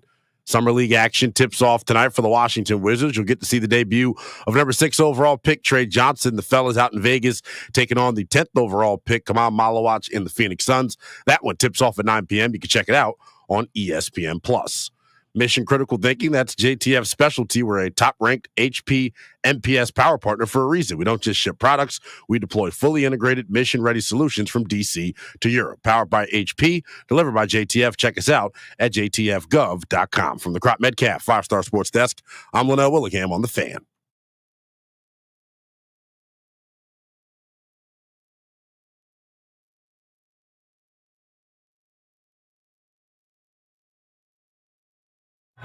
Ready? To go.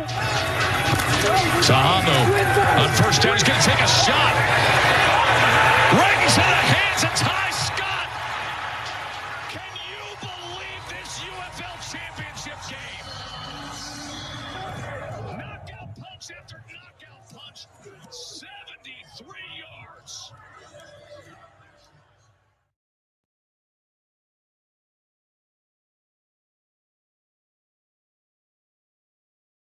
Welcome back, Grant and Danny here on The Fan. A special greetings to our friends in Richmond, 910 The Fan, down in the capital of Commonwealth. Linnell is in for GP here on Grant and Danny. We're exclusively sponsored by the law firm of Condori and Morat, estate planning, elder law, real estate transactions, probate administration. Their attorneys are always there to protect you and your family's assets. Schedule a free consultation with their team today by visiting kmlawyers.com. Be sure to let them know that we sent you. That's kmlawyers.com. And Linnell, we are joined now in studio. Yeah, huh? By a couple champions. Couple champs, special guests in the building. What's up, champs? Gentlemen, let's grab microphones for everybody. Yeah, the audience. Yes, sir. Here we go. Here we go. The audience loves it. Jordan Tomlin, Bradley Moore. Welcome, guys. Thank you for being here. And who's your friend here? Who's this guy right here? What's this little guy right here is the championship trophy. Oh, I'm sorry right about here. that. Yeah. I'm sorry about it. Now, how does it work with is it like the Stanley Cup where it's like yours, you're going to eat cereal out of it? Like, what's the deal? I mean, I wish we could eat something out of it. Maybe a hot dog. But, yeah, we can definitely put something in there and drink out of it. Jordan, obviously, super special season for you guys. The support at Audi Field has obviously been raucous. Just take a moment right now to, talk about what this championship means to you all and how special this season was, man. Yeah, I mean, this is such a surreal feeling. I'm still riding off that win. For sure. My first one ever, first championship win ever. So just having that, underneath my belt now, and to do it not only, with my teammates, but also with the coaches and, the DC community, the fans. And, I did this for my last name also and my family back home watching. So for sure. I did it for everybody, the culture. And just this means a lot to me. And, such a surreal feeling. So it's a cool deal. You guys are partying, like an official party, not just like partying on your own, but like an official team party here, Briley. Saturday, July 12th, that's tomorrow, 4 to 6 at District Wharf. The trophy will be there, remarks from players, local officials, plenty of photo ops, championship trophy, DJ on the stage, games on the Transit Pier, specials at Whitlow's and Cantina Bambina. I believe I'm saying that correctly. That is tomorrow. That's going to be awesome, man. So what was this journey like for you? How cool is it? And like, there's a difference between just sort of celebrating because it's a Saturday and celebrating the championship, right? Right. No doubt. I mean, the journey's been crazy. To go through everything we did, highs and lows throughout the season, head coach change to begin the season off. It was pretty crazy. And so, we were able to win it. It's only right that we come back to DC and give back and support and celebrate with everybody. It's such a neat thing, man. And that fan support, it's something that Linnell touched on and you guys talk about. That really is kind of the essential thing because there's such an unknown when you start a new venture, a new league, and then we all know COVID happened, the shutdown, and it's kind of the new thing, right? Doing it again. And you hope it's going to be there, and you guys fly out from Dallas every week, and here it is, and now you got a chance to celebrate with everybody. Yeah, so we're just excited to do that, and this is the first year ever, I think, in this spring football history to kind of bring the trophy back home and to have a parade, celebration with the fans, and we're so excited to do that tomorrow at 4 p.m. So we just want the whole community out there to support us, and yeah. What's been really neat is, and Jordan told us about this probably, but I coach kids sports too. Yep. Not the same as what you guys do, but working with 7-year-olds or 8, 9, 10, where adversity seems like the largest possible thing in the world. Like the shot didn't go in, or I missed the ground ball, or whatever the sport, And I've been using good. I've been using good. Yeah. And help. It's a way to quantify. It's such a simple phrase to kind of help them understand. Hey, the bad thing happened. Good. So now what? Right. So good. Exactly. Talk about that, about what that meant to you guys and kind of the way that you guys sort of word as a brand, like it's a way of living. Yeah, we embrace adversity. And like I kind of mentioned earlier, I mean, we lost our O-line coach the third day of camp. We end up losing our head coach 1 week before the season kicks off. And then we lose our DC after week 2 going into a rivalry game with St. Louis. I mean, Coach Harris stepped up, and good was what we did through everything, ups, downs, whatever it was good. And it kept us going throughout the season. And then whenever my boy JT got snubbed for the MVP, and I opened up Instagram and I seen he posted and said, good, it was time to wrap it up, put in a bow tie, DC by 15.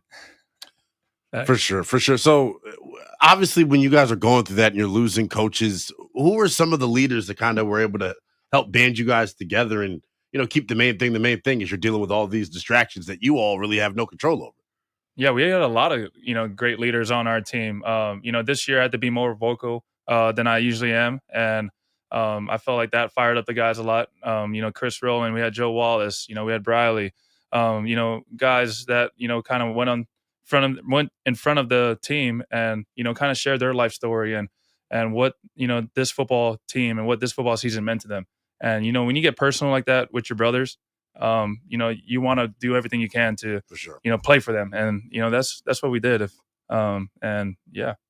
What did the season showed you in particular, Jordan, about your prospects of potentially, getting back into the National Football League? Like, how did it help you grow confidence that hey, I can still do this at a super high level? Yeah, I mean, I've always had that confidence, always, with our team and just, playing with the people behind me and, going into this, next season in life and coming off of this win meant a lot. And I want to ride this momentum into, training camp, hopefully into preseason and so forth and see where, God takes me. And I just want to do that. And, but, having the coaches and the teammates that I had, I would not have done for sure the goals and things I completed this season without them. So just my confidence at an all-time high, and I just want another opportunity. That's all. Reminder party is tomorrow, 4 to 6 p.m. at District Wharf. Come hang out. You'll see the trophy. I'm seeing it now. It's awesome. Yeah. It's really, really cool. And it's one of those things where I don't care necessarily what level it is, what league it is. Yeah.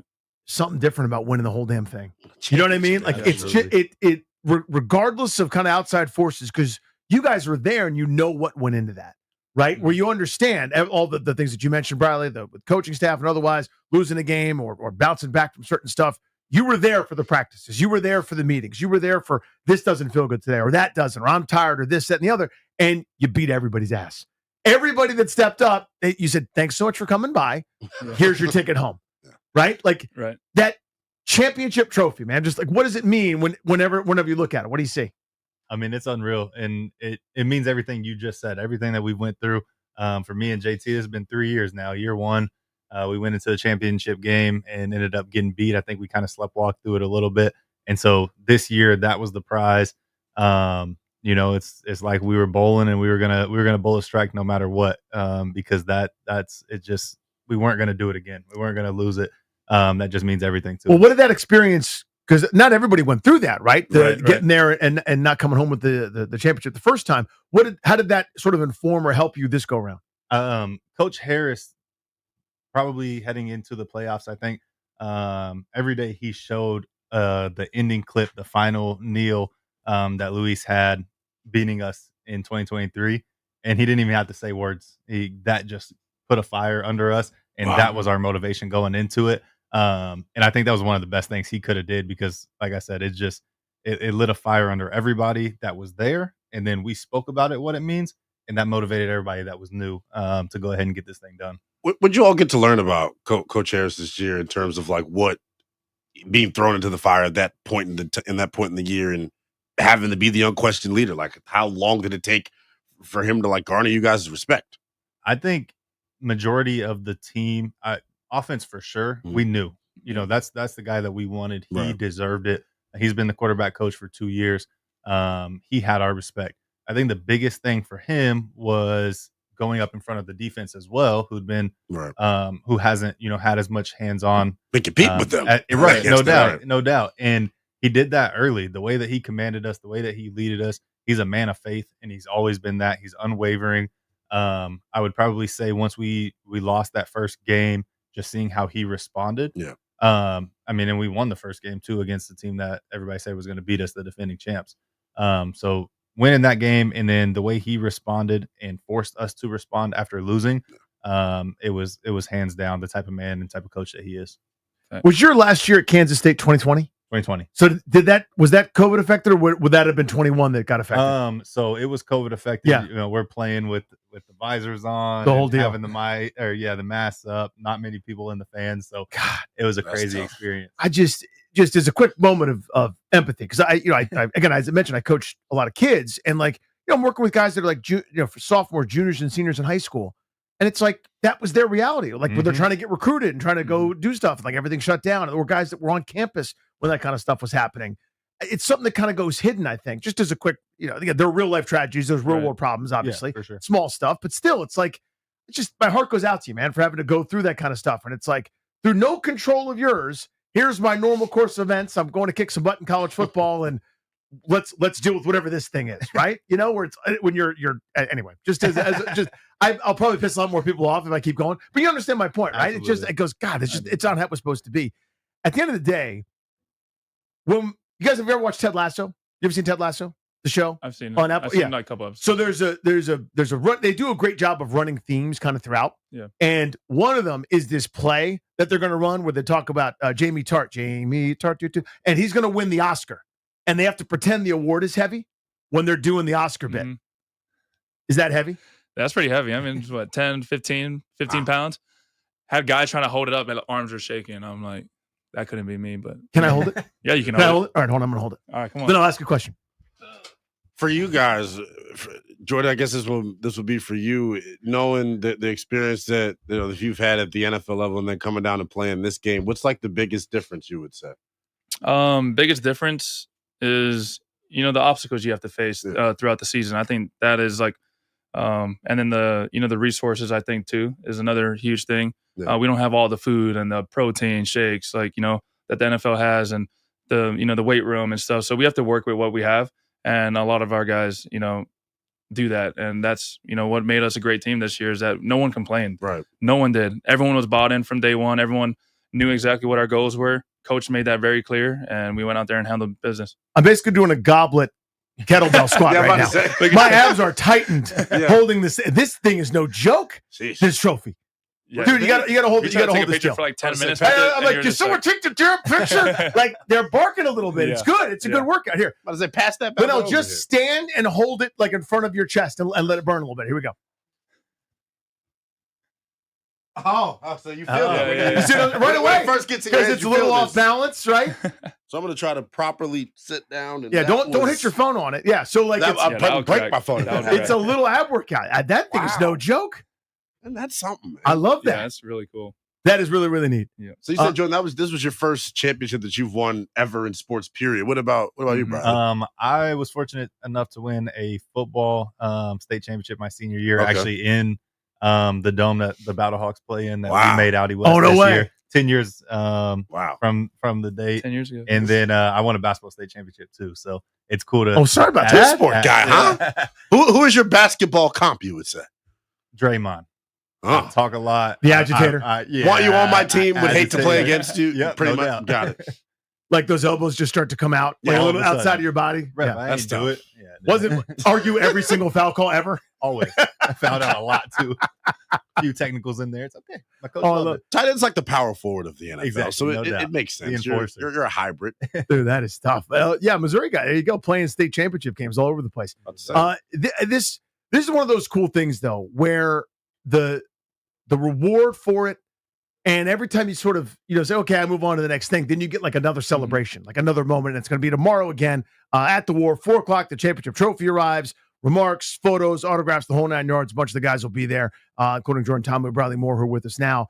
But like that celebration doesn't die. Yeah. For a while. When does it finally go, okay, I'm over it. Let's go on to the next thing? Probably not there yet, right? Definitely not there yet. I'm still riding. 100%. Maybe, if we're fortunate enough to get into a camp, it's like, all right, we got There to we go, rewire yeah. our brain onto football. But I don't see it dying very soon. It means a lot to us. Which almost like dropping hints like, you should ask me about is the UFL championship. Right. Do you know who won that this year? Oh, I did. It's not a big deal. I won it. Jordan, you had some big time plays this year. You put up gaudy numbers. What's your favorite play call from this year? Favorite play call. I mean, Bradley's gonna know this one just because it was my first and only receiving touchdown that I ever had. Yes. Yes. Absolutely. I forgot what we called that. What, money? Yeah, I Money. know. Yeah, it was money. Yeah, Yep. okay, probably money. Yeah, we called that play money because if I knew as soon as I caught that ball, I was gonna score no matter who was in my way, and I didn't even know I had a hurdle in my duffel bag. So Got deep in had the to bag. had to throw that out there. Yeah, For sure. and then ended up scoring. So that was my favorite play. Yeah, Little the throwback. Lions had. I'm watching Quarterback. Have you seen it on Netflix yet? Yeah. Oh, it's first of all, It's it's so good. fantastic. Yeah. It's like it's as good as television can be, as far as I'm concerned. Yeah. But the Lions had a play called Stumble Bump, Yeah. which the during the play, the point was it was supposed to look like a fumble, and Jahmyr Gibbs was supposed to Yep. just basically fall down to the ground like either was a fumble or he fell down.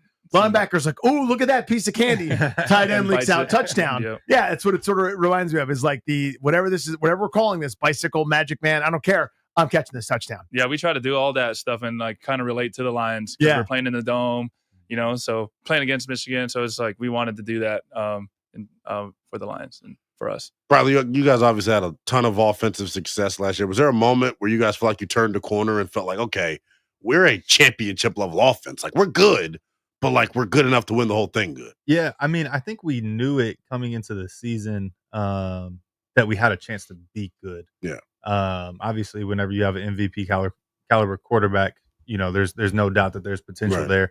But I think once we got into the season, I don't know if it's I would probably say your touchdown throw to Ty Scott in the St. Louis game week 3 was when it clicked in my head like, oh, wow. We could do this. Oh, wow. Yeah. Yeah. I mean, JT was hitting our receivers in stride downfield all season. And it was just the momentum kept on going. And then led to him having the game that he did in the championship game. And it was just like Memorable. the cherry on top, but he deserved it because the year that he had, it was sure. unreal.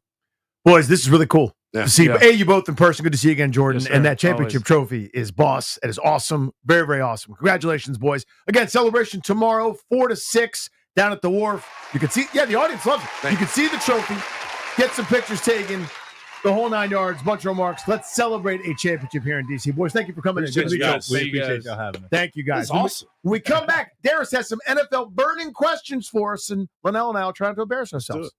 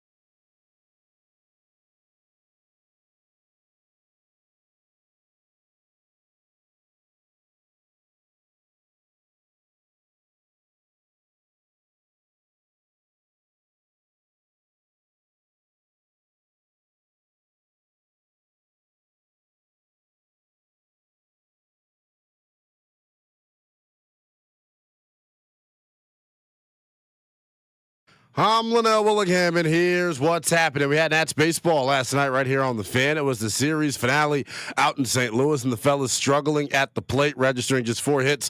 It was a tough night for James Wood as well, as he was struck out 3 times. The Nats will look to pick up the pieces tonight in their series finale, their final series before the All-Star break. They're in Milwaukee taking on the Brewers. Mitch Parker gets the ball for D.C.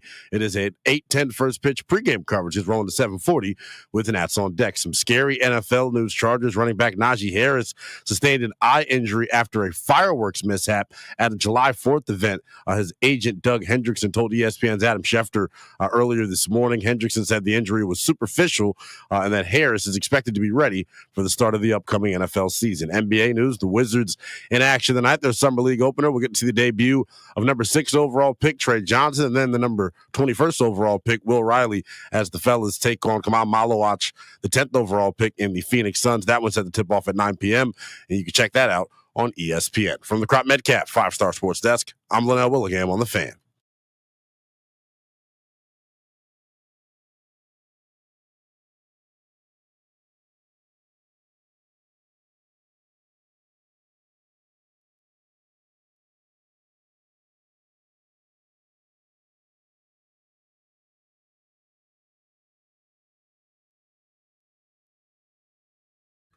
Normally at 3:45, your pals went off the field.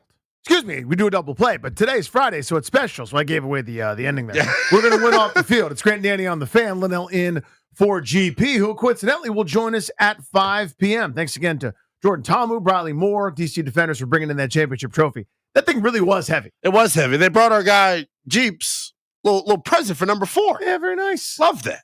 Love that by them. Can't wait to tell them that when we hop on the horn with them. We got some NFL, that's National Football League, burning questions. So what we're going to do, Darius, is Darius is going to play a little bit of music, and then Darius is going to ask us the questions, and we're going to answer them. Let's do it. And that's how the whole radio segment's going to go. Bam. So, Darius, I turn the floor over to you, NFL burning questions, and wait, go.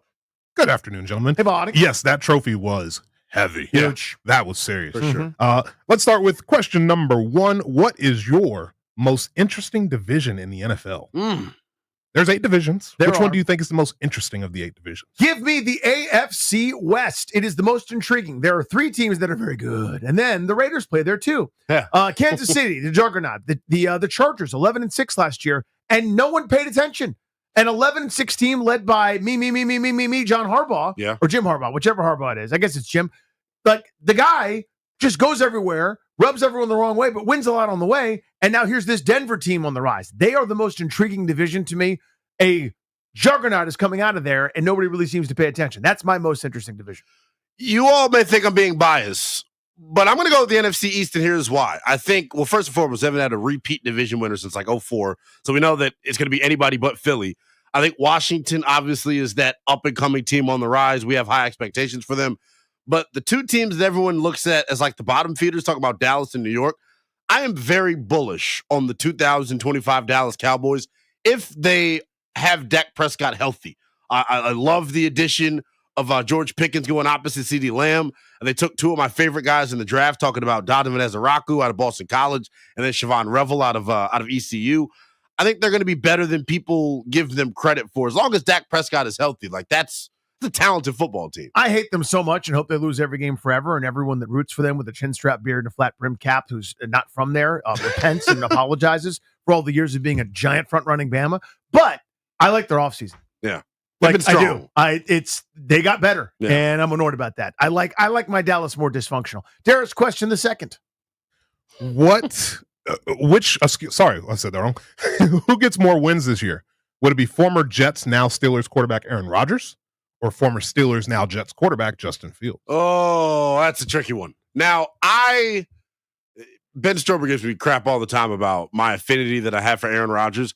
I think that we as media members have allowed our feelings about Aaron Rodgers, the person, to influence how we analyze Aaron Rodgers, the quarterback. I think Aaron Rodgers, the quarterback, last year statistically wasn't that bad. Not that bad. When you think about why the Jets struggled, I don't think he is at the top of the list. I like him in Pittsburgh.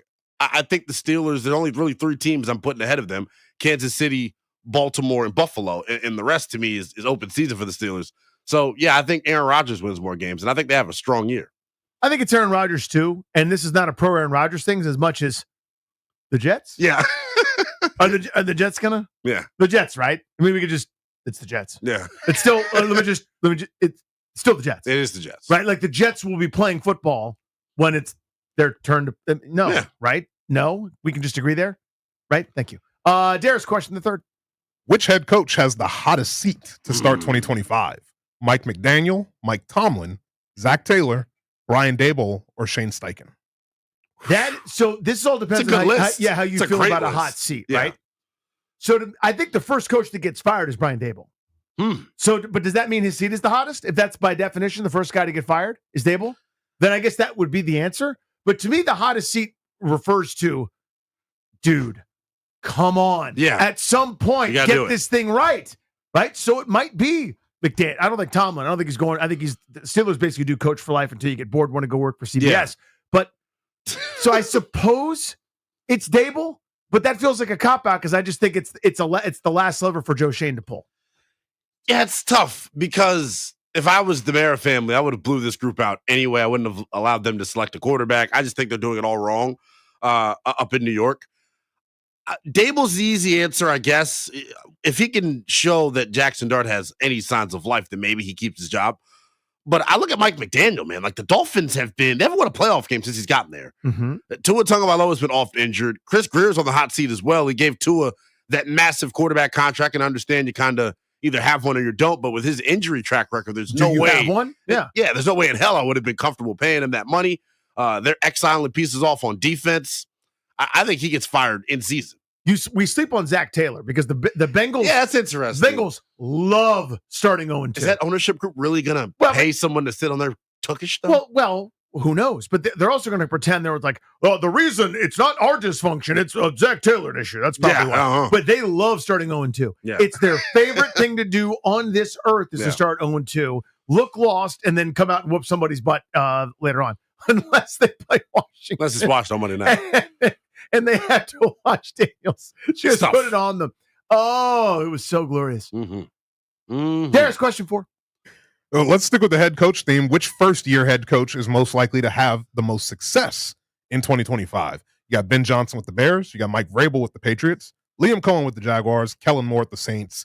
Pete Carroll out in Las Vegas. And then Brian Schottenheimer with the Cowboys. So Nate Davis kind of teased me yesterday for this. Mike Vrabel and the Patriots, I think they have a shot to compete in their division. Mike Vrabel it's kind of like the Dan Quinn syndrome here in DC. He is going to go to New England and get the absolute best out of everyone. And Drake May's pretty good. Pairing him up with Josh McDaniels, I think, is a match made in heaven. That defense is going to be interesting. They added Harold Landry to that pass rush. Their draft was really, really good. When you think about Will Campbell, Travion Henderson, the Commanders going to joint practice with them, so we'll get to see them up close in person. But, they're one of my sleeper teams in the AFC for sure. So I kind of go by elimination here. Pete Carroll's in the wrong division. Yeah. Seriously, I think they'll be better. You'll be better with Pete Carroll than you were before. You're in the wrong division. You're looking up at 3 teams, I think. Same is true with Kellen Moore and the Saints. I think Kellen Moore, who I like as an offensive mind, went to a terrible place. Not a terrible city. New Orleans is lovely. Go to Brennan's. It's wonderful. But the team is in salary cap hell. They're under-talented. They're not very good. They're kind of stuck. I don't buy Ben Johnson with the Bears. Again, 3 teams with 11-plus wins in that division. Yeah. I think they'll be better. The offense will be good. I think they might have a 4,000-yard passer for the first time ever. Yeah, but that's tough. Again, I don't see that as a successful stop there. So by elimination, it's to me between Liam Cohen in Jacksonville, where that division is tissue paper soft. That division stinks on ice. Somebody every year has to win it. Yeah. And they are desperate to let other teams win it. Everybody just loses all the time and nobody runs away with it. It's not a good division. So I think Jacksonville, I think Liam Cohen has a sneaky shot to do something with Sunshine Ronnie Bass. And Mike Vrabel, who is one of my favorite coaches in the NFL. Yeah. It's between those 2 guys. Again, I don't think either division winners, but give me Vrabel because he's my favorite. But since you said him, I'll say Liam Cohen is my other possibility. Darius, question 5. Let's localize things and talk about Commanders. From 1 to 10, how big is the gap between the Eagles and Washington? So if 10 is the gap between, say, I don't know, pick your worst team, Cleveland and Kansas City, right? That's the biggest gap possible. The Titans, team picking first and the team picking last in Philadelphia. That's a 10. One is you're basically the same. I think it's a 4. It's a good number. I think it's a 4. Yeah. They're better. They're not. The place where we're better is Superman, number 5. Yeah. The place where they're better is everywhere else. Every position, every spot, I'd pretty much take their guy, right? Their number 1 wideout, I take their guy. Their number 1 left tackle, their guy. Right tackle, their guy. Most of the offensive line, their guy. Their defensive group, their corners, their safeties, their linebackers, their pass rush, their guy, their guy, their guy, their guy. Their running back, their guy. That is the best roster in the NFL, even with some of the turnover of this offseason. So to me, they've got a better roster. They've got a track record. They've won a ton. They know what the hell they're about up there. Howie Roseman's a damn genius. But we got one equalizer, and that is a superhero that wears number 5. Yeah. How much is that worth? I think it's worth another win against them this year. So I go back to last year. I think the gap between Philly and Washington last year was like a 7 for me. I think it was pretty clear that roster on paper was just markedly better than we were. But obviously, you mentioned Jayden being the equalizer allowed us to split one with him, plus the Hurts injury. After Washington was able to revamp this O-line the way that they have this offseason, I put it, cop it out answer here, I put it at now a 4 as well, Danny. I think the big issue that still exists, the big question mark is like, did you do enough to be able to stop Saquon? That's my number 1 question.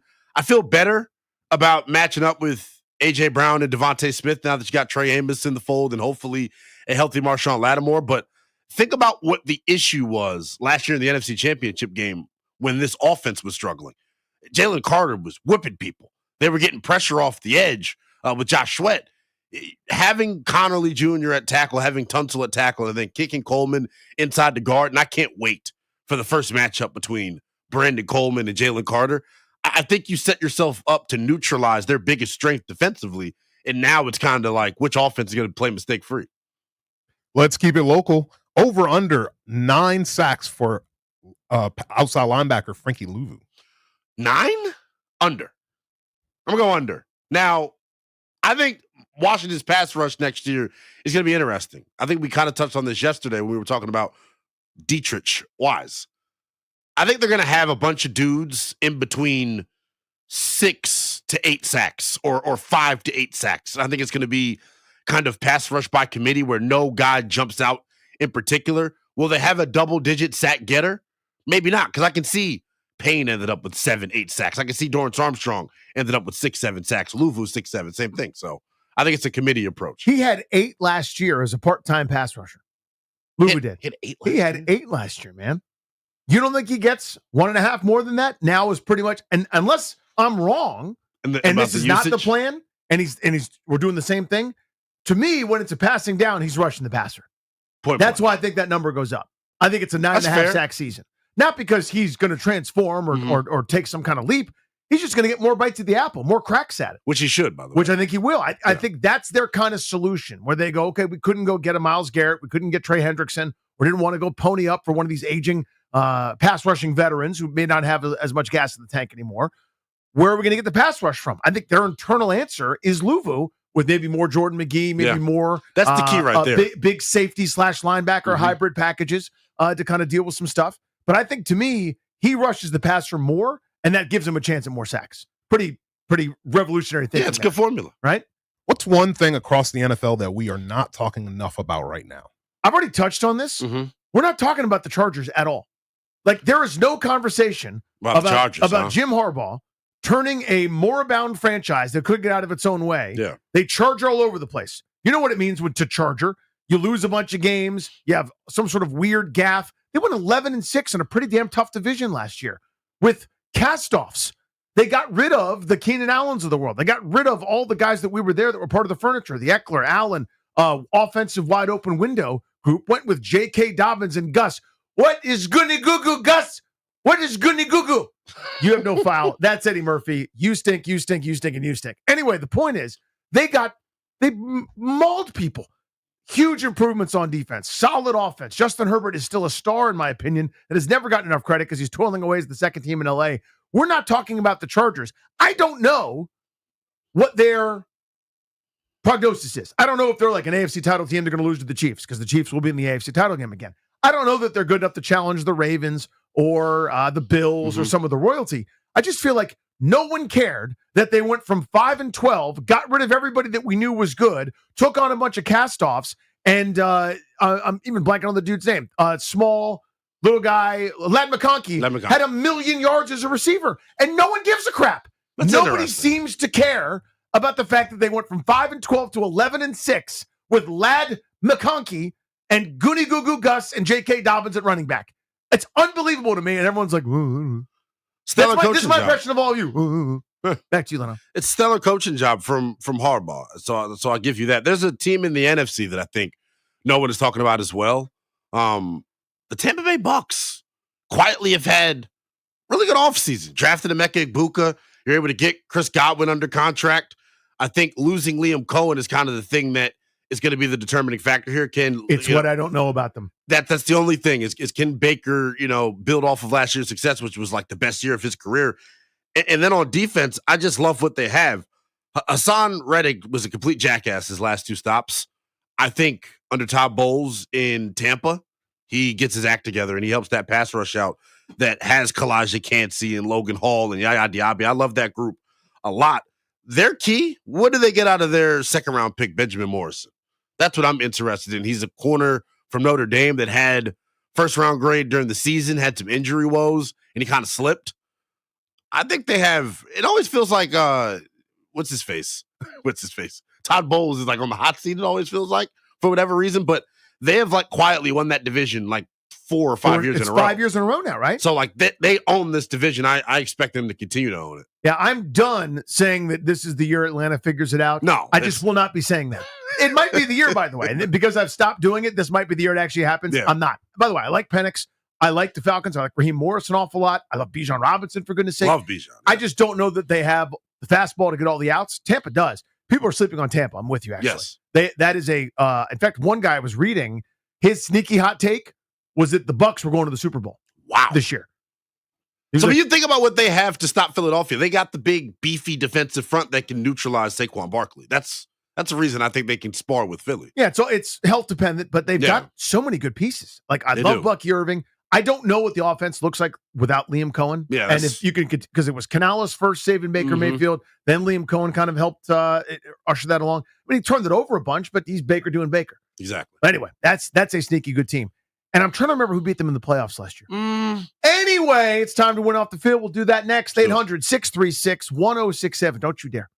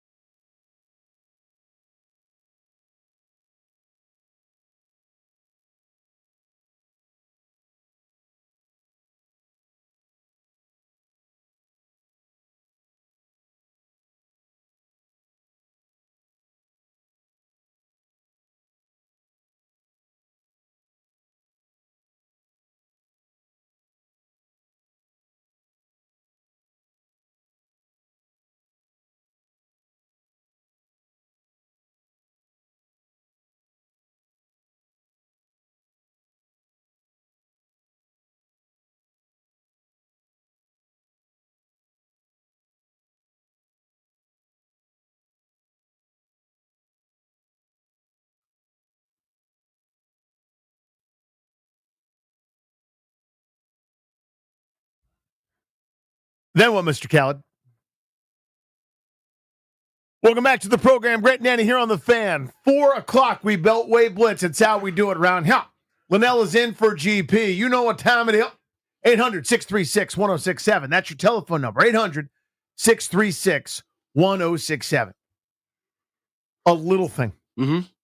It can't be Yeah. a big thing. I got promoted. Congrats. Taking on down the line, Skippy. Yeah. I got a raise. Again, congrats. Not up in here. Not up in here. All right. A minor, miniature, insignificant, positive little thing. A small detail that no one else would care about. We celebrate those here and now. Do you know why we do this, people? Because Bruce Allen, Bruce, old Brucey, stood in front of an assembled throng of reporters who wanted answers. Yet another terrible season. And the human pincushion, the human shield, Bruce Allen, stood up there to cover for Dan Snyder, Lil Dan. And Bruce gave the explanation. The State of the Union. What's the state of the state, Bruce? What's happening with the current franchise? Where are we? We're winning off the field, right? But we got to start winning on the field. And eventually they would not. And that boob got fired. But we still honor him to this day by winning off the field together. 800-636-1067. Linnell, you seem a little stuck. You seem a little stuck. So I thought about it, though. Okay. I can give you one to help grease the wheels. I have one. You've got one. I have one. Do you want to go first? Let me do the honors of Linnell, going first here. Let's tell the people I'm winning off the field.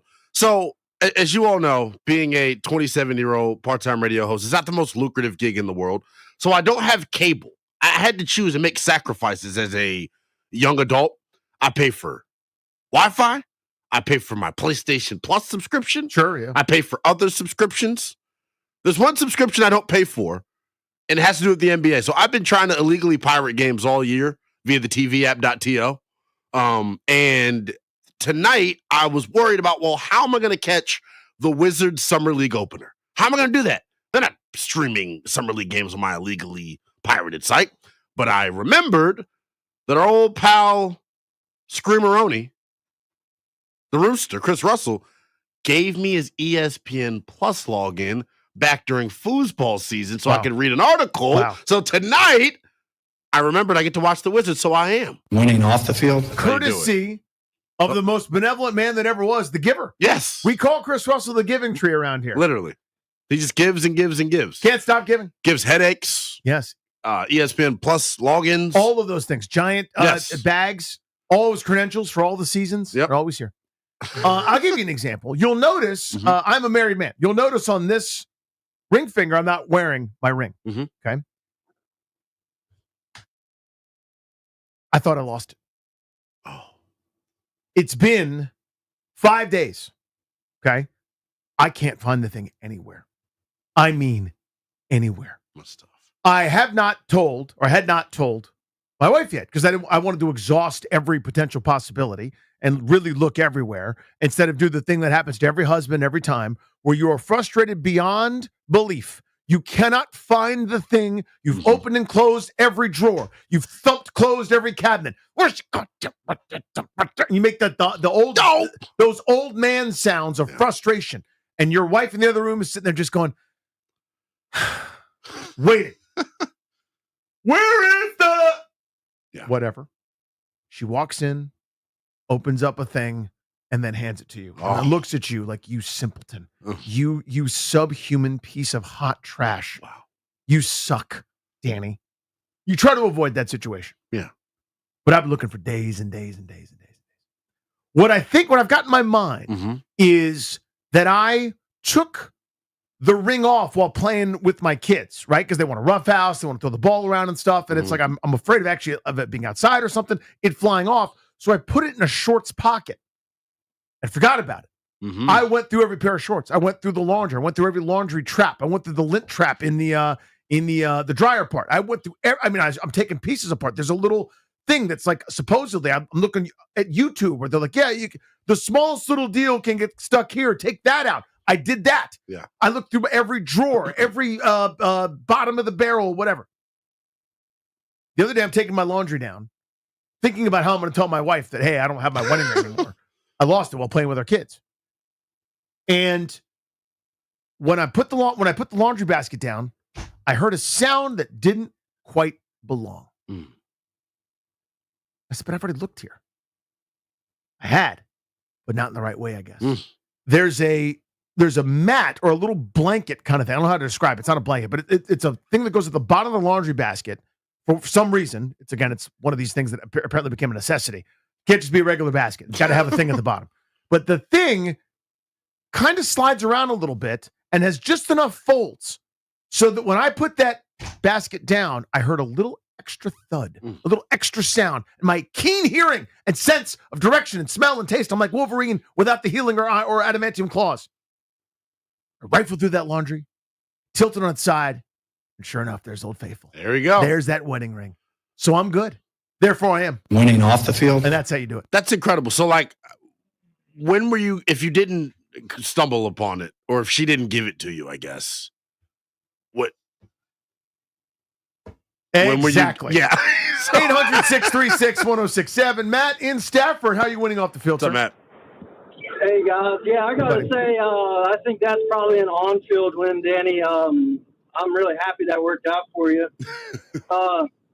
Last night was my son's birthday, Marshall Stafford, and he picked Outback Steakhouse. We went there, and I think he shares a birthday with some other cool kid out there. Oh, yeah, congratulations to the Paulson family, by the way. Indeed. Yeah, so, what I got waiting at the home is half of a bloomin' onion. Yeah. Which is a great product. The cactus petal from Texas Roadhouse is really good too, but I got a delicious bloomin' onion, which is not trash.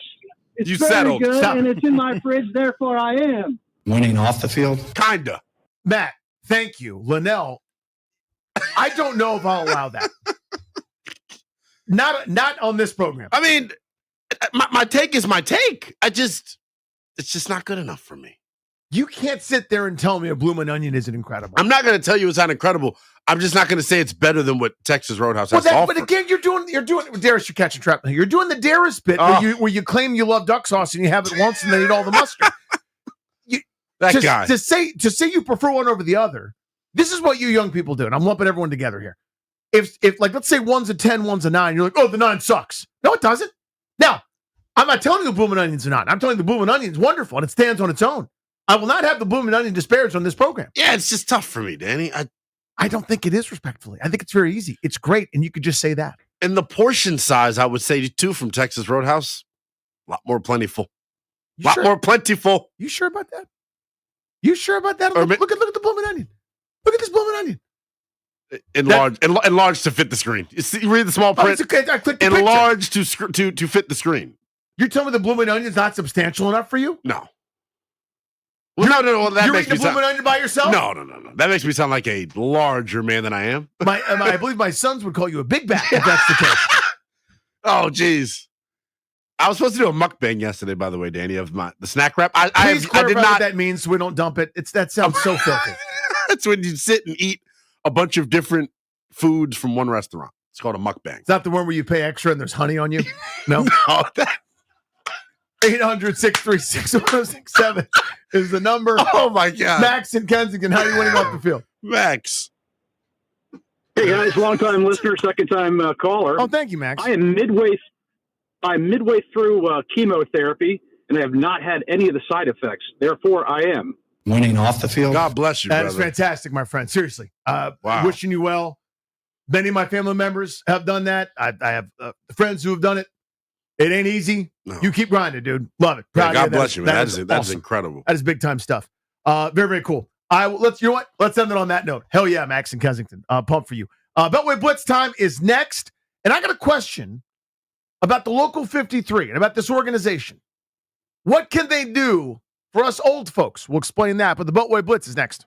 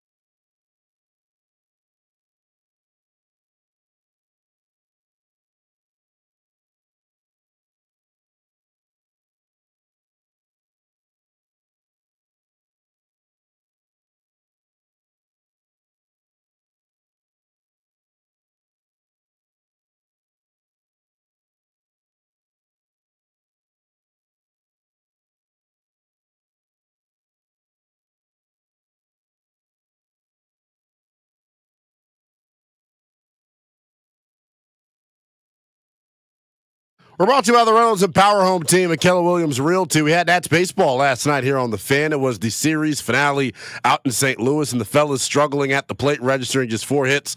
It was a tough night at the plate for 22-year-old All-Star James Wood as well, as he was struck out 3 times. The Nats will look to pick up the pieces tonight in their final series before the All-Star break there in Milwaukee, taking on the Brewers. Mitch Parker gets the ball for D.C. It is a 8:10 first pitch pregame coverage. It's rolling to 7:40 with Nats on deck. The Houston Astros and their top-ranked prospect, 23-year-old Bryce Matthews, getting called up from AAA Sugarland this afternoon. He batted .283 with an .876 OPS, 10 home runs, 39 RBIs in 73 games, while his 25 stolen bases are 4th in the Pacific Coast League. National Football League news, according to Adam Schefter of ESPN, the Chicago Bears and general manager Ryan Poles have reached an agreement on a contract extension that ties him to the Windy City for at least the next 5 years through the 2029 season. Poles had just 2 years remaining on his old deal, but Chicago choosing to have him and new head coach Ben Johnson both under contract for a matching 5 seasons. Want to hear the fastest way to know what your home would sell for? Reach out to the Empower Home team. Simply text your address to 800-763-3000. No phone call needed. Just text your address to 800-763-3000 to see what your home will sell for today. From the Crop Metcalf 5-Star Sports Desk, I'm Linnell Willingham on the Fan.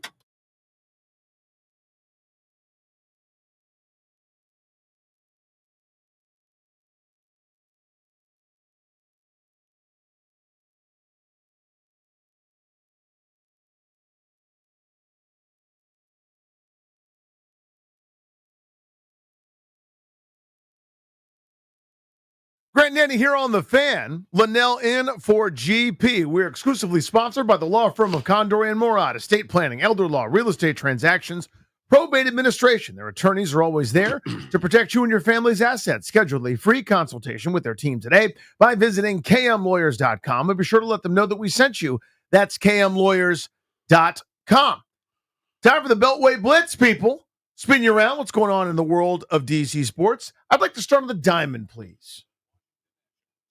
Boys, the Nats. Dave Jaglow joins us here on the Beltway Blitz. Jags, Milwaukee Brewers series, preview it for us.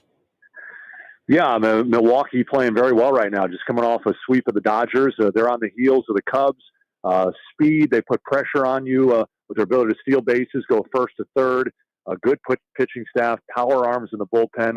Not necessarily a big-name ball club, but one that's playing very well. And for the Nationals, it's kind of more of the same as far as being inconsistent in the Cardinal series. They had a great win, the first from Miguel Cairo. In the second game, Gore pitched well. They hit 3 homers. And then all of a sudden last night, they're facing Miles Michaelis, who had given up 6 homers in his last start and barely could get the ball past the pitcher's mound. So kind of frustrating the lack of consistency. So maybe they're due for a good one tonight.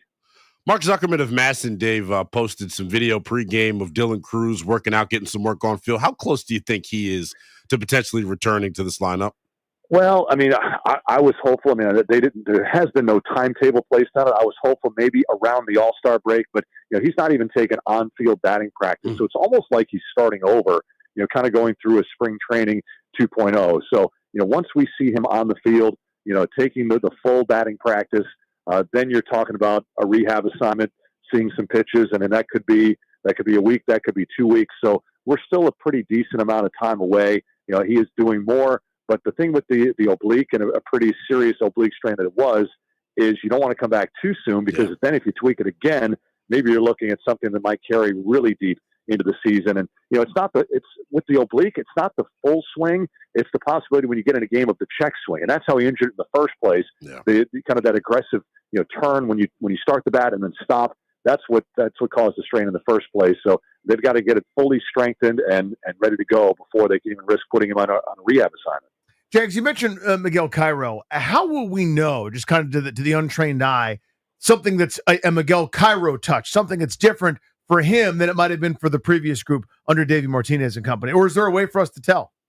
Well, I think they're very similar. I mean, when you hear them talk, I mean, really, when you think about their playing careers, when Miguel Cairo was coming into the big leagues, Davey Martinez was his mentor as a rookie with the Tampa Bay Devil Rays back in 1998. So they share a lot of the same philosophies, but they're different people. And I think you saw it in the St. Louis series in the game that they won.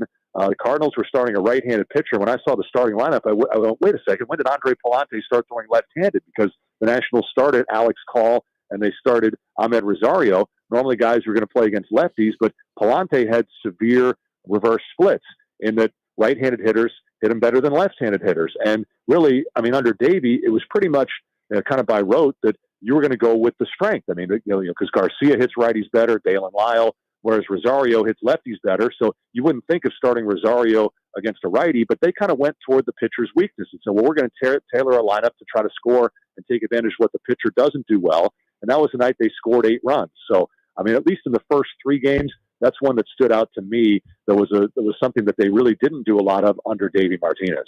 Jags, thank you as always, my friend. Have a great call tonight.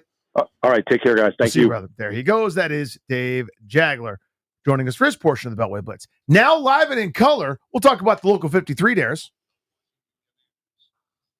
I love it when this guy's in the yard. When he's hanging out in the Navy yard, For sure. we just grab him. He stepped over the lady who was puking out of her car in the alleyway. Stepped over that, is able to join us here in studio. Our guy, Chris Russell. Hey, buddy. Cockle-doodle-doo, my And friend. I brought you some Pupatella, too. Did you? I thought I brought that. No, I brought that. Oh, that's nice of you. Thank you. I get confused sometimes. It's better than the lady throwing up in the side of her car. It's better than what I encountered when I tried to pull in just to do the spot. There was 2 trucks side by side blocking a very, very thin alleyway, preventing anybody from doing anything, which was really awesome. Dude, you just complain about everything. Yep. Mm-hmm. Pretty much. Yeah. Thanks for joining us. No, so jump into this Terry McLaurin situation. Mm-hmm. So I heard you and Linnell were actually on yesterday before Linnell was on with me. I mean, he is a floozy. That guy. He goes everywhere. He's just two-timing everybody. So you're basically he gets around. I'm not trying to cast aspersions here. I'm trying to do the best I can. So you're basically like, all you lazy guys in the media. Basically, I'm not saying one person. It's Danny. Basically, is who I mean. I'm not saying what I'm saying. I was not taking a shot at you and you're basically like, all you guys are so lazy and stupid. You just assume this is going to get done, and a meteor is going to hit us, and the world's going to end. Right? It's never going to happen. Was that your stance, Danny? That was your takeaway. Was that your stance? No, my stance is like I've seen negotiations play out before. This feels like posturing. Everyone's trying to get the best deal possible. That's lazy. Because I had no idea what your stance was. I was not aiming at you. No, well, you weren't. You weren't not. I was aiming at others. You basically said everyone that doesn't think exactly what I think is lazy and stupid and dumb, and that's sports media, specifically Danny. Mm-hmm. Give me your thoughts. I didn't say specifically Danny. Your eyes did. But anyway, here's the deal. I never understood why anybody thought this was just going to happen on June 25th, because 3 years ago, it happened on June 27th. I never understood why people didn't understand how difficult this was going to be, considering Terry at a difficult age to gauge and an age that teams rightfully, I think, are concerned about, is coming off of not a good year, not a typical Terry year. Mm-hmm. Think about it. He had never had more than 7 touchdowns in a year, and that was his rookie year. Granted, yes, bad offenses, bad teams, bad this, bad quarterbacks, got it. He doubled that in the regular season, and then added 3 more touchdowns in the playoffs. Terry's worth $33 million a year, period. That's what DK Metcalf has. Terry's worth that. In my opinion, they should pay it. I don't care as much about age as some others do. I'm not saying I don't pay any attention to it, but the thought that, again, this was going to be an easy negotiation because Terry's a commander, because Terry's a nice guy. No, I think we know how difficult this is going to be if you actually pay attention to the market and salaries and age and statistics and how teams think and how players and agents operate. That was my point. It was not a shot at all against you or anybody like that. Well, after we finished digging at Danny, we started talking about something else. One thing that's curious that I'm curious about in terms of the way they operated last year with their rookies, they're going to make you earn it, right? And I love that about this organization. Of the 2 rookies, their 2 highest drafted rookies, Trey Amos, Josh Connerly Jr. Which one do you think has the best chance to start week 1? I think it's Connerly because the right tackle spot seemingly is wide open, and maybe already he's written in pencil. I wouldn't say he's written in pen or maybe some other, Sharpie or whatever, but I think it's his to lose or his to just make sure that he's ready, I guess is the way I would say it. They have options in case that doesn't work out. Whereas if you look at Amos, I think, we got to figure out, obviously, what they're going to ultimately do with Shane Ristel. But because Jonathan Jones is there, I think there's a little bit more of a blocked path. So he was getting towards the first 10 Amos reps. starting. So let's go into that. Actually, that was going to be my question for you. How does the cornerback room shake out? Is it just give me how you see it, and then I'll start to ask some follow-ups. If I had to guess, and I wasn't at the OTAs, and I don't even remember what you guys all reported, right? It was Jonathan Jones and Latimore outside. Right, and Sainristil still was working more inside, right?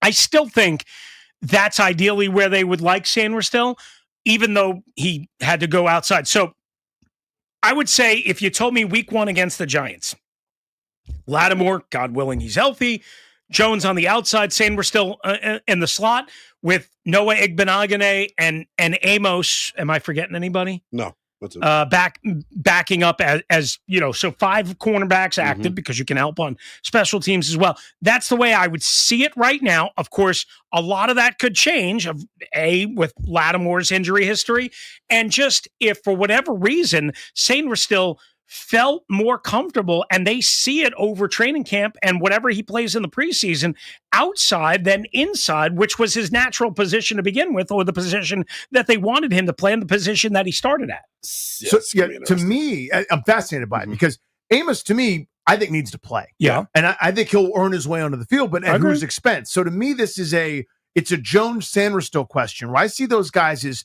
kind of very similar to each other. I mean, Jones obviously has more experience, but this is a slot plus or an outside plus kind of guy where they're not a star boundary corner. It's not Sauce Gardner showing up here, right? But it's a guy with some flexibility. So the thing I said with Tillanell yesterday, I think it was, is an offensive coordinator going, oh, look, I got a juicy matchup there. I can motion my number 1 into the slot and let him work there against a number, whatever.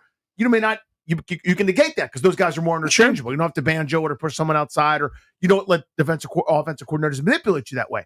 But again, I still don't know where Amos fits. Well, I mean, maybe I'm missing something. Doesn't Amos stand his really only chance of getting significant action early in the year if Latimore's injured? Right? Meaning he's not going to start unless he flies past Jones. Right. Well, I don't think he's going to be huge. It's going to be huge in training camp. I think that's like the position where guys are battling, because I also think we're discounting Noah Igbenogany out of this. Yeah, there is no loyalty to I guess anybody. The best guys will play. Based on experience, knowledge in the system, I don't expect Amos to be able to eclipse Sainristil, Igbenogany, Jones, because he's a veteran, even though he's not familiar necessarily with the system. I don't expect him to but if Latimore is injured, right, that opens up an outside corner spot. Yes. Right? So to me, that would represent, not that he would automatically be the starter there, but it would represent his best chance of getting on the field and playing significant minutes and significant snaps early. Russell, thank you, buddy. Have a great day. We'll see you, dude. Let's talk some Wizards hoops with our guy, Josh Robbins.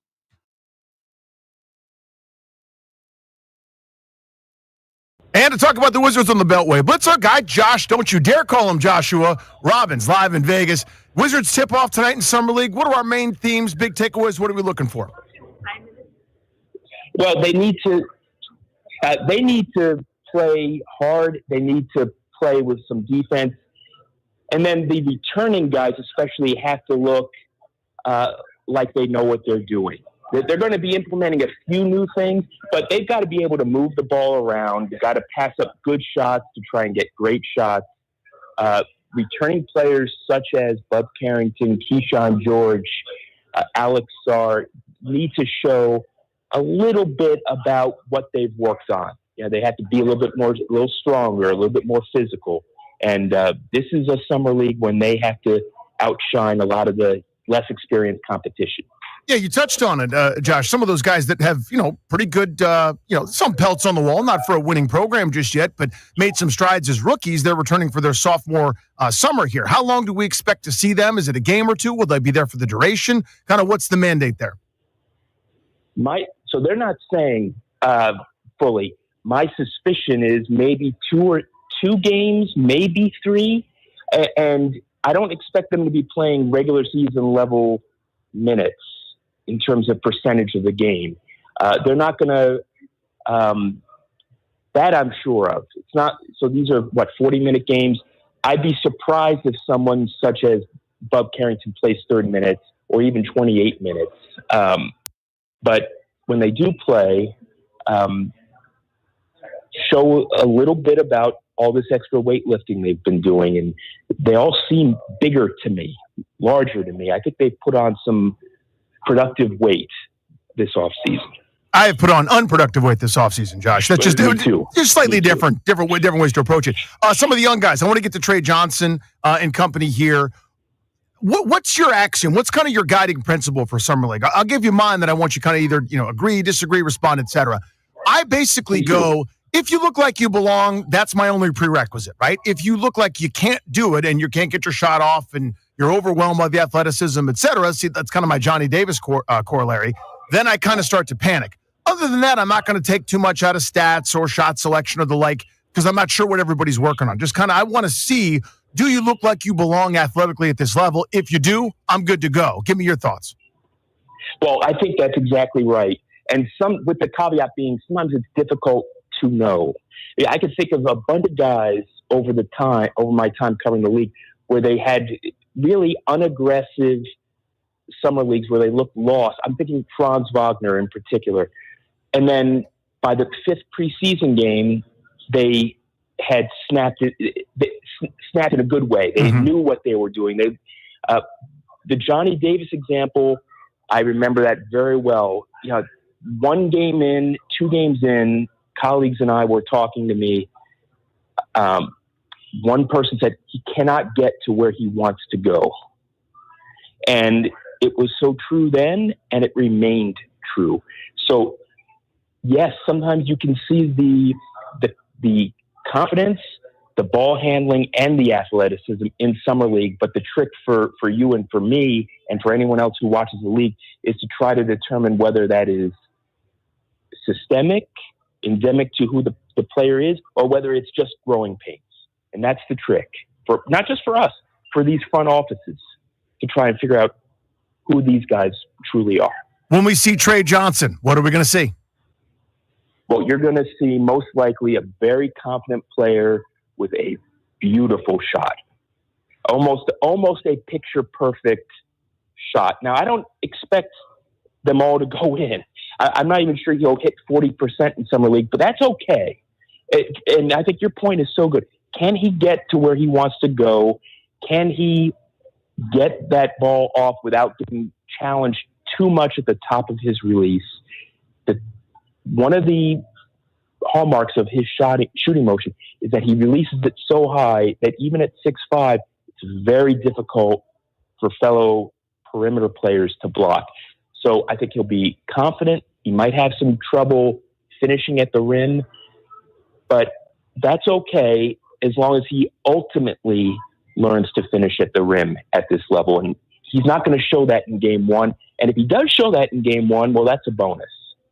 And same question here for Will Riley. That's a guy, just full disclosure, Josh, I saw a couple times. It wasn't like I was heavily scouting Illinois throughout the season, but I remember watching them play a couple top teams, and never once did it occur to me, oh, that guy's going to be a first-round NBA draft pick. Not to pick on him, but I thought his teammate was somebody that could go kind of that mid to late first round. But as the season progressed, he obviously got a lot better. I saw him in the tournament, and he was pretty good. But just kind of give me – he seems to me to maybe be a bit further away, which, again, is totally fine if you've got a long-term vision. What do we expect now and then maybe going forward from Will Riley? So you're making great points. The intel I've received, not just from the Wizards, but really from other evaluators, is that at the bare minimum, he has a good mind for the game. He knows where to pass it, when to shoot. And in that sense, he reminds me a lot of Keyshawn George. Because Keyshawn George, he went, I think, 25th, 24th. He was someone at this time last year, before he ever played in a Summer League game, where people from other teams were saying, oh, he was drafted too high. Yeah, he didn't play all that much at Miami. He's not all that athletic. Well, the Wizards saw something in him that others didn't. And there's a school of thought around the team and around the league that he might be the best long-term pro of anybody they've got. Josh, it's great intel, man. Always appreciate the time. Have a good one. You bet. Take care. There he goes. That's how we Beltway Blitz, people. We do it every day, and it's awesome. Here's what's coming up next. Question for you, 800-636-1067. We've been kind of dancing around it here for a couple of days. The unis, the correct unis, the unis of glory, the unis of truth and fact, not the burgundy of lies, not the 2222, the falsehood, fanatical farce. That's alliteration. The correct uniforms are back on my favorite football team. 3 of the 8 games, presumably more of those things coming. Short of the name, what else can the team do for older fans? We will ask you that question. 800-636-1067. Linnell and I will explore that next.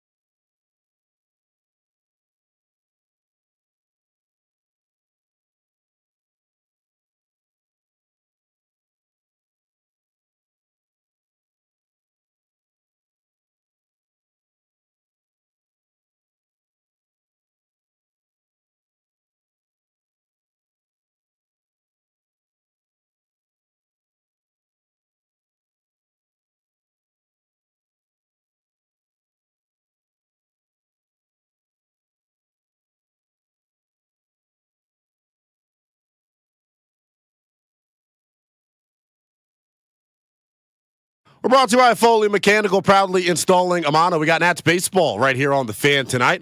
Last night we had it as well, and the fellas struggled at the plate, registering just 4 hits. It was a tough night at the plate for James Wood as well. He was struck out 3 times. The Nats looking to pick up the pieces tonight in their final series before the All-Star break. They're in Milwaukee taking on the Brewers. Mitch Parker gets the ball for DC. It is a 8:10 first pitch. Pregame coverage gets rolling at 7:40 with Nats on deck. The Houston Astros top-ranked prospect getting called up to the majors, 23-year-old Bryce Matthews from AAA Sugarland. He's getting called up today. He batted .283 with an .876 OPS, had 10 homers and 39 RBIs in 73 games, while his 25 stolen bases are 4th in the Pacific Coast League. NBA Summer League action on tap tonight. The Washington Wizards playing their first game out in Vegas. You'll get to see the debut of number 6 overall pick Trey Johnson. You'll also get to see the number 10 overall pick Kamal Malowach in the Suns. That is the Wizards' opponent for tonight. You can hear that action on ESPN Plus starting at 9 p.m. Training camp's heating up. Is your house? Call Foley Mechanical. They're the pros for HVAC, boilers, and radiator heat in the DMV. Privately owned, proudly installing Amana. Foley Mechanical, no gimmicks, just game-ready comfort. From the Crop Metcalf 5-Star Sports Desk, I'm Linnell Willingham on the Fan.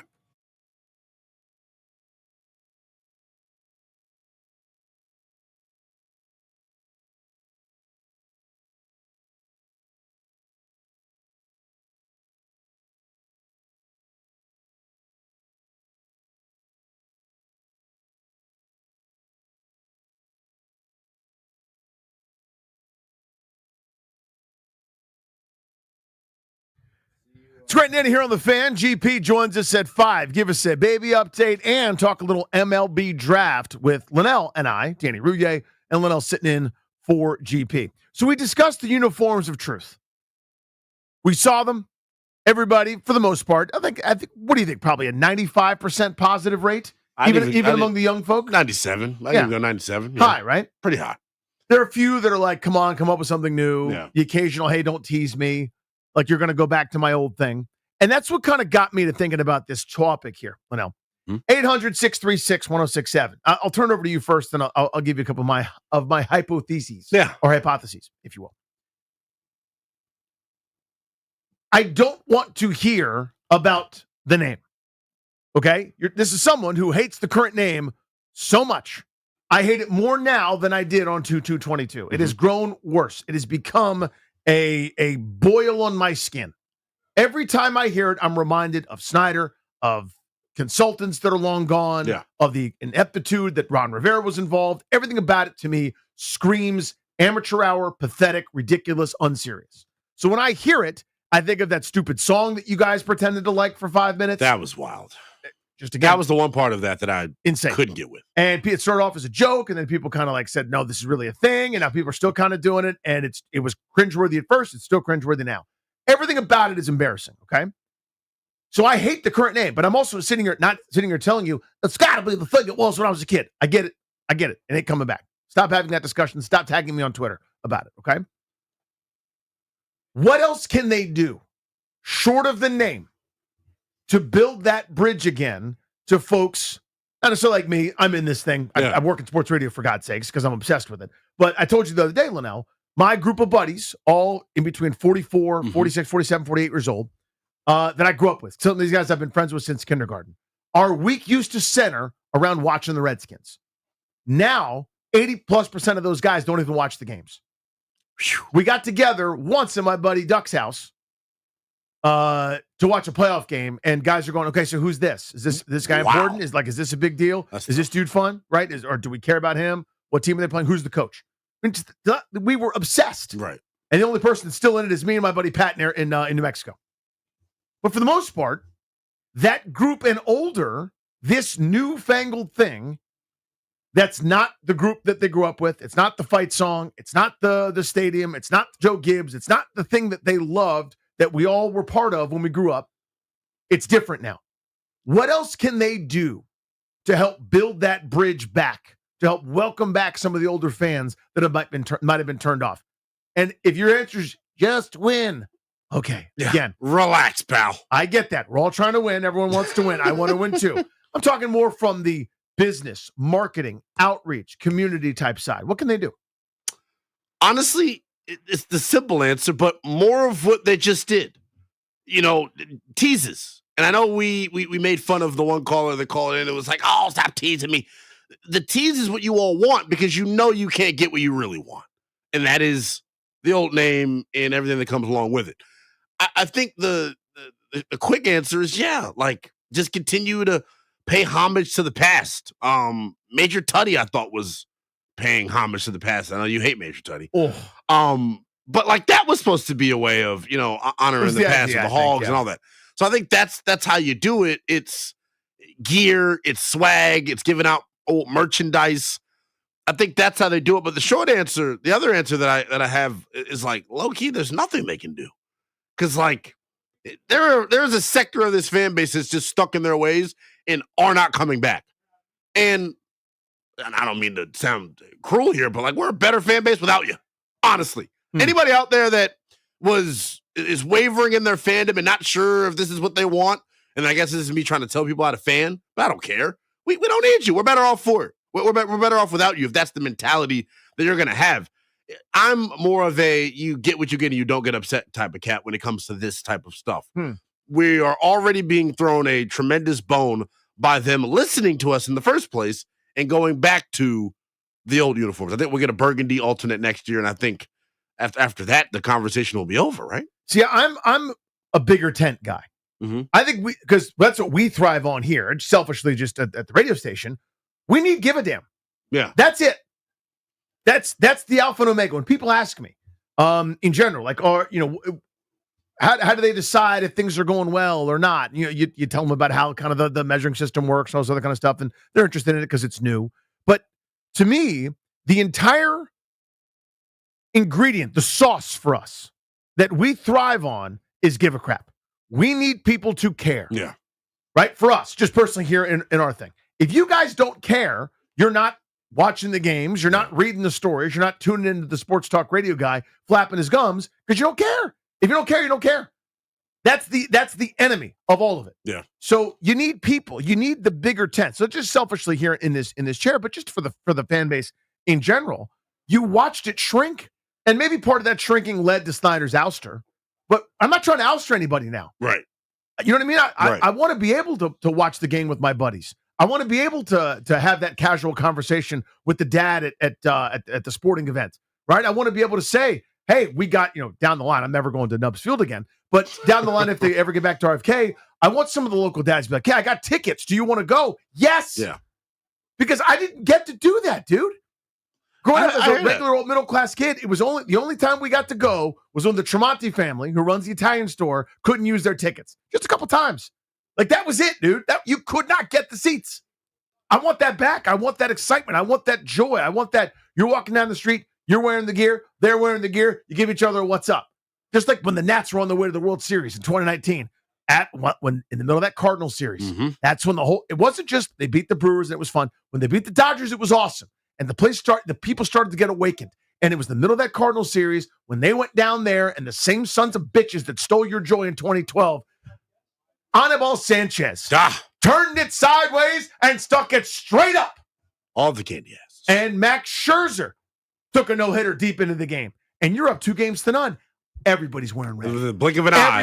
Everybody's in. Yeah. The bullpen is packed right outside. Yeah. People are watching in the pouring rain, road games. The heavy dude, God bless his tender soul, doing a slide across the dugout, bro. It can be like that, but for football. Yeah. Everybody is in. Your kids are in. They want to sit down and watch. They want the Daniels jersey. They want skin stuff for Christmas. That's it. I'm telling you, you've never seen it when it's on fire like that. And last year was a taste. A glimpse, yeah. It was a taste. It was awesome. I cried at points during last year. There were points in time last year where I was like, no way this is happening. Thinking about how crazy I am for this team. Danny, I tell the story all the time. I was raised by 2 Cowboy fans. So the fact that I am a Commanders fan at my age, when throughout my entire childhood I was teased with that stupid star saying, you can come over to the winning side at any time you want to, nephew. But I stuck it out, and I think last year, obviously was special for all of us, but for me, for different reasons. With the older fan base, though, I hear some people say, there's nothing that can get them to come back. And I think I'm talking about a specific group of people. To some, and there's a call, I think it's Joe in Arlington. It's like, I can't do it. I'm not even talking about Joe. Yeah. You know what I mean? Like, I'm talking about the guys that, like, don't have animosity or Right. ill will necessarily, but it's like, it's just not my thing. What can they do for them? 800-636-1067. D and Chantilly. What can they do to reach older fans to kind of bring them back into the fold? Hey, what's up, guys? How's it going? Hey, buddy. Good, man. Hey, man, I'm 48 years old. I've been a fan since the Dolphins and the Raiders Super Bowl. They've already done too much, to be completely honest with you, man. The people in my generation who want RFK, the people in my generation who need uniforms and who care about the name, it's like being married to a woman who wants a $5 million house, and you give it to her. Like she didn't think you could really do it. You finally give it to her, and she's like, "But what about the curtains? I gave you the house. We don't have Snyder anymore. Like, since when is that not enough?" Yeah, I hear that. Come on, guys. We got to stop crying about it and be a fan. And we don't need to cater to my generation. We need to cater to the people who enjoy the team. And that's all I really. No, I hear you, and I appreciate it, buddy. So I hear that. I listen, because it sounds like, and I'm not picking on D at all, but I hear that sometimes. And what I mean and I mean this respectfully, they got you, D. Yeah. You know what I mean? They're not worried Hook, about line, you. and sinker. Yeah. And there's no problem with that. We thrive on that. We need that. They got me. Right. Rationally, I would have quit years ago if I could have quit. I would have just said, I'm not a fan, but I am. I would have been lying to myself. The point is, there is a group from the business perspective, from a fandom perspective. If you want to turn your back on other folks that haven't, that wavered or didn't remain faithful, that's your call. It's your fandom. Do what you want with it. My point is, what other bridges can they build to welcome some of those folks back? Right? Because I got some texts. I got some, oh, dude, have you seen this? Have you seen this? That's exciting for my age and up. And maybe some younger folks too, but it's basically the guys that they broke the connection with. You wonder what else can they do. So I appreciate the phone call. 800-636-1067 before Grant joins us at 5. What can the local 53, what can they do to bring back some of the older fans that might feel disconnected?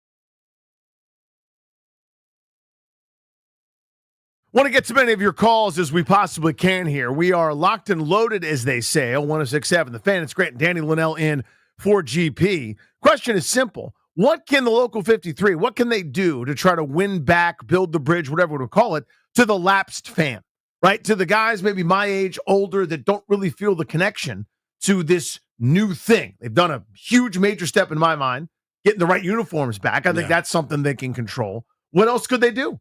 Let's go to Brent in Bethesda. Brent, what's up, bud? What's up, Brent? How are you guys? I'm great. Thanks for taking my call. Got it. I'm 55. I went to the Riggin Super Bowl. My dad, 85, got the season ticket. So I know the feeling. Mm-hmm. I think community engagement is the number one thing they could do. Real community engagement. You want to pay homage to the Hogs? Throw a barbecue in Chantilly, in PG, in DC. Like, do real things that bring the community back. And I think older people, that's the spirit that they miss now, is that spirit's not there where you see a guy with a Redskins sticker on his car and you honk. That's what I do. I love that. Yeah. I love that. So they tried to do something. What was it, like Hog and what was the restaurant name? Darius, remember they tried to do that like Redskins themed restaurant, like Hog and Q and Hog and Hale or something like that out in One Loud. You know what I'm talking about? And it lasted for an hour. Not like that, where it's a money-making gimmick. You just do nice things. You know what I mean? Let's go to Jason, Richmond. What can they do to bring back some older fans? Hey, you know what? First of all, I'm from the Redskins area where Larry Brown was a running back. There you go. You know, yeah, so I've been there and love the Redskin name, but like one of your earlier callers said, we can look at that, we can look at nostalgia, but we got to move on. I hated the Commander's name, but you know what? I'm on it now. You know, because this is who we are. Let's get behind the team for what they are, and we move on. Because you know what? Your youngsters, your kids, they're not going to remember what the Redskins are. They'll remember what the Commanders are. So we, as old people, we got to say, hey, it's time for the newer generation to get behind this team, and let's move on and let's do what we got to do. Appreciate you, Jason. Thanks, Jason. I just think it's such a tough line for the team to walk, because you've heard the exact opposite. I'm not ripping Jason. The opposite is you've got to do as much as you can for the older folks who remember this thing. Right. Let's be inclusive of them, but then he's going, hey, we got to move on. I don't know how you do that. I don't know how you move on and honor the past at the same time. Who's more important, though, here? The older fans or the new fans? That's like, from the team's perspective. If you're asking for a long-term view, the quote-unquote newer fan is more important. That's the long-term dollar spender, faithful, etc. So, yeah, obviously, maybe with an eye towards that, if that's your tiebreaker. But it's not to, I don't want to say it in a nicer way, not for me, but my buddies, they got some cash to spend. Yeah. Right? If they may forego that second trip to Turks and Caicos for season tickets. Yeah. See what I'm saying? Like, they're the ones that fill your coffers. The disposable income, 45, 50, whatever year olds, they got the means to do it, to go to those games and to go to your events. I didn't have any money in my 20s. When I was a teenager, again, I was hoping for tickets from somebody else. Right. I wasn't going to go spend a bunch of money, but the people that do, you want them included also. Can they give or do more things for free?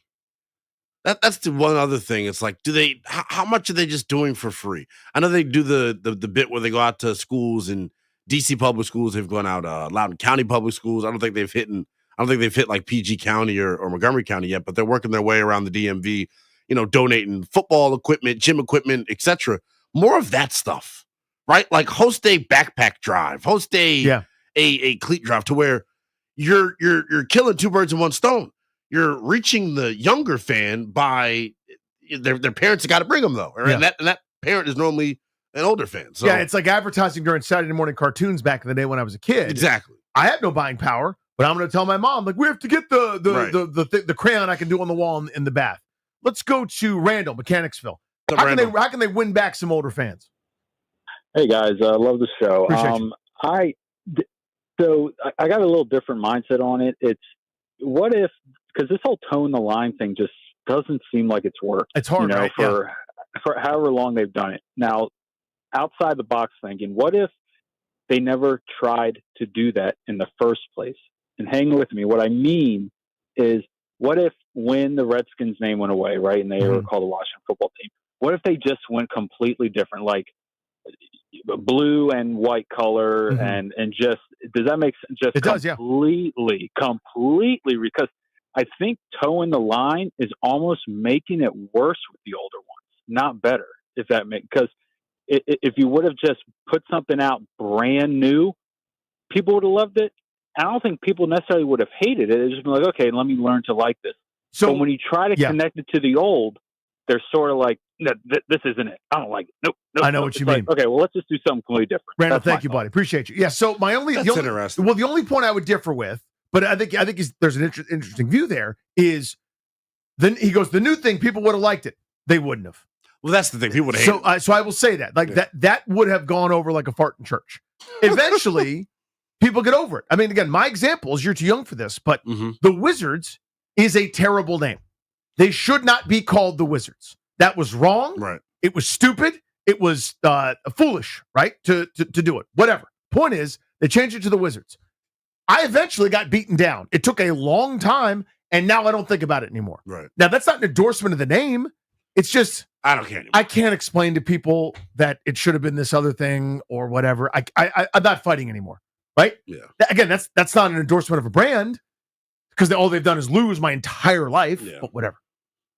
Sean, Falls Church. What's up, bud? You're on the Fan. Hey guys, thanks for taking my call. So for me, it would be bringing back the marching band. The first time I actually ever got tickets was because my dad knew one of the trumpet players. You can play the fight song, you can play military marches, you can do things like the old, like the new, bring it all together. And Danny, I know that you're not a huge fan of the Wizards. You can call them the Washington Tanks because that's all they're doing these days. Well, let me qualify. I'm an enormous Wizards fan. That's all I want to do is to have them have a 50-win season before I am cold, toes up in the ground. I'm thinking. Joe Arlington, what's up, dude? You're on the Fan. Yeah, hey, I think you had mentioned earlier you thought my basis here was animosity. I don't think that's accurate. I mean, I might have some animosity towards the way the fan base has been treated, but it's mostly just a detachment. I have no interest in the Washington Commanders, no emotional ties at all. So that's why I'm not interested. It's not really animosity per se. But well, Joe, I apologize if I painted the wrong picture. I didn't mean to criticize or cast any aspersions. I was just using an example, and I think I got your name right, that it was you who said, I just don't feel that connection anymore. And that's all I meant. So I apologize if it sounded like I was insulting you or anything. No, that's okay. But I totally get your perspective, and you weighed in on it. For those of you that maybe or your acquaintances or something, this is what I wanted to ask you, that are on the fence or aren't hey, I'll never come back, that the door's open. Is there any bridge, any way to kind of help build that you could even see, not counting you, but maybe someone that you know? I mean, and there are people I know. I'm like your buddies, and I have buddies that are like your buddies that don't have any attachment. I think this rebrand has been so screwed up. I'm not sure there's anything they could do. Maybe if when they had changed the name, they had kept everything else, the marching band, the logo, adopted a Native American theme name, maybe that would have worked, but it's way too late for that. I mean, I'm just double down on the caps and the nats. Yeah, cat's out. Yeah, it's sort of the toothpaste out of the tube there. That's tough. Let me go to Charles in Warrenton. Been very patient. Charles, what's up? You're on the Fan. Charles? Yeah, what's up, guys? Thanks for taking the call. Amen. Just maybe a wild idea, and I'm not even sure that computers existed back in the day when we were on a wait list for tickets and everything like that. But there surely has to be a mailing list that they used to have of tens of thousands of fans that were, desperate to get tickets, and maybe reach out to some of them from the old mailing list and throw some bones to them, maybe some merch or some preseason tickets, something like that, just to say, hey, listen, we're still here and we want you back. I love that. Yeah. Charles, I love that because and I appreciate that. That's two birds with one stone, by the way. You're getting contact info, you're getting people to opt in, you're getting people for interest, and you're giving them something. Right. There's nothing like being given something. I tell people this all the time when I go into stores and people behind the counter don't care at all. But when I have the app or I have the whatever, if you give me points, no, I'm so excited I got points. Yeah. I don't care about the free thing. I mean, I'm going to use it. I'm going to get it. It's about the points, though. Yeah. I love points. Give me points. Same kind of principle applies here. Yeah. Good calls on that. Appreciate you guys weighing in. Greg Paulson's little baby weighed in. We'll get the measurements, the information. He will join us next to talk about his little man in the back and about the MLB draft. That's next on The Fan.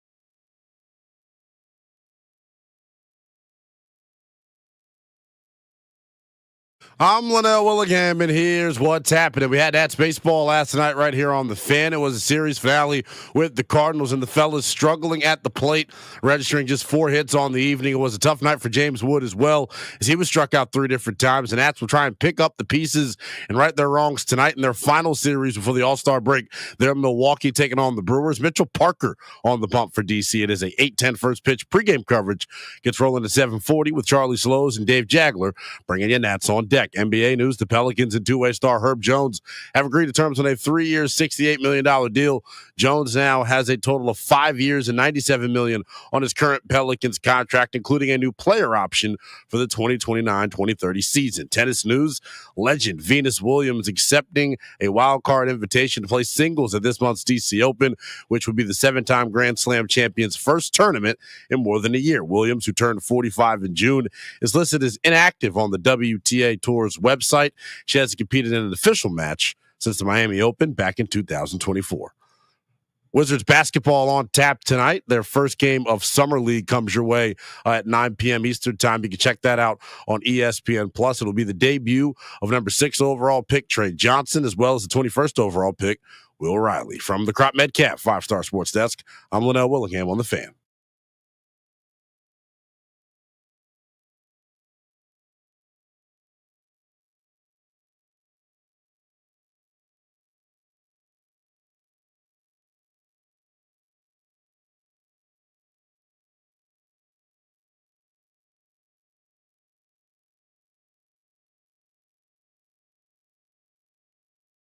Grant Nanny here on the Fan. Linnell in for GP. We are exclusively sponsored by the law firm of Condori and Morad. Estate planning, elder law, real estate transactions, probate administration. Their attorneys are always there to protect you and your family's assets. Schedule a free consultation with their team today by visiting kmlawyers.com. Be sure to let them know that we sent you. That's kmlawyers.com. A brief personal announcement, if I may, real quick, before we defer to our guy Grant here on the phones. You know who's very supportive of me on online? Who's that? Ryan's mom, Mrs. Clary. Hey, Mama Clary. Likes the stories, gives me the thumbs up when I post some stuff. It's very nice, Ryan. Yeah. She's very supportive. I love that. No, I know. My mom she retweets all of my tweets on Twitter, which I think is great. I love her for it. It's awesome. I love it. So thank you. It doesn't go unnoticed. I don't know. Instagram is very foreign to me. It basically started as people taking pictures of their food, which I think is the dumbest thing on the planet. Eat the food's there to be eaten, eat it immediately. Phone got to eat first. That's what the young people say. Right, which it does not. I'm so hungry. It's terrible. I have to eat first. I'm so hungry. That's why I'm here. I'm at this restaurant to eat the food. Then it turned into attractive people like selling weight loss supplements. Then it turned into like attractive people posting their things from other platforms, like the TikToks and whatever. Yeah. So like the controls never work for me. It's never intuitive. It doesn't make much sense. So I never quite know why I see things. It's a long way to get to that. But for whatever reason, every time Mrs. Clary likes something that I do, I see that. Yeah. I don't know why. Like I get likes, but whatever. Let's jump now to the old Rude guest hotline. Rude, the most reliable heating and air conditioning products in the DMV. We got him. Proud Papa times 4. Grant Paulson joins us. GP, what's up, dude? The creator of the president. What's going on, fellas? How are we? How's Mount Rushmore doing? Mount Rushmore is alive and well. We are now responsible for 4 children. We just got back to the house here just a bit ago. The introductions went well. Link presented the 3 children at home $5 bills with Lincoln on them, so he's trying to buy their friendship. So everything is going swimmingly. That's a good strategy. Whoever's in charge of that deserves a promotion. Let's ask about the real important stuff here. Obviously, how uncomfortable was the couch in the hospital? I mean, horrendous. It was so bad. So 2 nights, because of the timing of when we went in and when the baby was actually born. The first of the 2 nights was in like the room where you actually go through the labor and have the baby. Yep. And you're not typically supposed to stay there overnight. And so you would have thought, well, that couch was worse, and it probably was. But there was no sleeping anyway. Like by the time everything kind of calmed down, it was like 2 a.m. Then by the time it was actually ready to like have a baby, it was like 6 a.m. So there was not really sleeping. I think I probably got like 46 minutes that night. The next night, I felt pretty good about everything. It was like a bed could be made out of this couch if you hit a couple of buttons and weird contraptions. So much worse, so terrible. The way I describe it, Danny, is like each time I had to like just try to bear enough pain of like back and side and legs and everything until it got so terrible that I had to flip. And it was just like, I was like a hot dog being cooked where I had to be like, every 10 minutes you have to like readjust it. It was like, okay, I got like 5 more minutes in me of like grinning and bearing this before I have to flip over on my other side. It was the pit. So we're home. My bed has never looked better than it does right now. And tonight's going to be a good night. You excited to have another fella in the house, GP? Yeah, we had to even things out a little bit. So 2 boys, 2 girls now, which I feel good about the ratio there. We went girl, boy, girl, boy. So, yeah, they all met. Everybody's happy so far, I think, in a good place. And, I think that we have reached the end of the road. So if Danny wants to catch me, he can now catch me. Oh, so that's news we're breaking here on the program, huh? It depends who your source is. But we've reached the end of the road. I have heard that talks are far apart on this. I have heard Let's just say the McLaurin negotiation is ongoing. Yeah. Indeed. Offers have been made, but nobody's really talking right now. GP, one more baby one before we actually get to the serious stuff. You did an excellent bit, right? We talked about doing it on the show before you left on whatever that was, that Wednesday, I guess, when you took off after a couple minutes. It was perfect. Right. It's the, hey mama, we ready to go, as you soap up your hands, etc. It's a 10 out of 10 bit. You sent me a video. Yeah. I heard a mild chuckle in the background from the videographer, aka your in labor wife. Did you keep going with the bit? How did it go? Yeah. Just walk me through it. Yeah, so we ended up doing that like 4 times over I would say the first 24 or so hours we were there. It was funny because you also saw me climb in the pocket with the big peanut, what would you call that? Like it's on a pillow. Yeah, it's kind of a pillow. It's like a support pillow. Yeah, right? It's like a peanut ball that you like. The idea is you prop it between your legs during the laborious process, and it like basically helps you when you're laying on your side or whatever. So I was using that as a football, giant-sized football. And so I was like, I sent that to a couple of people, and my sister texted me back, and she's like, please tell me Allison is not recording these videos while she's in labor. And I was like, yeah, of course she is. And she's like, you're making her do that. I was like, no, she wanted to do that. But yeah, the bits went really well. Comic relief. I think I felt good about them. I think the football one actually played better than anticipated. I don't know how I had a clean pocket. I climbed pretty much the length of the room. I'll have to post that one on Instagram. Like, I think you were past the line of scrimmage, if I'm being real. You know what I mean? Like, you climbed hard in that pocket. I did, absolutely. Footwork was good. But, yes, I think I may have been past the line of scrimmage when I released the ball. But, yeah, I think in the end, I never showed it to – everyone was like, you got to show this to the nurses. And I just didn't want to do that in the event that maybe there was some offense taken, even though I befriended them. And I think by the end of the time, we had a good rapport. But it's one of those things, like, I don't know if Linnell or Ryan or the guys, like the younger guys, would get it if they haven't been in the hospital. But if you've ever had a kid, it's one of the greatest impressions ever. Yeah, so to explain it to the folks that aren't initiated, these unbelievable, high-energy, emotionally, like, giving people that are the labor and delivery nurses, it is, like, such a grind. It's so unbelievably hard. Because it's a huge deal for me. Yeah. And they've got 25 rooms of that. And they're just they're just popping back and forth, bringing human life into the world. Yeah. They're shucking and jiving. They're so prepared. They're on top of it. They are SEAL Team 6 in this regard. But part of it is this person, and then, of course, the husband, who's very uncomfortable on an uncomfortable couch, is going through this agonizing, unbelievably challenging, ridiculous process.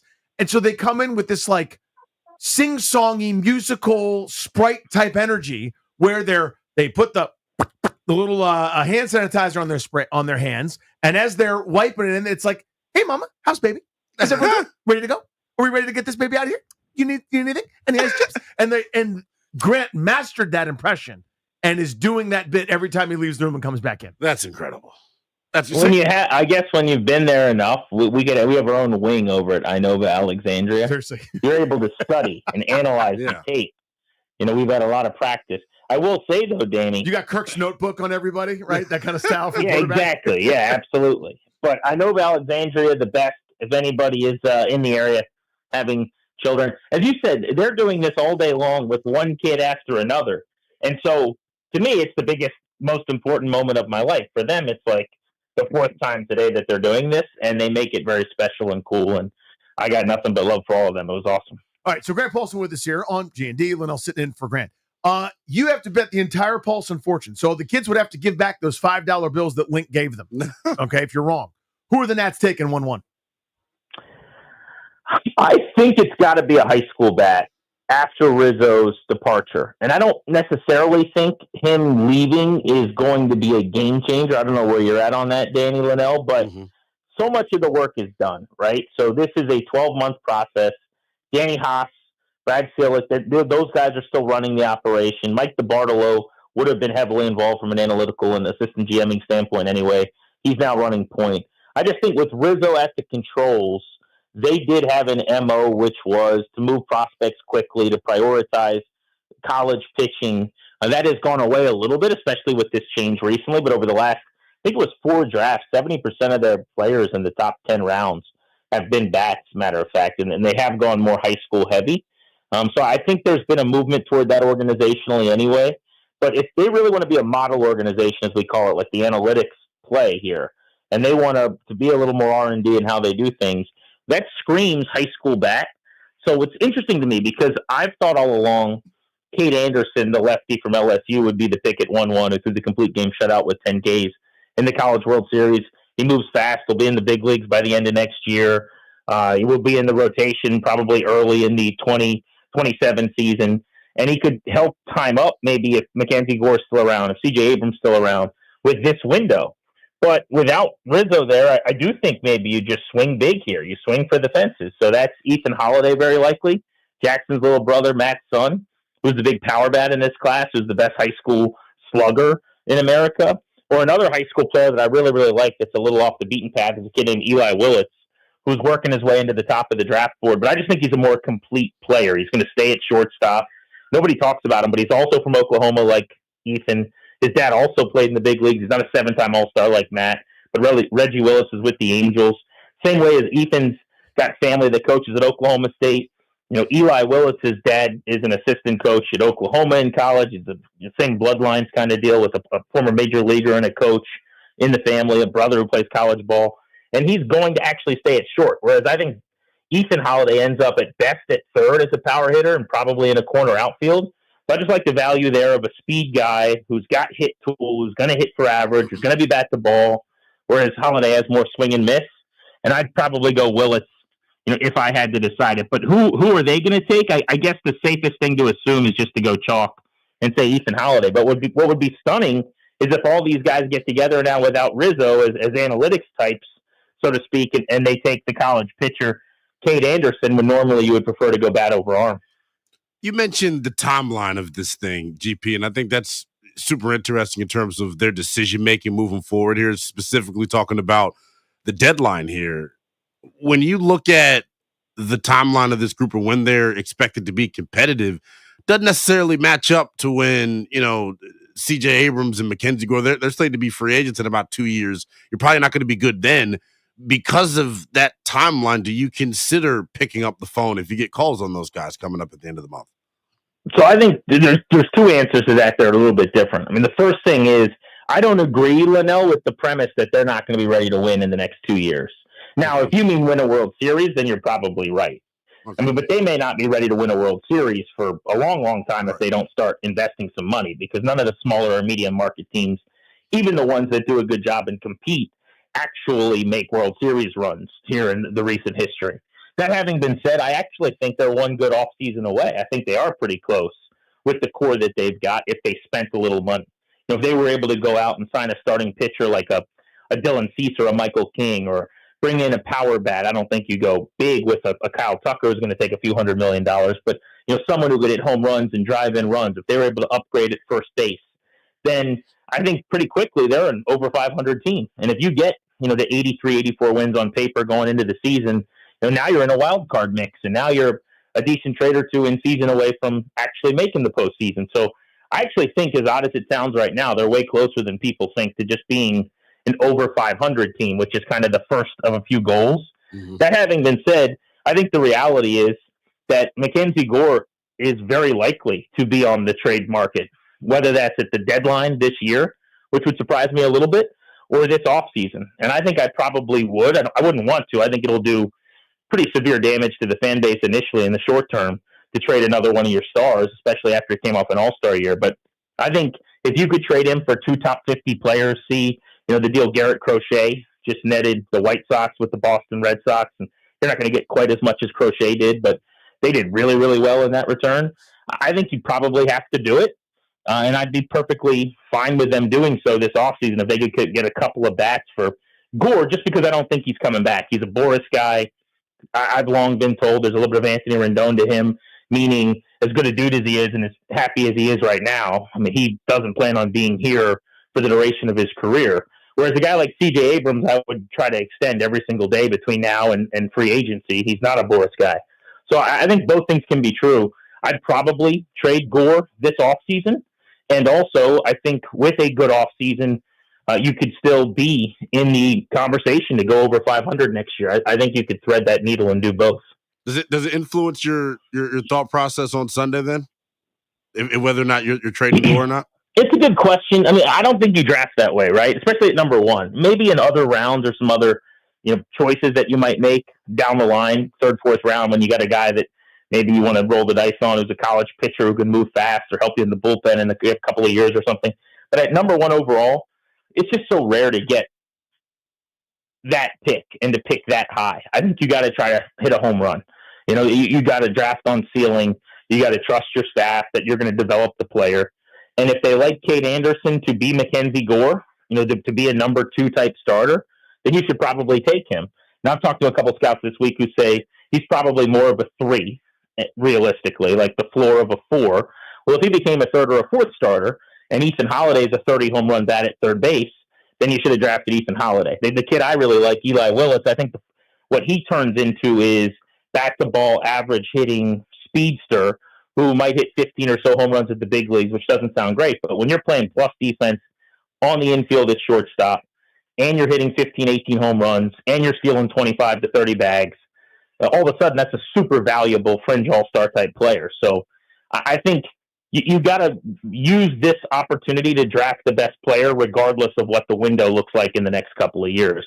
But here's the interesting question, guys. I mean, if you're Mike DiBartolo, you get one crack at this thing. Right. Do you play it a little safer so it looks better? If you draft Cade Anderson, he's getting to the big leagues faster than the high school bats, and he's probably going to be, at worst, a solid major league pitcher.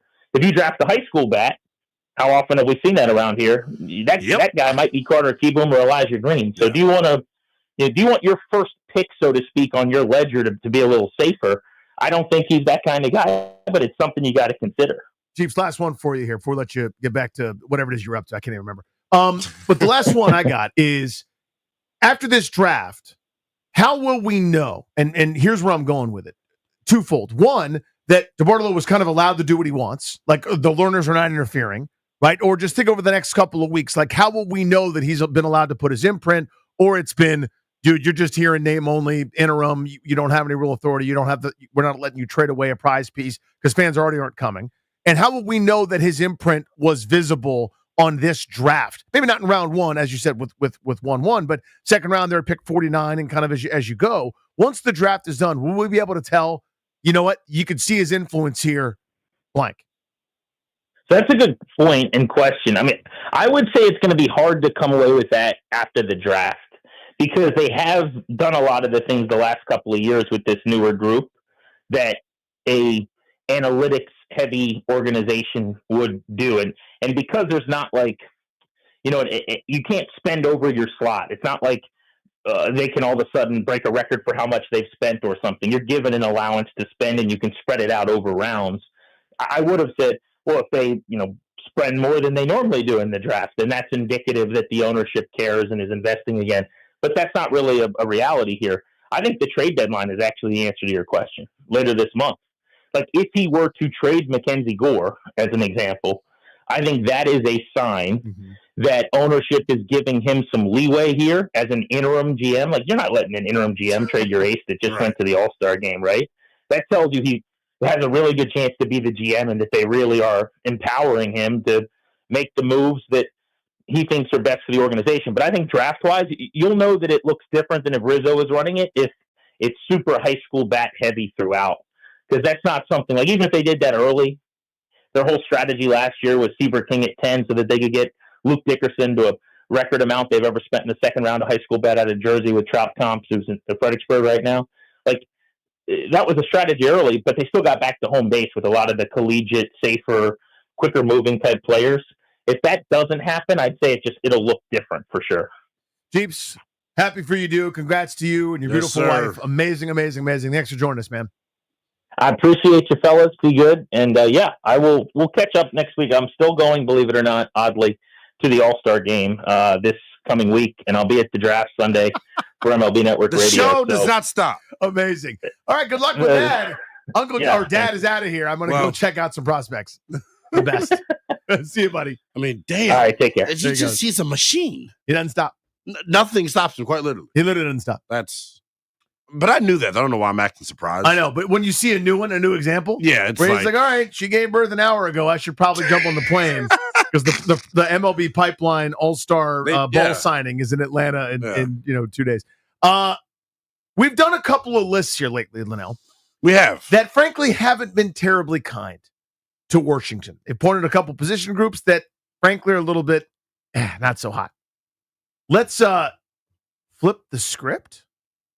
Let's switch it up a little bit. Let's what's a more hip word I could use here? Let's Uno reverse it. Uno reverse card this thing. Yeah. We've got a great list where a guy that you like is ranked real high. We'll tell you about it next.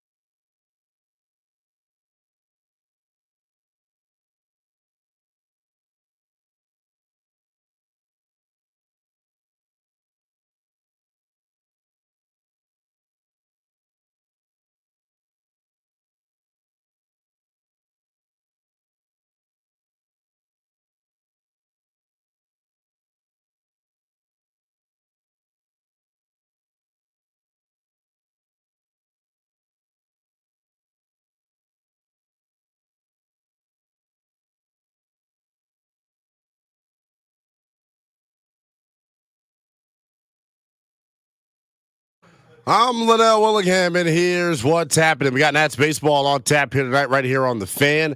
It is the final series for the All-Star break for the Curly W's. There in Milwaukee, taking on the Brewers. Mitch Parker on the bump for DC. It is a 8:10 first pitch pregame coverage. Gets rolling to 7:40 with Nats on deck. The Houston Astros calling up their top-ranked prospect, 23-year-old Bryce Matthews, coming up from AAA Sugarland earlier this afternoon. He batted .283 with an .876 OPS, 10 homers, and 39 RBIs in 73 games, while his 25 stolen bases are fourth in the Pacific Coast League. Wizards news, they're starting their summer league slate tonight against the Phoenix Suns. You're getting to see the debut of the number 6 overall pick in the draft, Trey Johnson, out of the University of Texas, as well as the 21st overall pick, Will Riley, out of the University of Illinois. It is a 9 p.m. tip-off. You can catch the action on ESPN. Sad NFL news, Chargers running back Najee Harris sustained an eye injury after a fireworks mishap at a July 4th event. His agent told ESPN. The agent said that the injury was, quote, superficial, and that Harris is expected to be ready for the upcoming NFL season.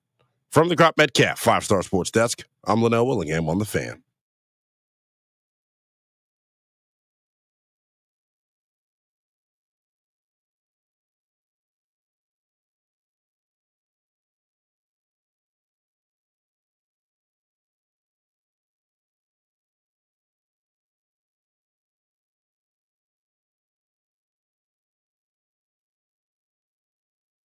Should I turn my mic on, do you guys think? I did a full intro just now to no one. I was like, why don't I hear my headphones? Because you're not on the air, idiot.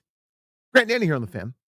Danny Rouillet, Linnell Willingham hanging out. You missed GP, who just joined us live from home.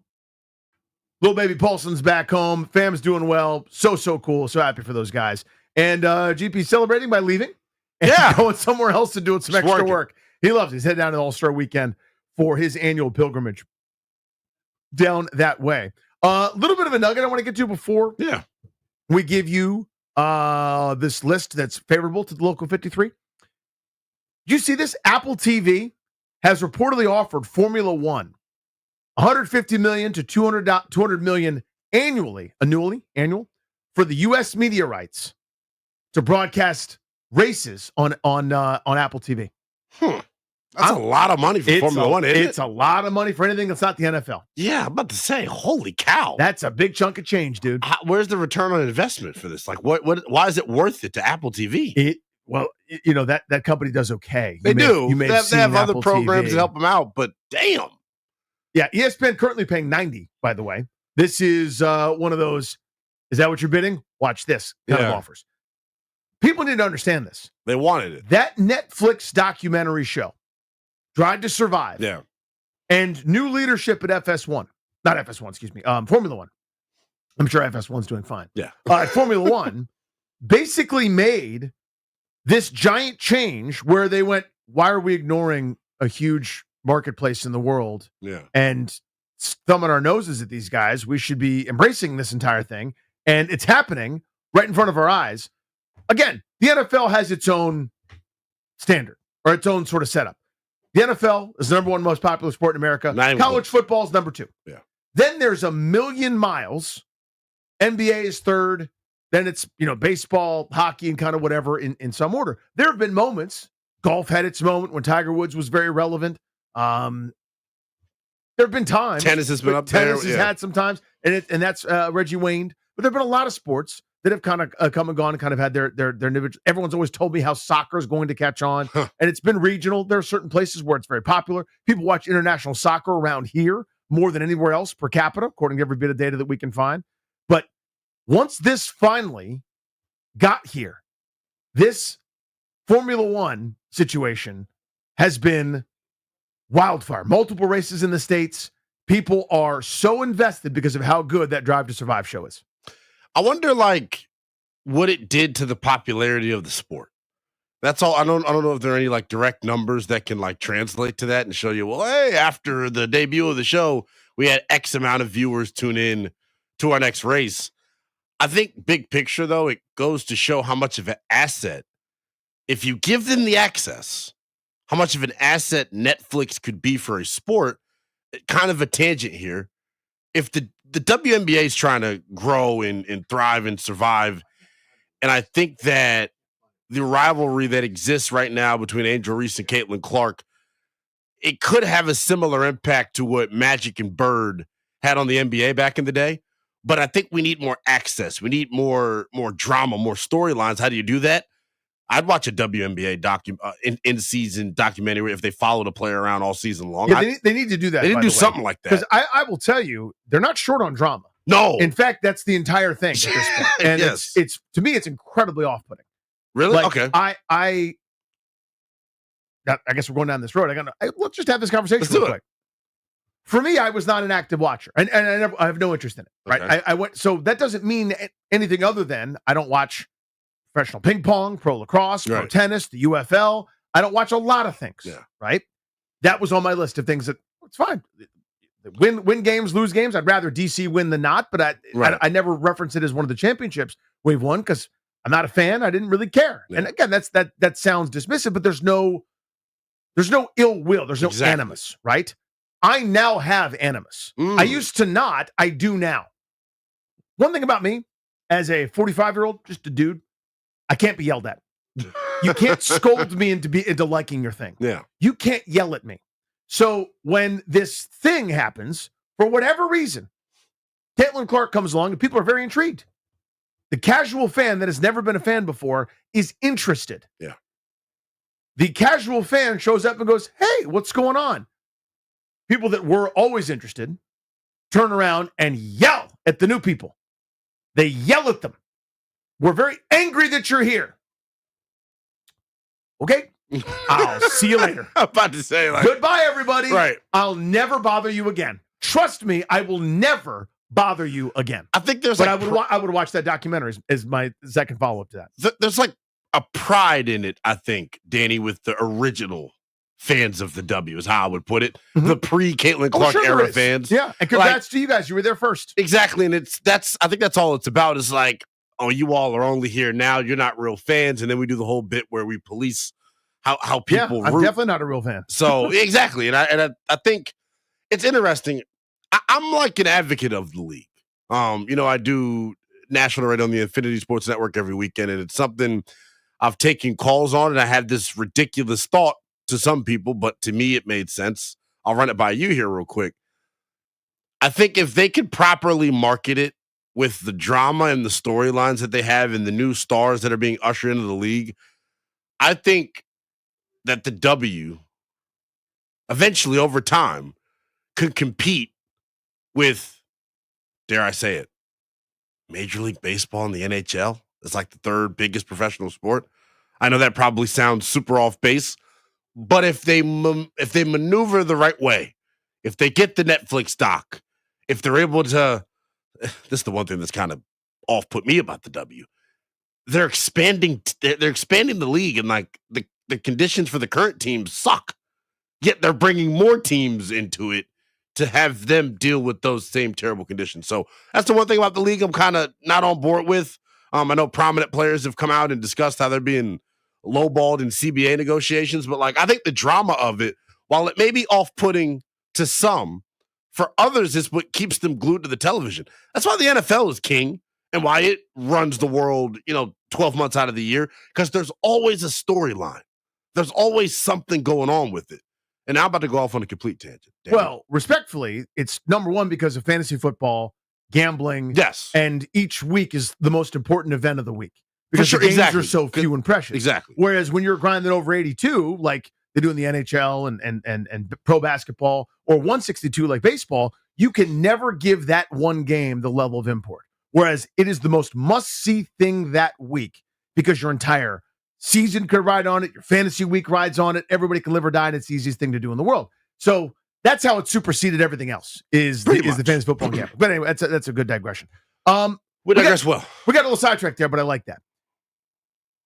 Warren Sharp, a guy that I like an awful lot. I found it, by the way, Darius. I've been looking for it the entire time. I just found the thing I'm looking for. Anyway, he's been doing a bunch of rankings. It's ranking season. His book's about to come out, etc. I got a ranking you guys are going to like. I'll pay that off, I promise, next.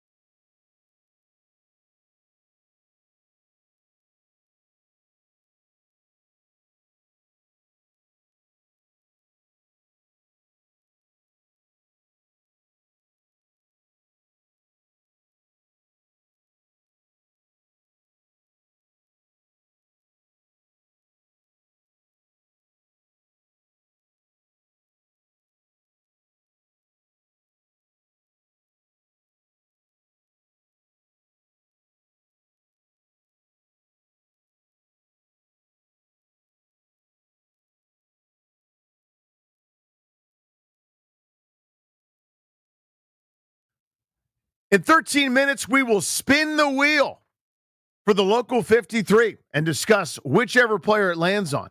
You know, each day it's been interesting. Darius, who works super hard behind the scenes on this, puts together highlight packages for each person, like whether it's draft announcements, big plays, college scouting reports, just always find some like really cool audio. So it's been really neat because you don't know where it's going to land on, and he hits play and you find out with like kind of the highlight package. So we'll see where the highlights of whoever this player is, where it lands on. We'll do that at 6 o'clock, plus get your lead off before we get out of here. But let me pay this off. Welcome back to the show. It's Grant and Danny here on the Fan. Linnell in for GP. I've been teasing this, and I saw this and I drooled. My guy, Warren Sharp, whom I love very dearly.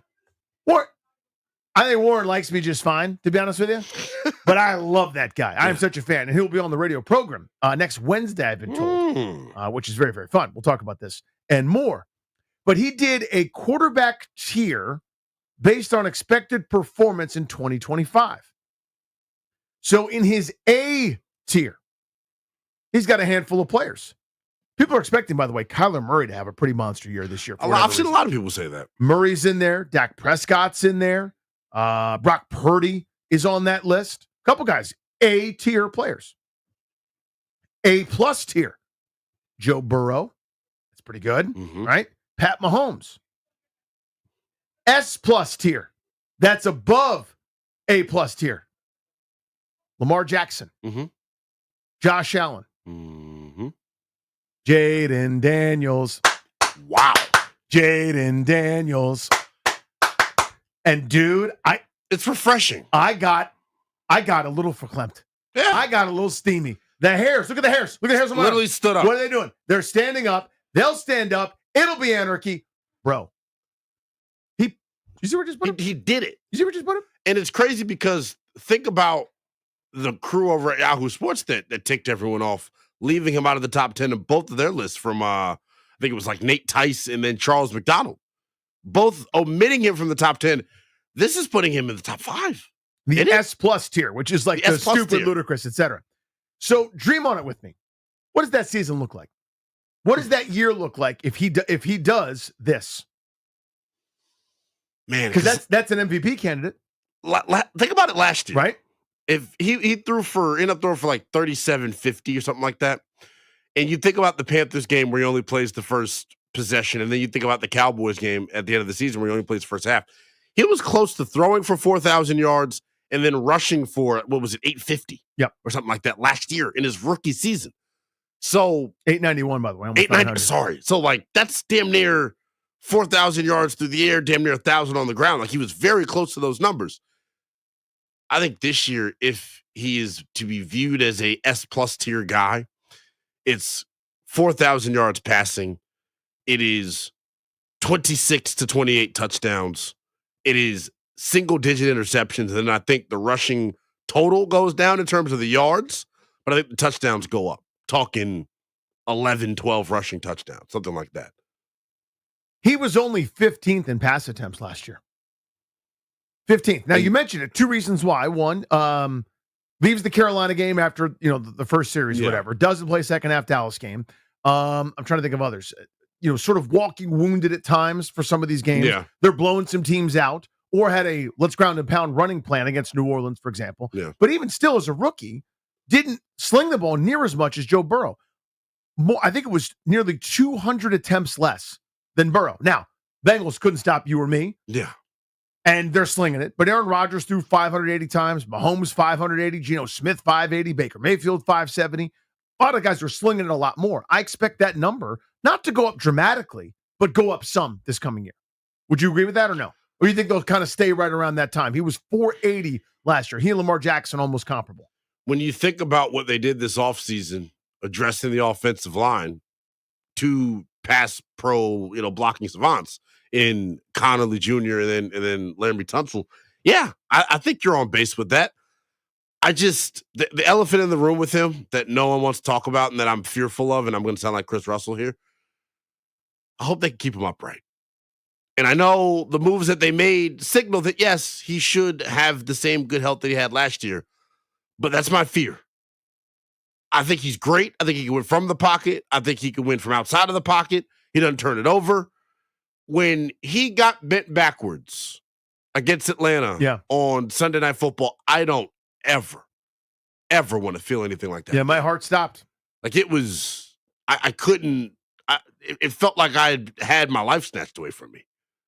So protecting him is the big thing for me. But like, I think ultimately there are more passing attempts, and I think this passing offense, takes another step because of all the continuity that they have too. So for me, I think that the pass attempts go up because they're playing better teams. I think there's more trailing. I think there's less Browns game where you're up by 30, less Titans game where you're up by 30. The divisional games are always going to be a whatever. I mean, look how bad the Giants and Cowboys were last year, and those were rock fights. Yes, both of those. Fewer Carolina Panthers game. I know he left that one with injury, but where you, me, or Marcus Mariota, whoever can hand it off and throw for 1 million yards. I think you got a tougher schedule. I think you're trailing more. I think people are going to say, all right, fine. Your legs can't beat us. We know that when you roll left, you're running. When you roll right, you're throwing.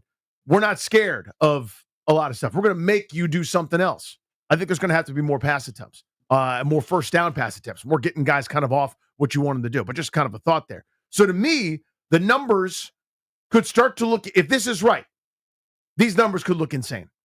If you get to 525 pass attempts, it's only a couple more per week when you break it down.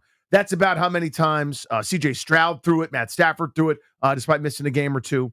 If you're in that range with some of the similar ratios, not even better ones, similar ratios to what you had, okay, you're talking 4,400 yards, probably 30, 31 touchdowns, maybe then again, similar interception totals, you'd say 9, 10, 11, 12, somewhere in there.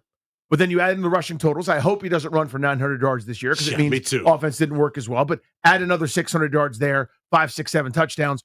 You're talking about one of those, holy crap. He had a year. Type seasons. Yeah. Right? Where you are a candidate for that most valuable player award. And someone else has a year, like say a Lamar Jackson, where he should have won it and didn't.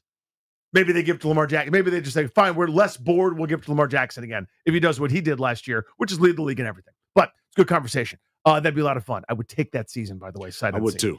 We'll spin the wheel next, plus get you a Nats leadoff. Last segment before the weekend. Great Danny here on The Fan.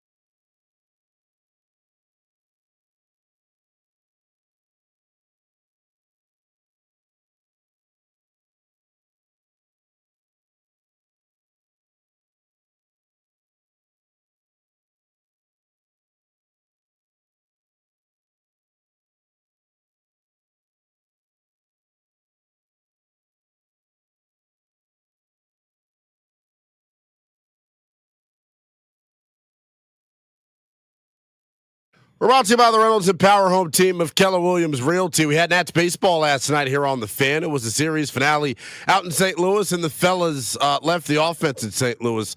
They registered just 4 hits. It was a tough night at the plate for James Wood as he was struck out 3 different times. The Nats will try and right their wrongs tonight in their final series before the All-Star break. They're in Milwaukee taking on the Brewers.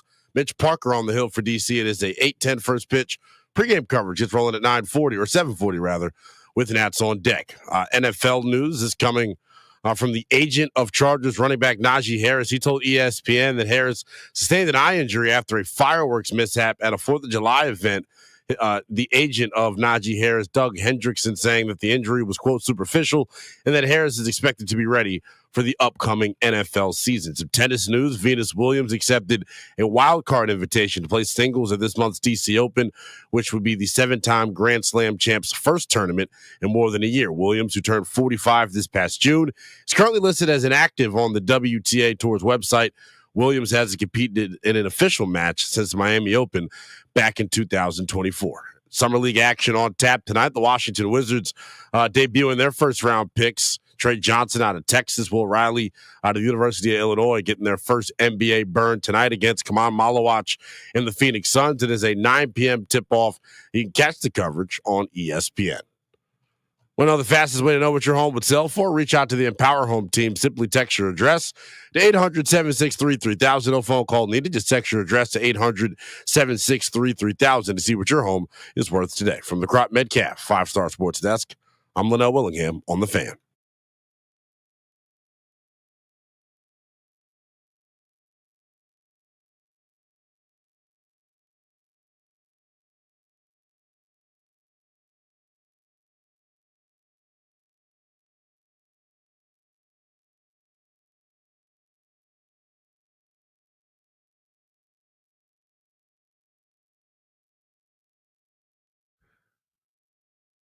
Final furlong of the week here on the Grant Nanny radio program. Linnell in for GP. We're exclusively sponsored by the law firm of Condori and Morad, estate planning, elder law, real estate transactions, probate administration.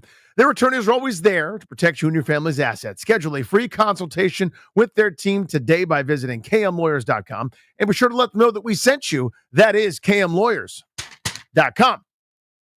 Got a Nats leadoff for you. We will do that when it's more appropriate to do it, quite frankly, a little bit closer to the time that the Nats are playing. We're not going to do it right now. That would be silly, if I'm being honest. We've been doing this, getting ready for training camp. We've been spinning the wheel of the local 53. We do not know what player is coming up, and there's usually, as I've kind of mentioned to you guys, Darius has done this unbelievable amount of work behind the scenes to put together these really cool highlight packages, Linnell. So it could be a big play, series of big plays. It could be like draft night for rookie. We did Josh Connerly, I think. Have we already done Connerly?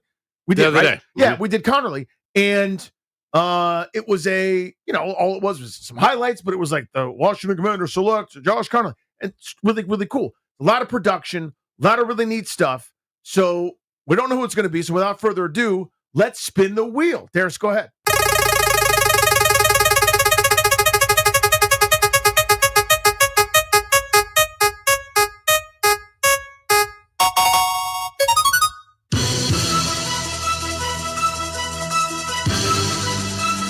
Andrew Wiley.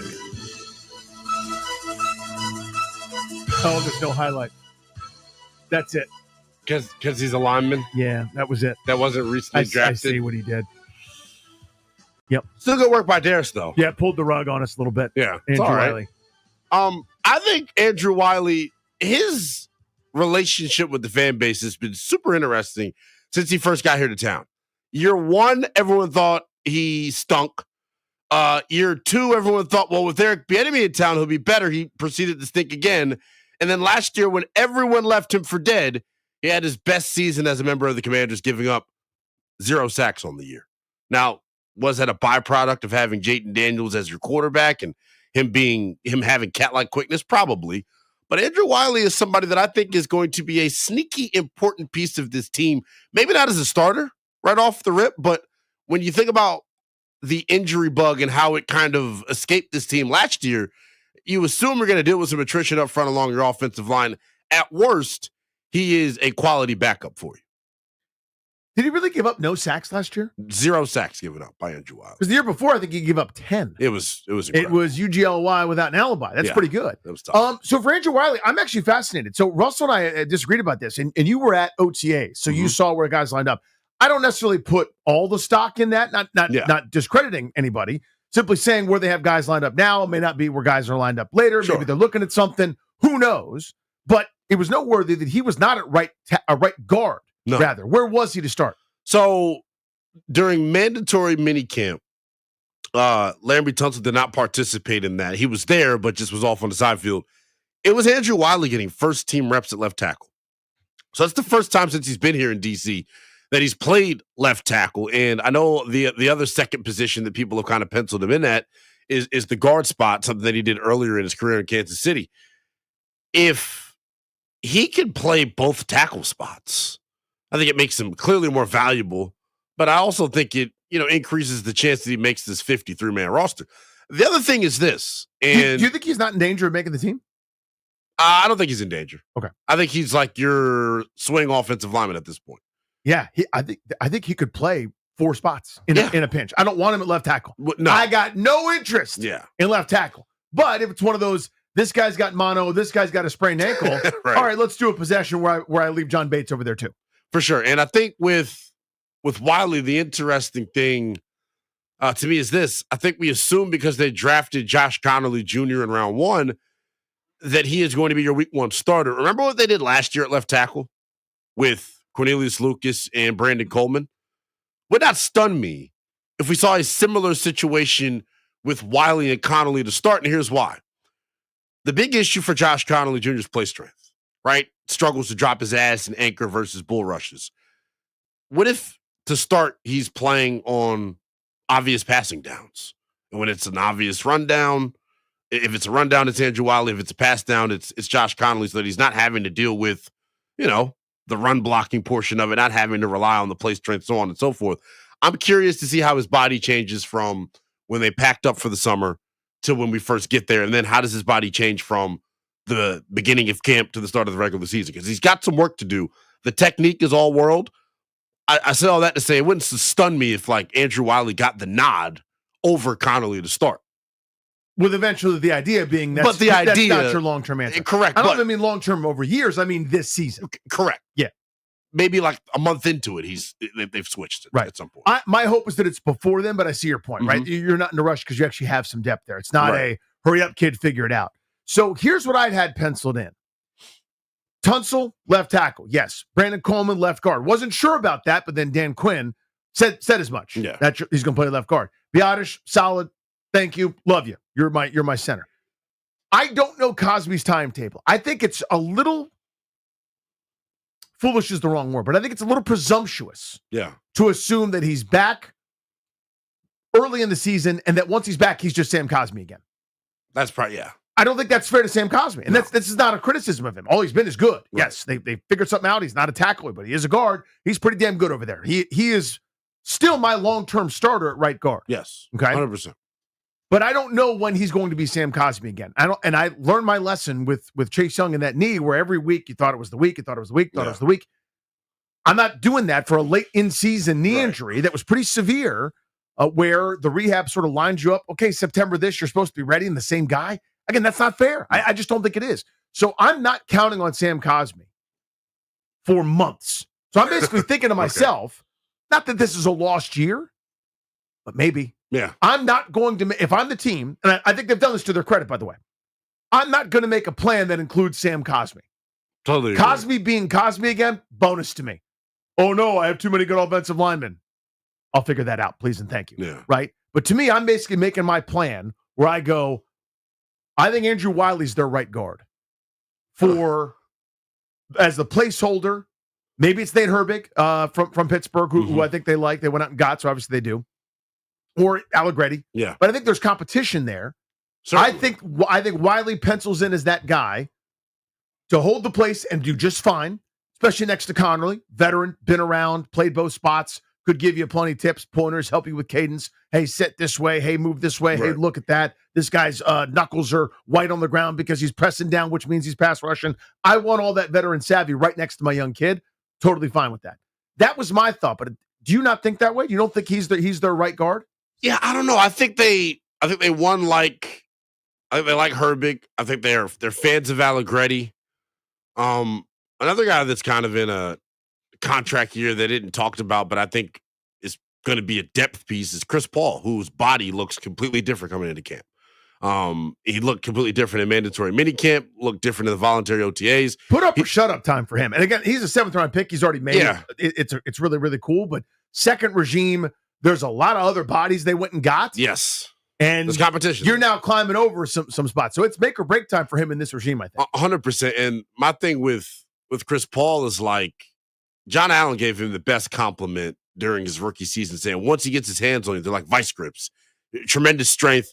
For him, it's just about playing with assertiveness and playing with a sense of urgency. I don't think he has it at times, but that's here nor there. To your point, the guard spot is interesting, and I think in a pinch, Wiley can play guard.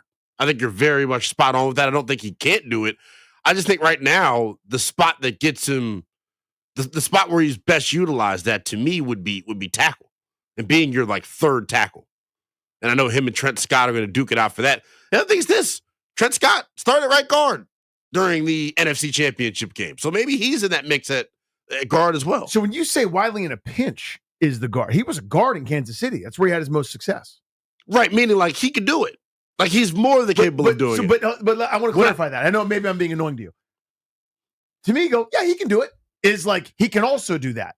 Yes, I think I prefer him at this juncture as a tackle. That's interesting because I think that's a disconnect for me. Okay, for me, thanks for playing tackle. Yeah, I really appreciate it. Yeah, I mean that. Thank you.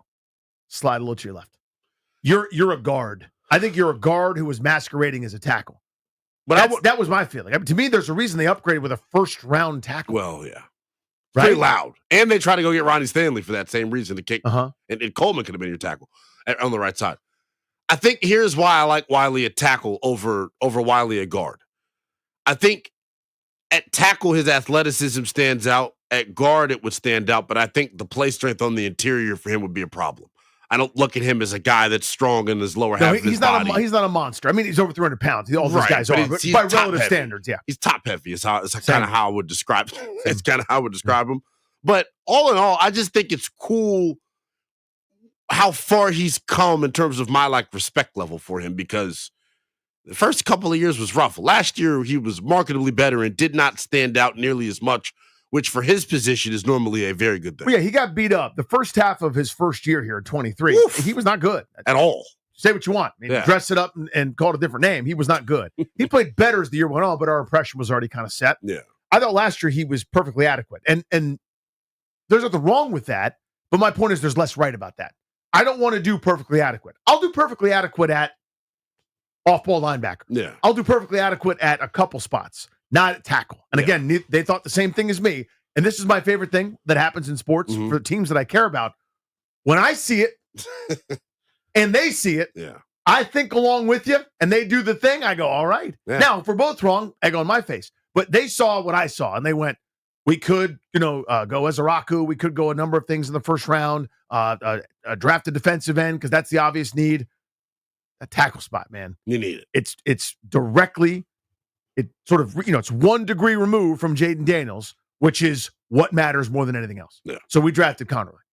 So for me, so who's in the mix for right guard then for you? If it's, I mean, obviously he's in the mix, but who is your guess at starter, non-Cosme division? It's got to be between Allegretti and Herbig.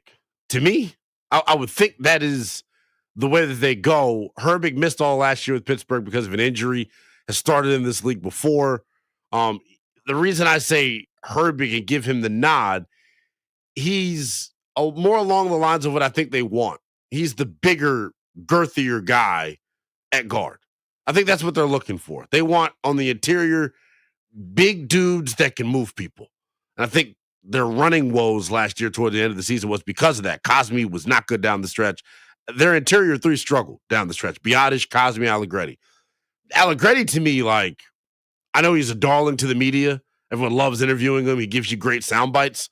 Didn't think he was that good of a football player for them last year for a multitude of different reasons. In pass protection, run blocking, I thought he wasn't quick enough to get out in front on screens and things of that nature. The guard spot's going to be interesting. I think Brandon Coleman at left guard, though, who is penciled in there, all pro potential at that spot. I genuinely think we're going to be talking about him as a Pro Bowl caliber guard right away. And then it gets me even more excited when I think about him lining up next to Tunsil and how athletic that left side of your offensive line is and what they can do. But as far as guard goes, yeah, I think it's between Allegretti and Herbig, unless Chris Paul comes out of bleeping nowhere, which I don't really expect that to happen. Hard for me to expect that at this point, right? Again, no disrespect to Chris Paul, but I don't see him overtaking other guys they've hand-selected. What really throws me, by the way, is there's another guy with an N first name, last name Herbig, that played for the Pittsburgh Steelers. I have called Nick, yeah, and Nate 31 different times, and it's going to be a problem for me the entire time. Can I see if I can get it right here? Who's the lineman for Washington? The lineman for Washington is Nate. Who plays for Pittsburgh? Nick. Who plays for Washington? Nate. When they both played for Pittsburgh, who was the lineman? Nate. Linebacker. Nick. So if my scoring is correct, you just went like 10 for 10 on Nate versus Nick. On the Nate versus Nick thing. Yeah. It's pretty impressive. And I wonder if there's any sort of way to quantify how impressed I am at that. Wow. That's how I'd say it. You couldn't have chose a better adjective? That's not an adjective. Well, that maybe sounds Am I blown away by this? I would say what?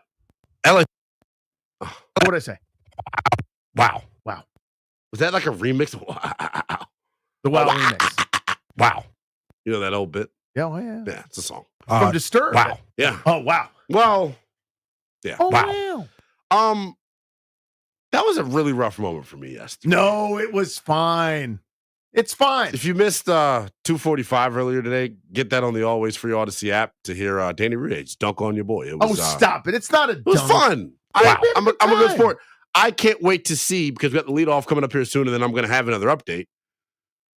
Will Darius leave the music bed up long enough, the show outro?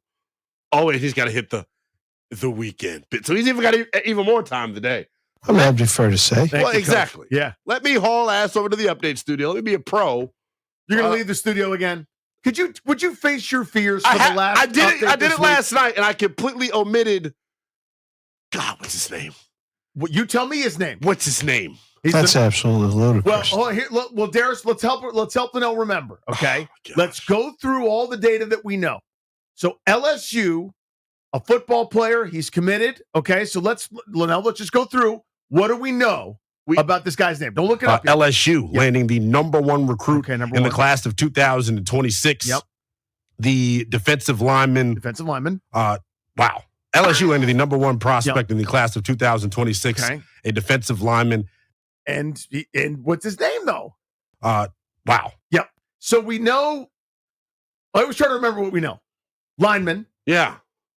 LSU. Number one. In class 26. First time they've had a number one guy since Leonard Fournette. We remember that name. Yes, important. Yeah, no. Anything else? Any other details? Wow. Yep.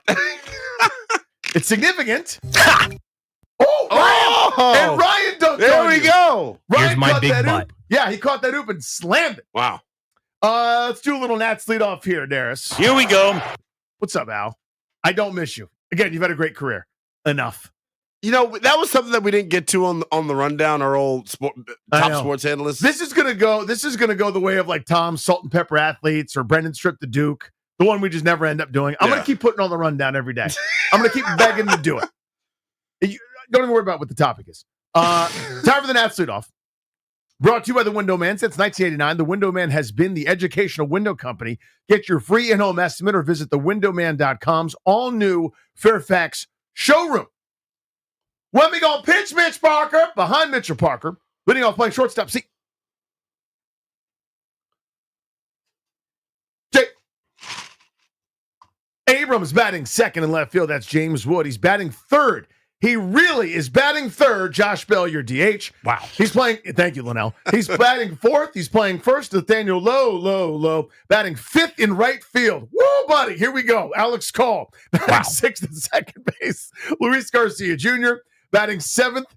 Third base, Brady House. Batting eighth in right field. That's Dalen Lyle. And batting ninth, doing the catching. That is Riley Adams' job. So there you have it.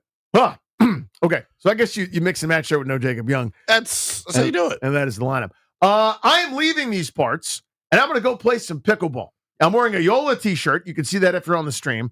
It lets people know. It says Yola 3 times just in case you're confused. And what team I'm on, that's Team Yola. Doesn't that say Jola? It looks like Jula. That's Jola, but it is German. This is the company that is German. I'm wearing my Yola t-shirt. I'm going to use my Yola Agassi 16 millimeter tonight. Huh. Right? I've gotten used to it. Is that your paddle? Is that what it's called? No. Yes. Okay. Of course it is. I thought you told. Okay. Of course it is. I had my Ben Johns Hyperion before. Okay. I've used that one into the ground. I love that one, but there's new generations now. Stop it. Wow. And I've been using my 16 millimeter lately. I didn't think I'd go back to a control paddle, but here I am. It's a little heavier, but I'm playing well at the net. I got fast enough hands. It's taken a little bit of juice out of the ball. I don't need to hit it harder. I need to hit it truer. We do not care. Shut up, Mike. I respect you, but not now. That was so sassy. Shout out to Yola. I'm going to play some pickle. Love you guys. Have a great weekend. Linnell, thank you, buddy. Yeah. Thank you for this. This was an honor. I know I couldn't do the update in front of you properly. Will you please do the update when I'm going to say thanks to Bennett, Ryan, and Darius. Yeah. For Linnell, have a great weekend, everybody. I'm going to walk out of the room. I'm going to pack my stuff up. Stay right I'm saying here. I'm packing my stuff up. Okay, bet. Will you do the update here? I'm going to try. Leave me on the stream for the update. How about that? As the wise Jedi Master Yoda said once. Who's Yoda? Stop, don't you do this to me now. Do or do not. There is no try. There is no try. Do or do not. It's a way to live your life. I'll try. Do it or don't. See what I'm saying? Yeah. Do it. So I'm going to do it. Thanks to Bennett. Thanks to Ryan. Thanks to Darius. I'm Danny for Linnell. Have a great weekend, everybody. And listen in for this update. Ladies and gentlemen, the weekend.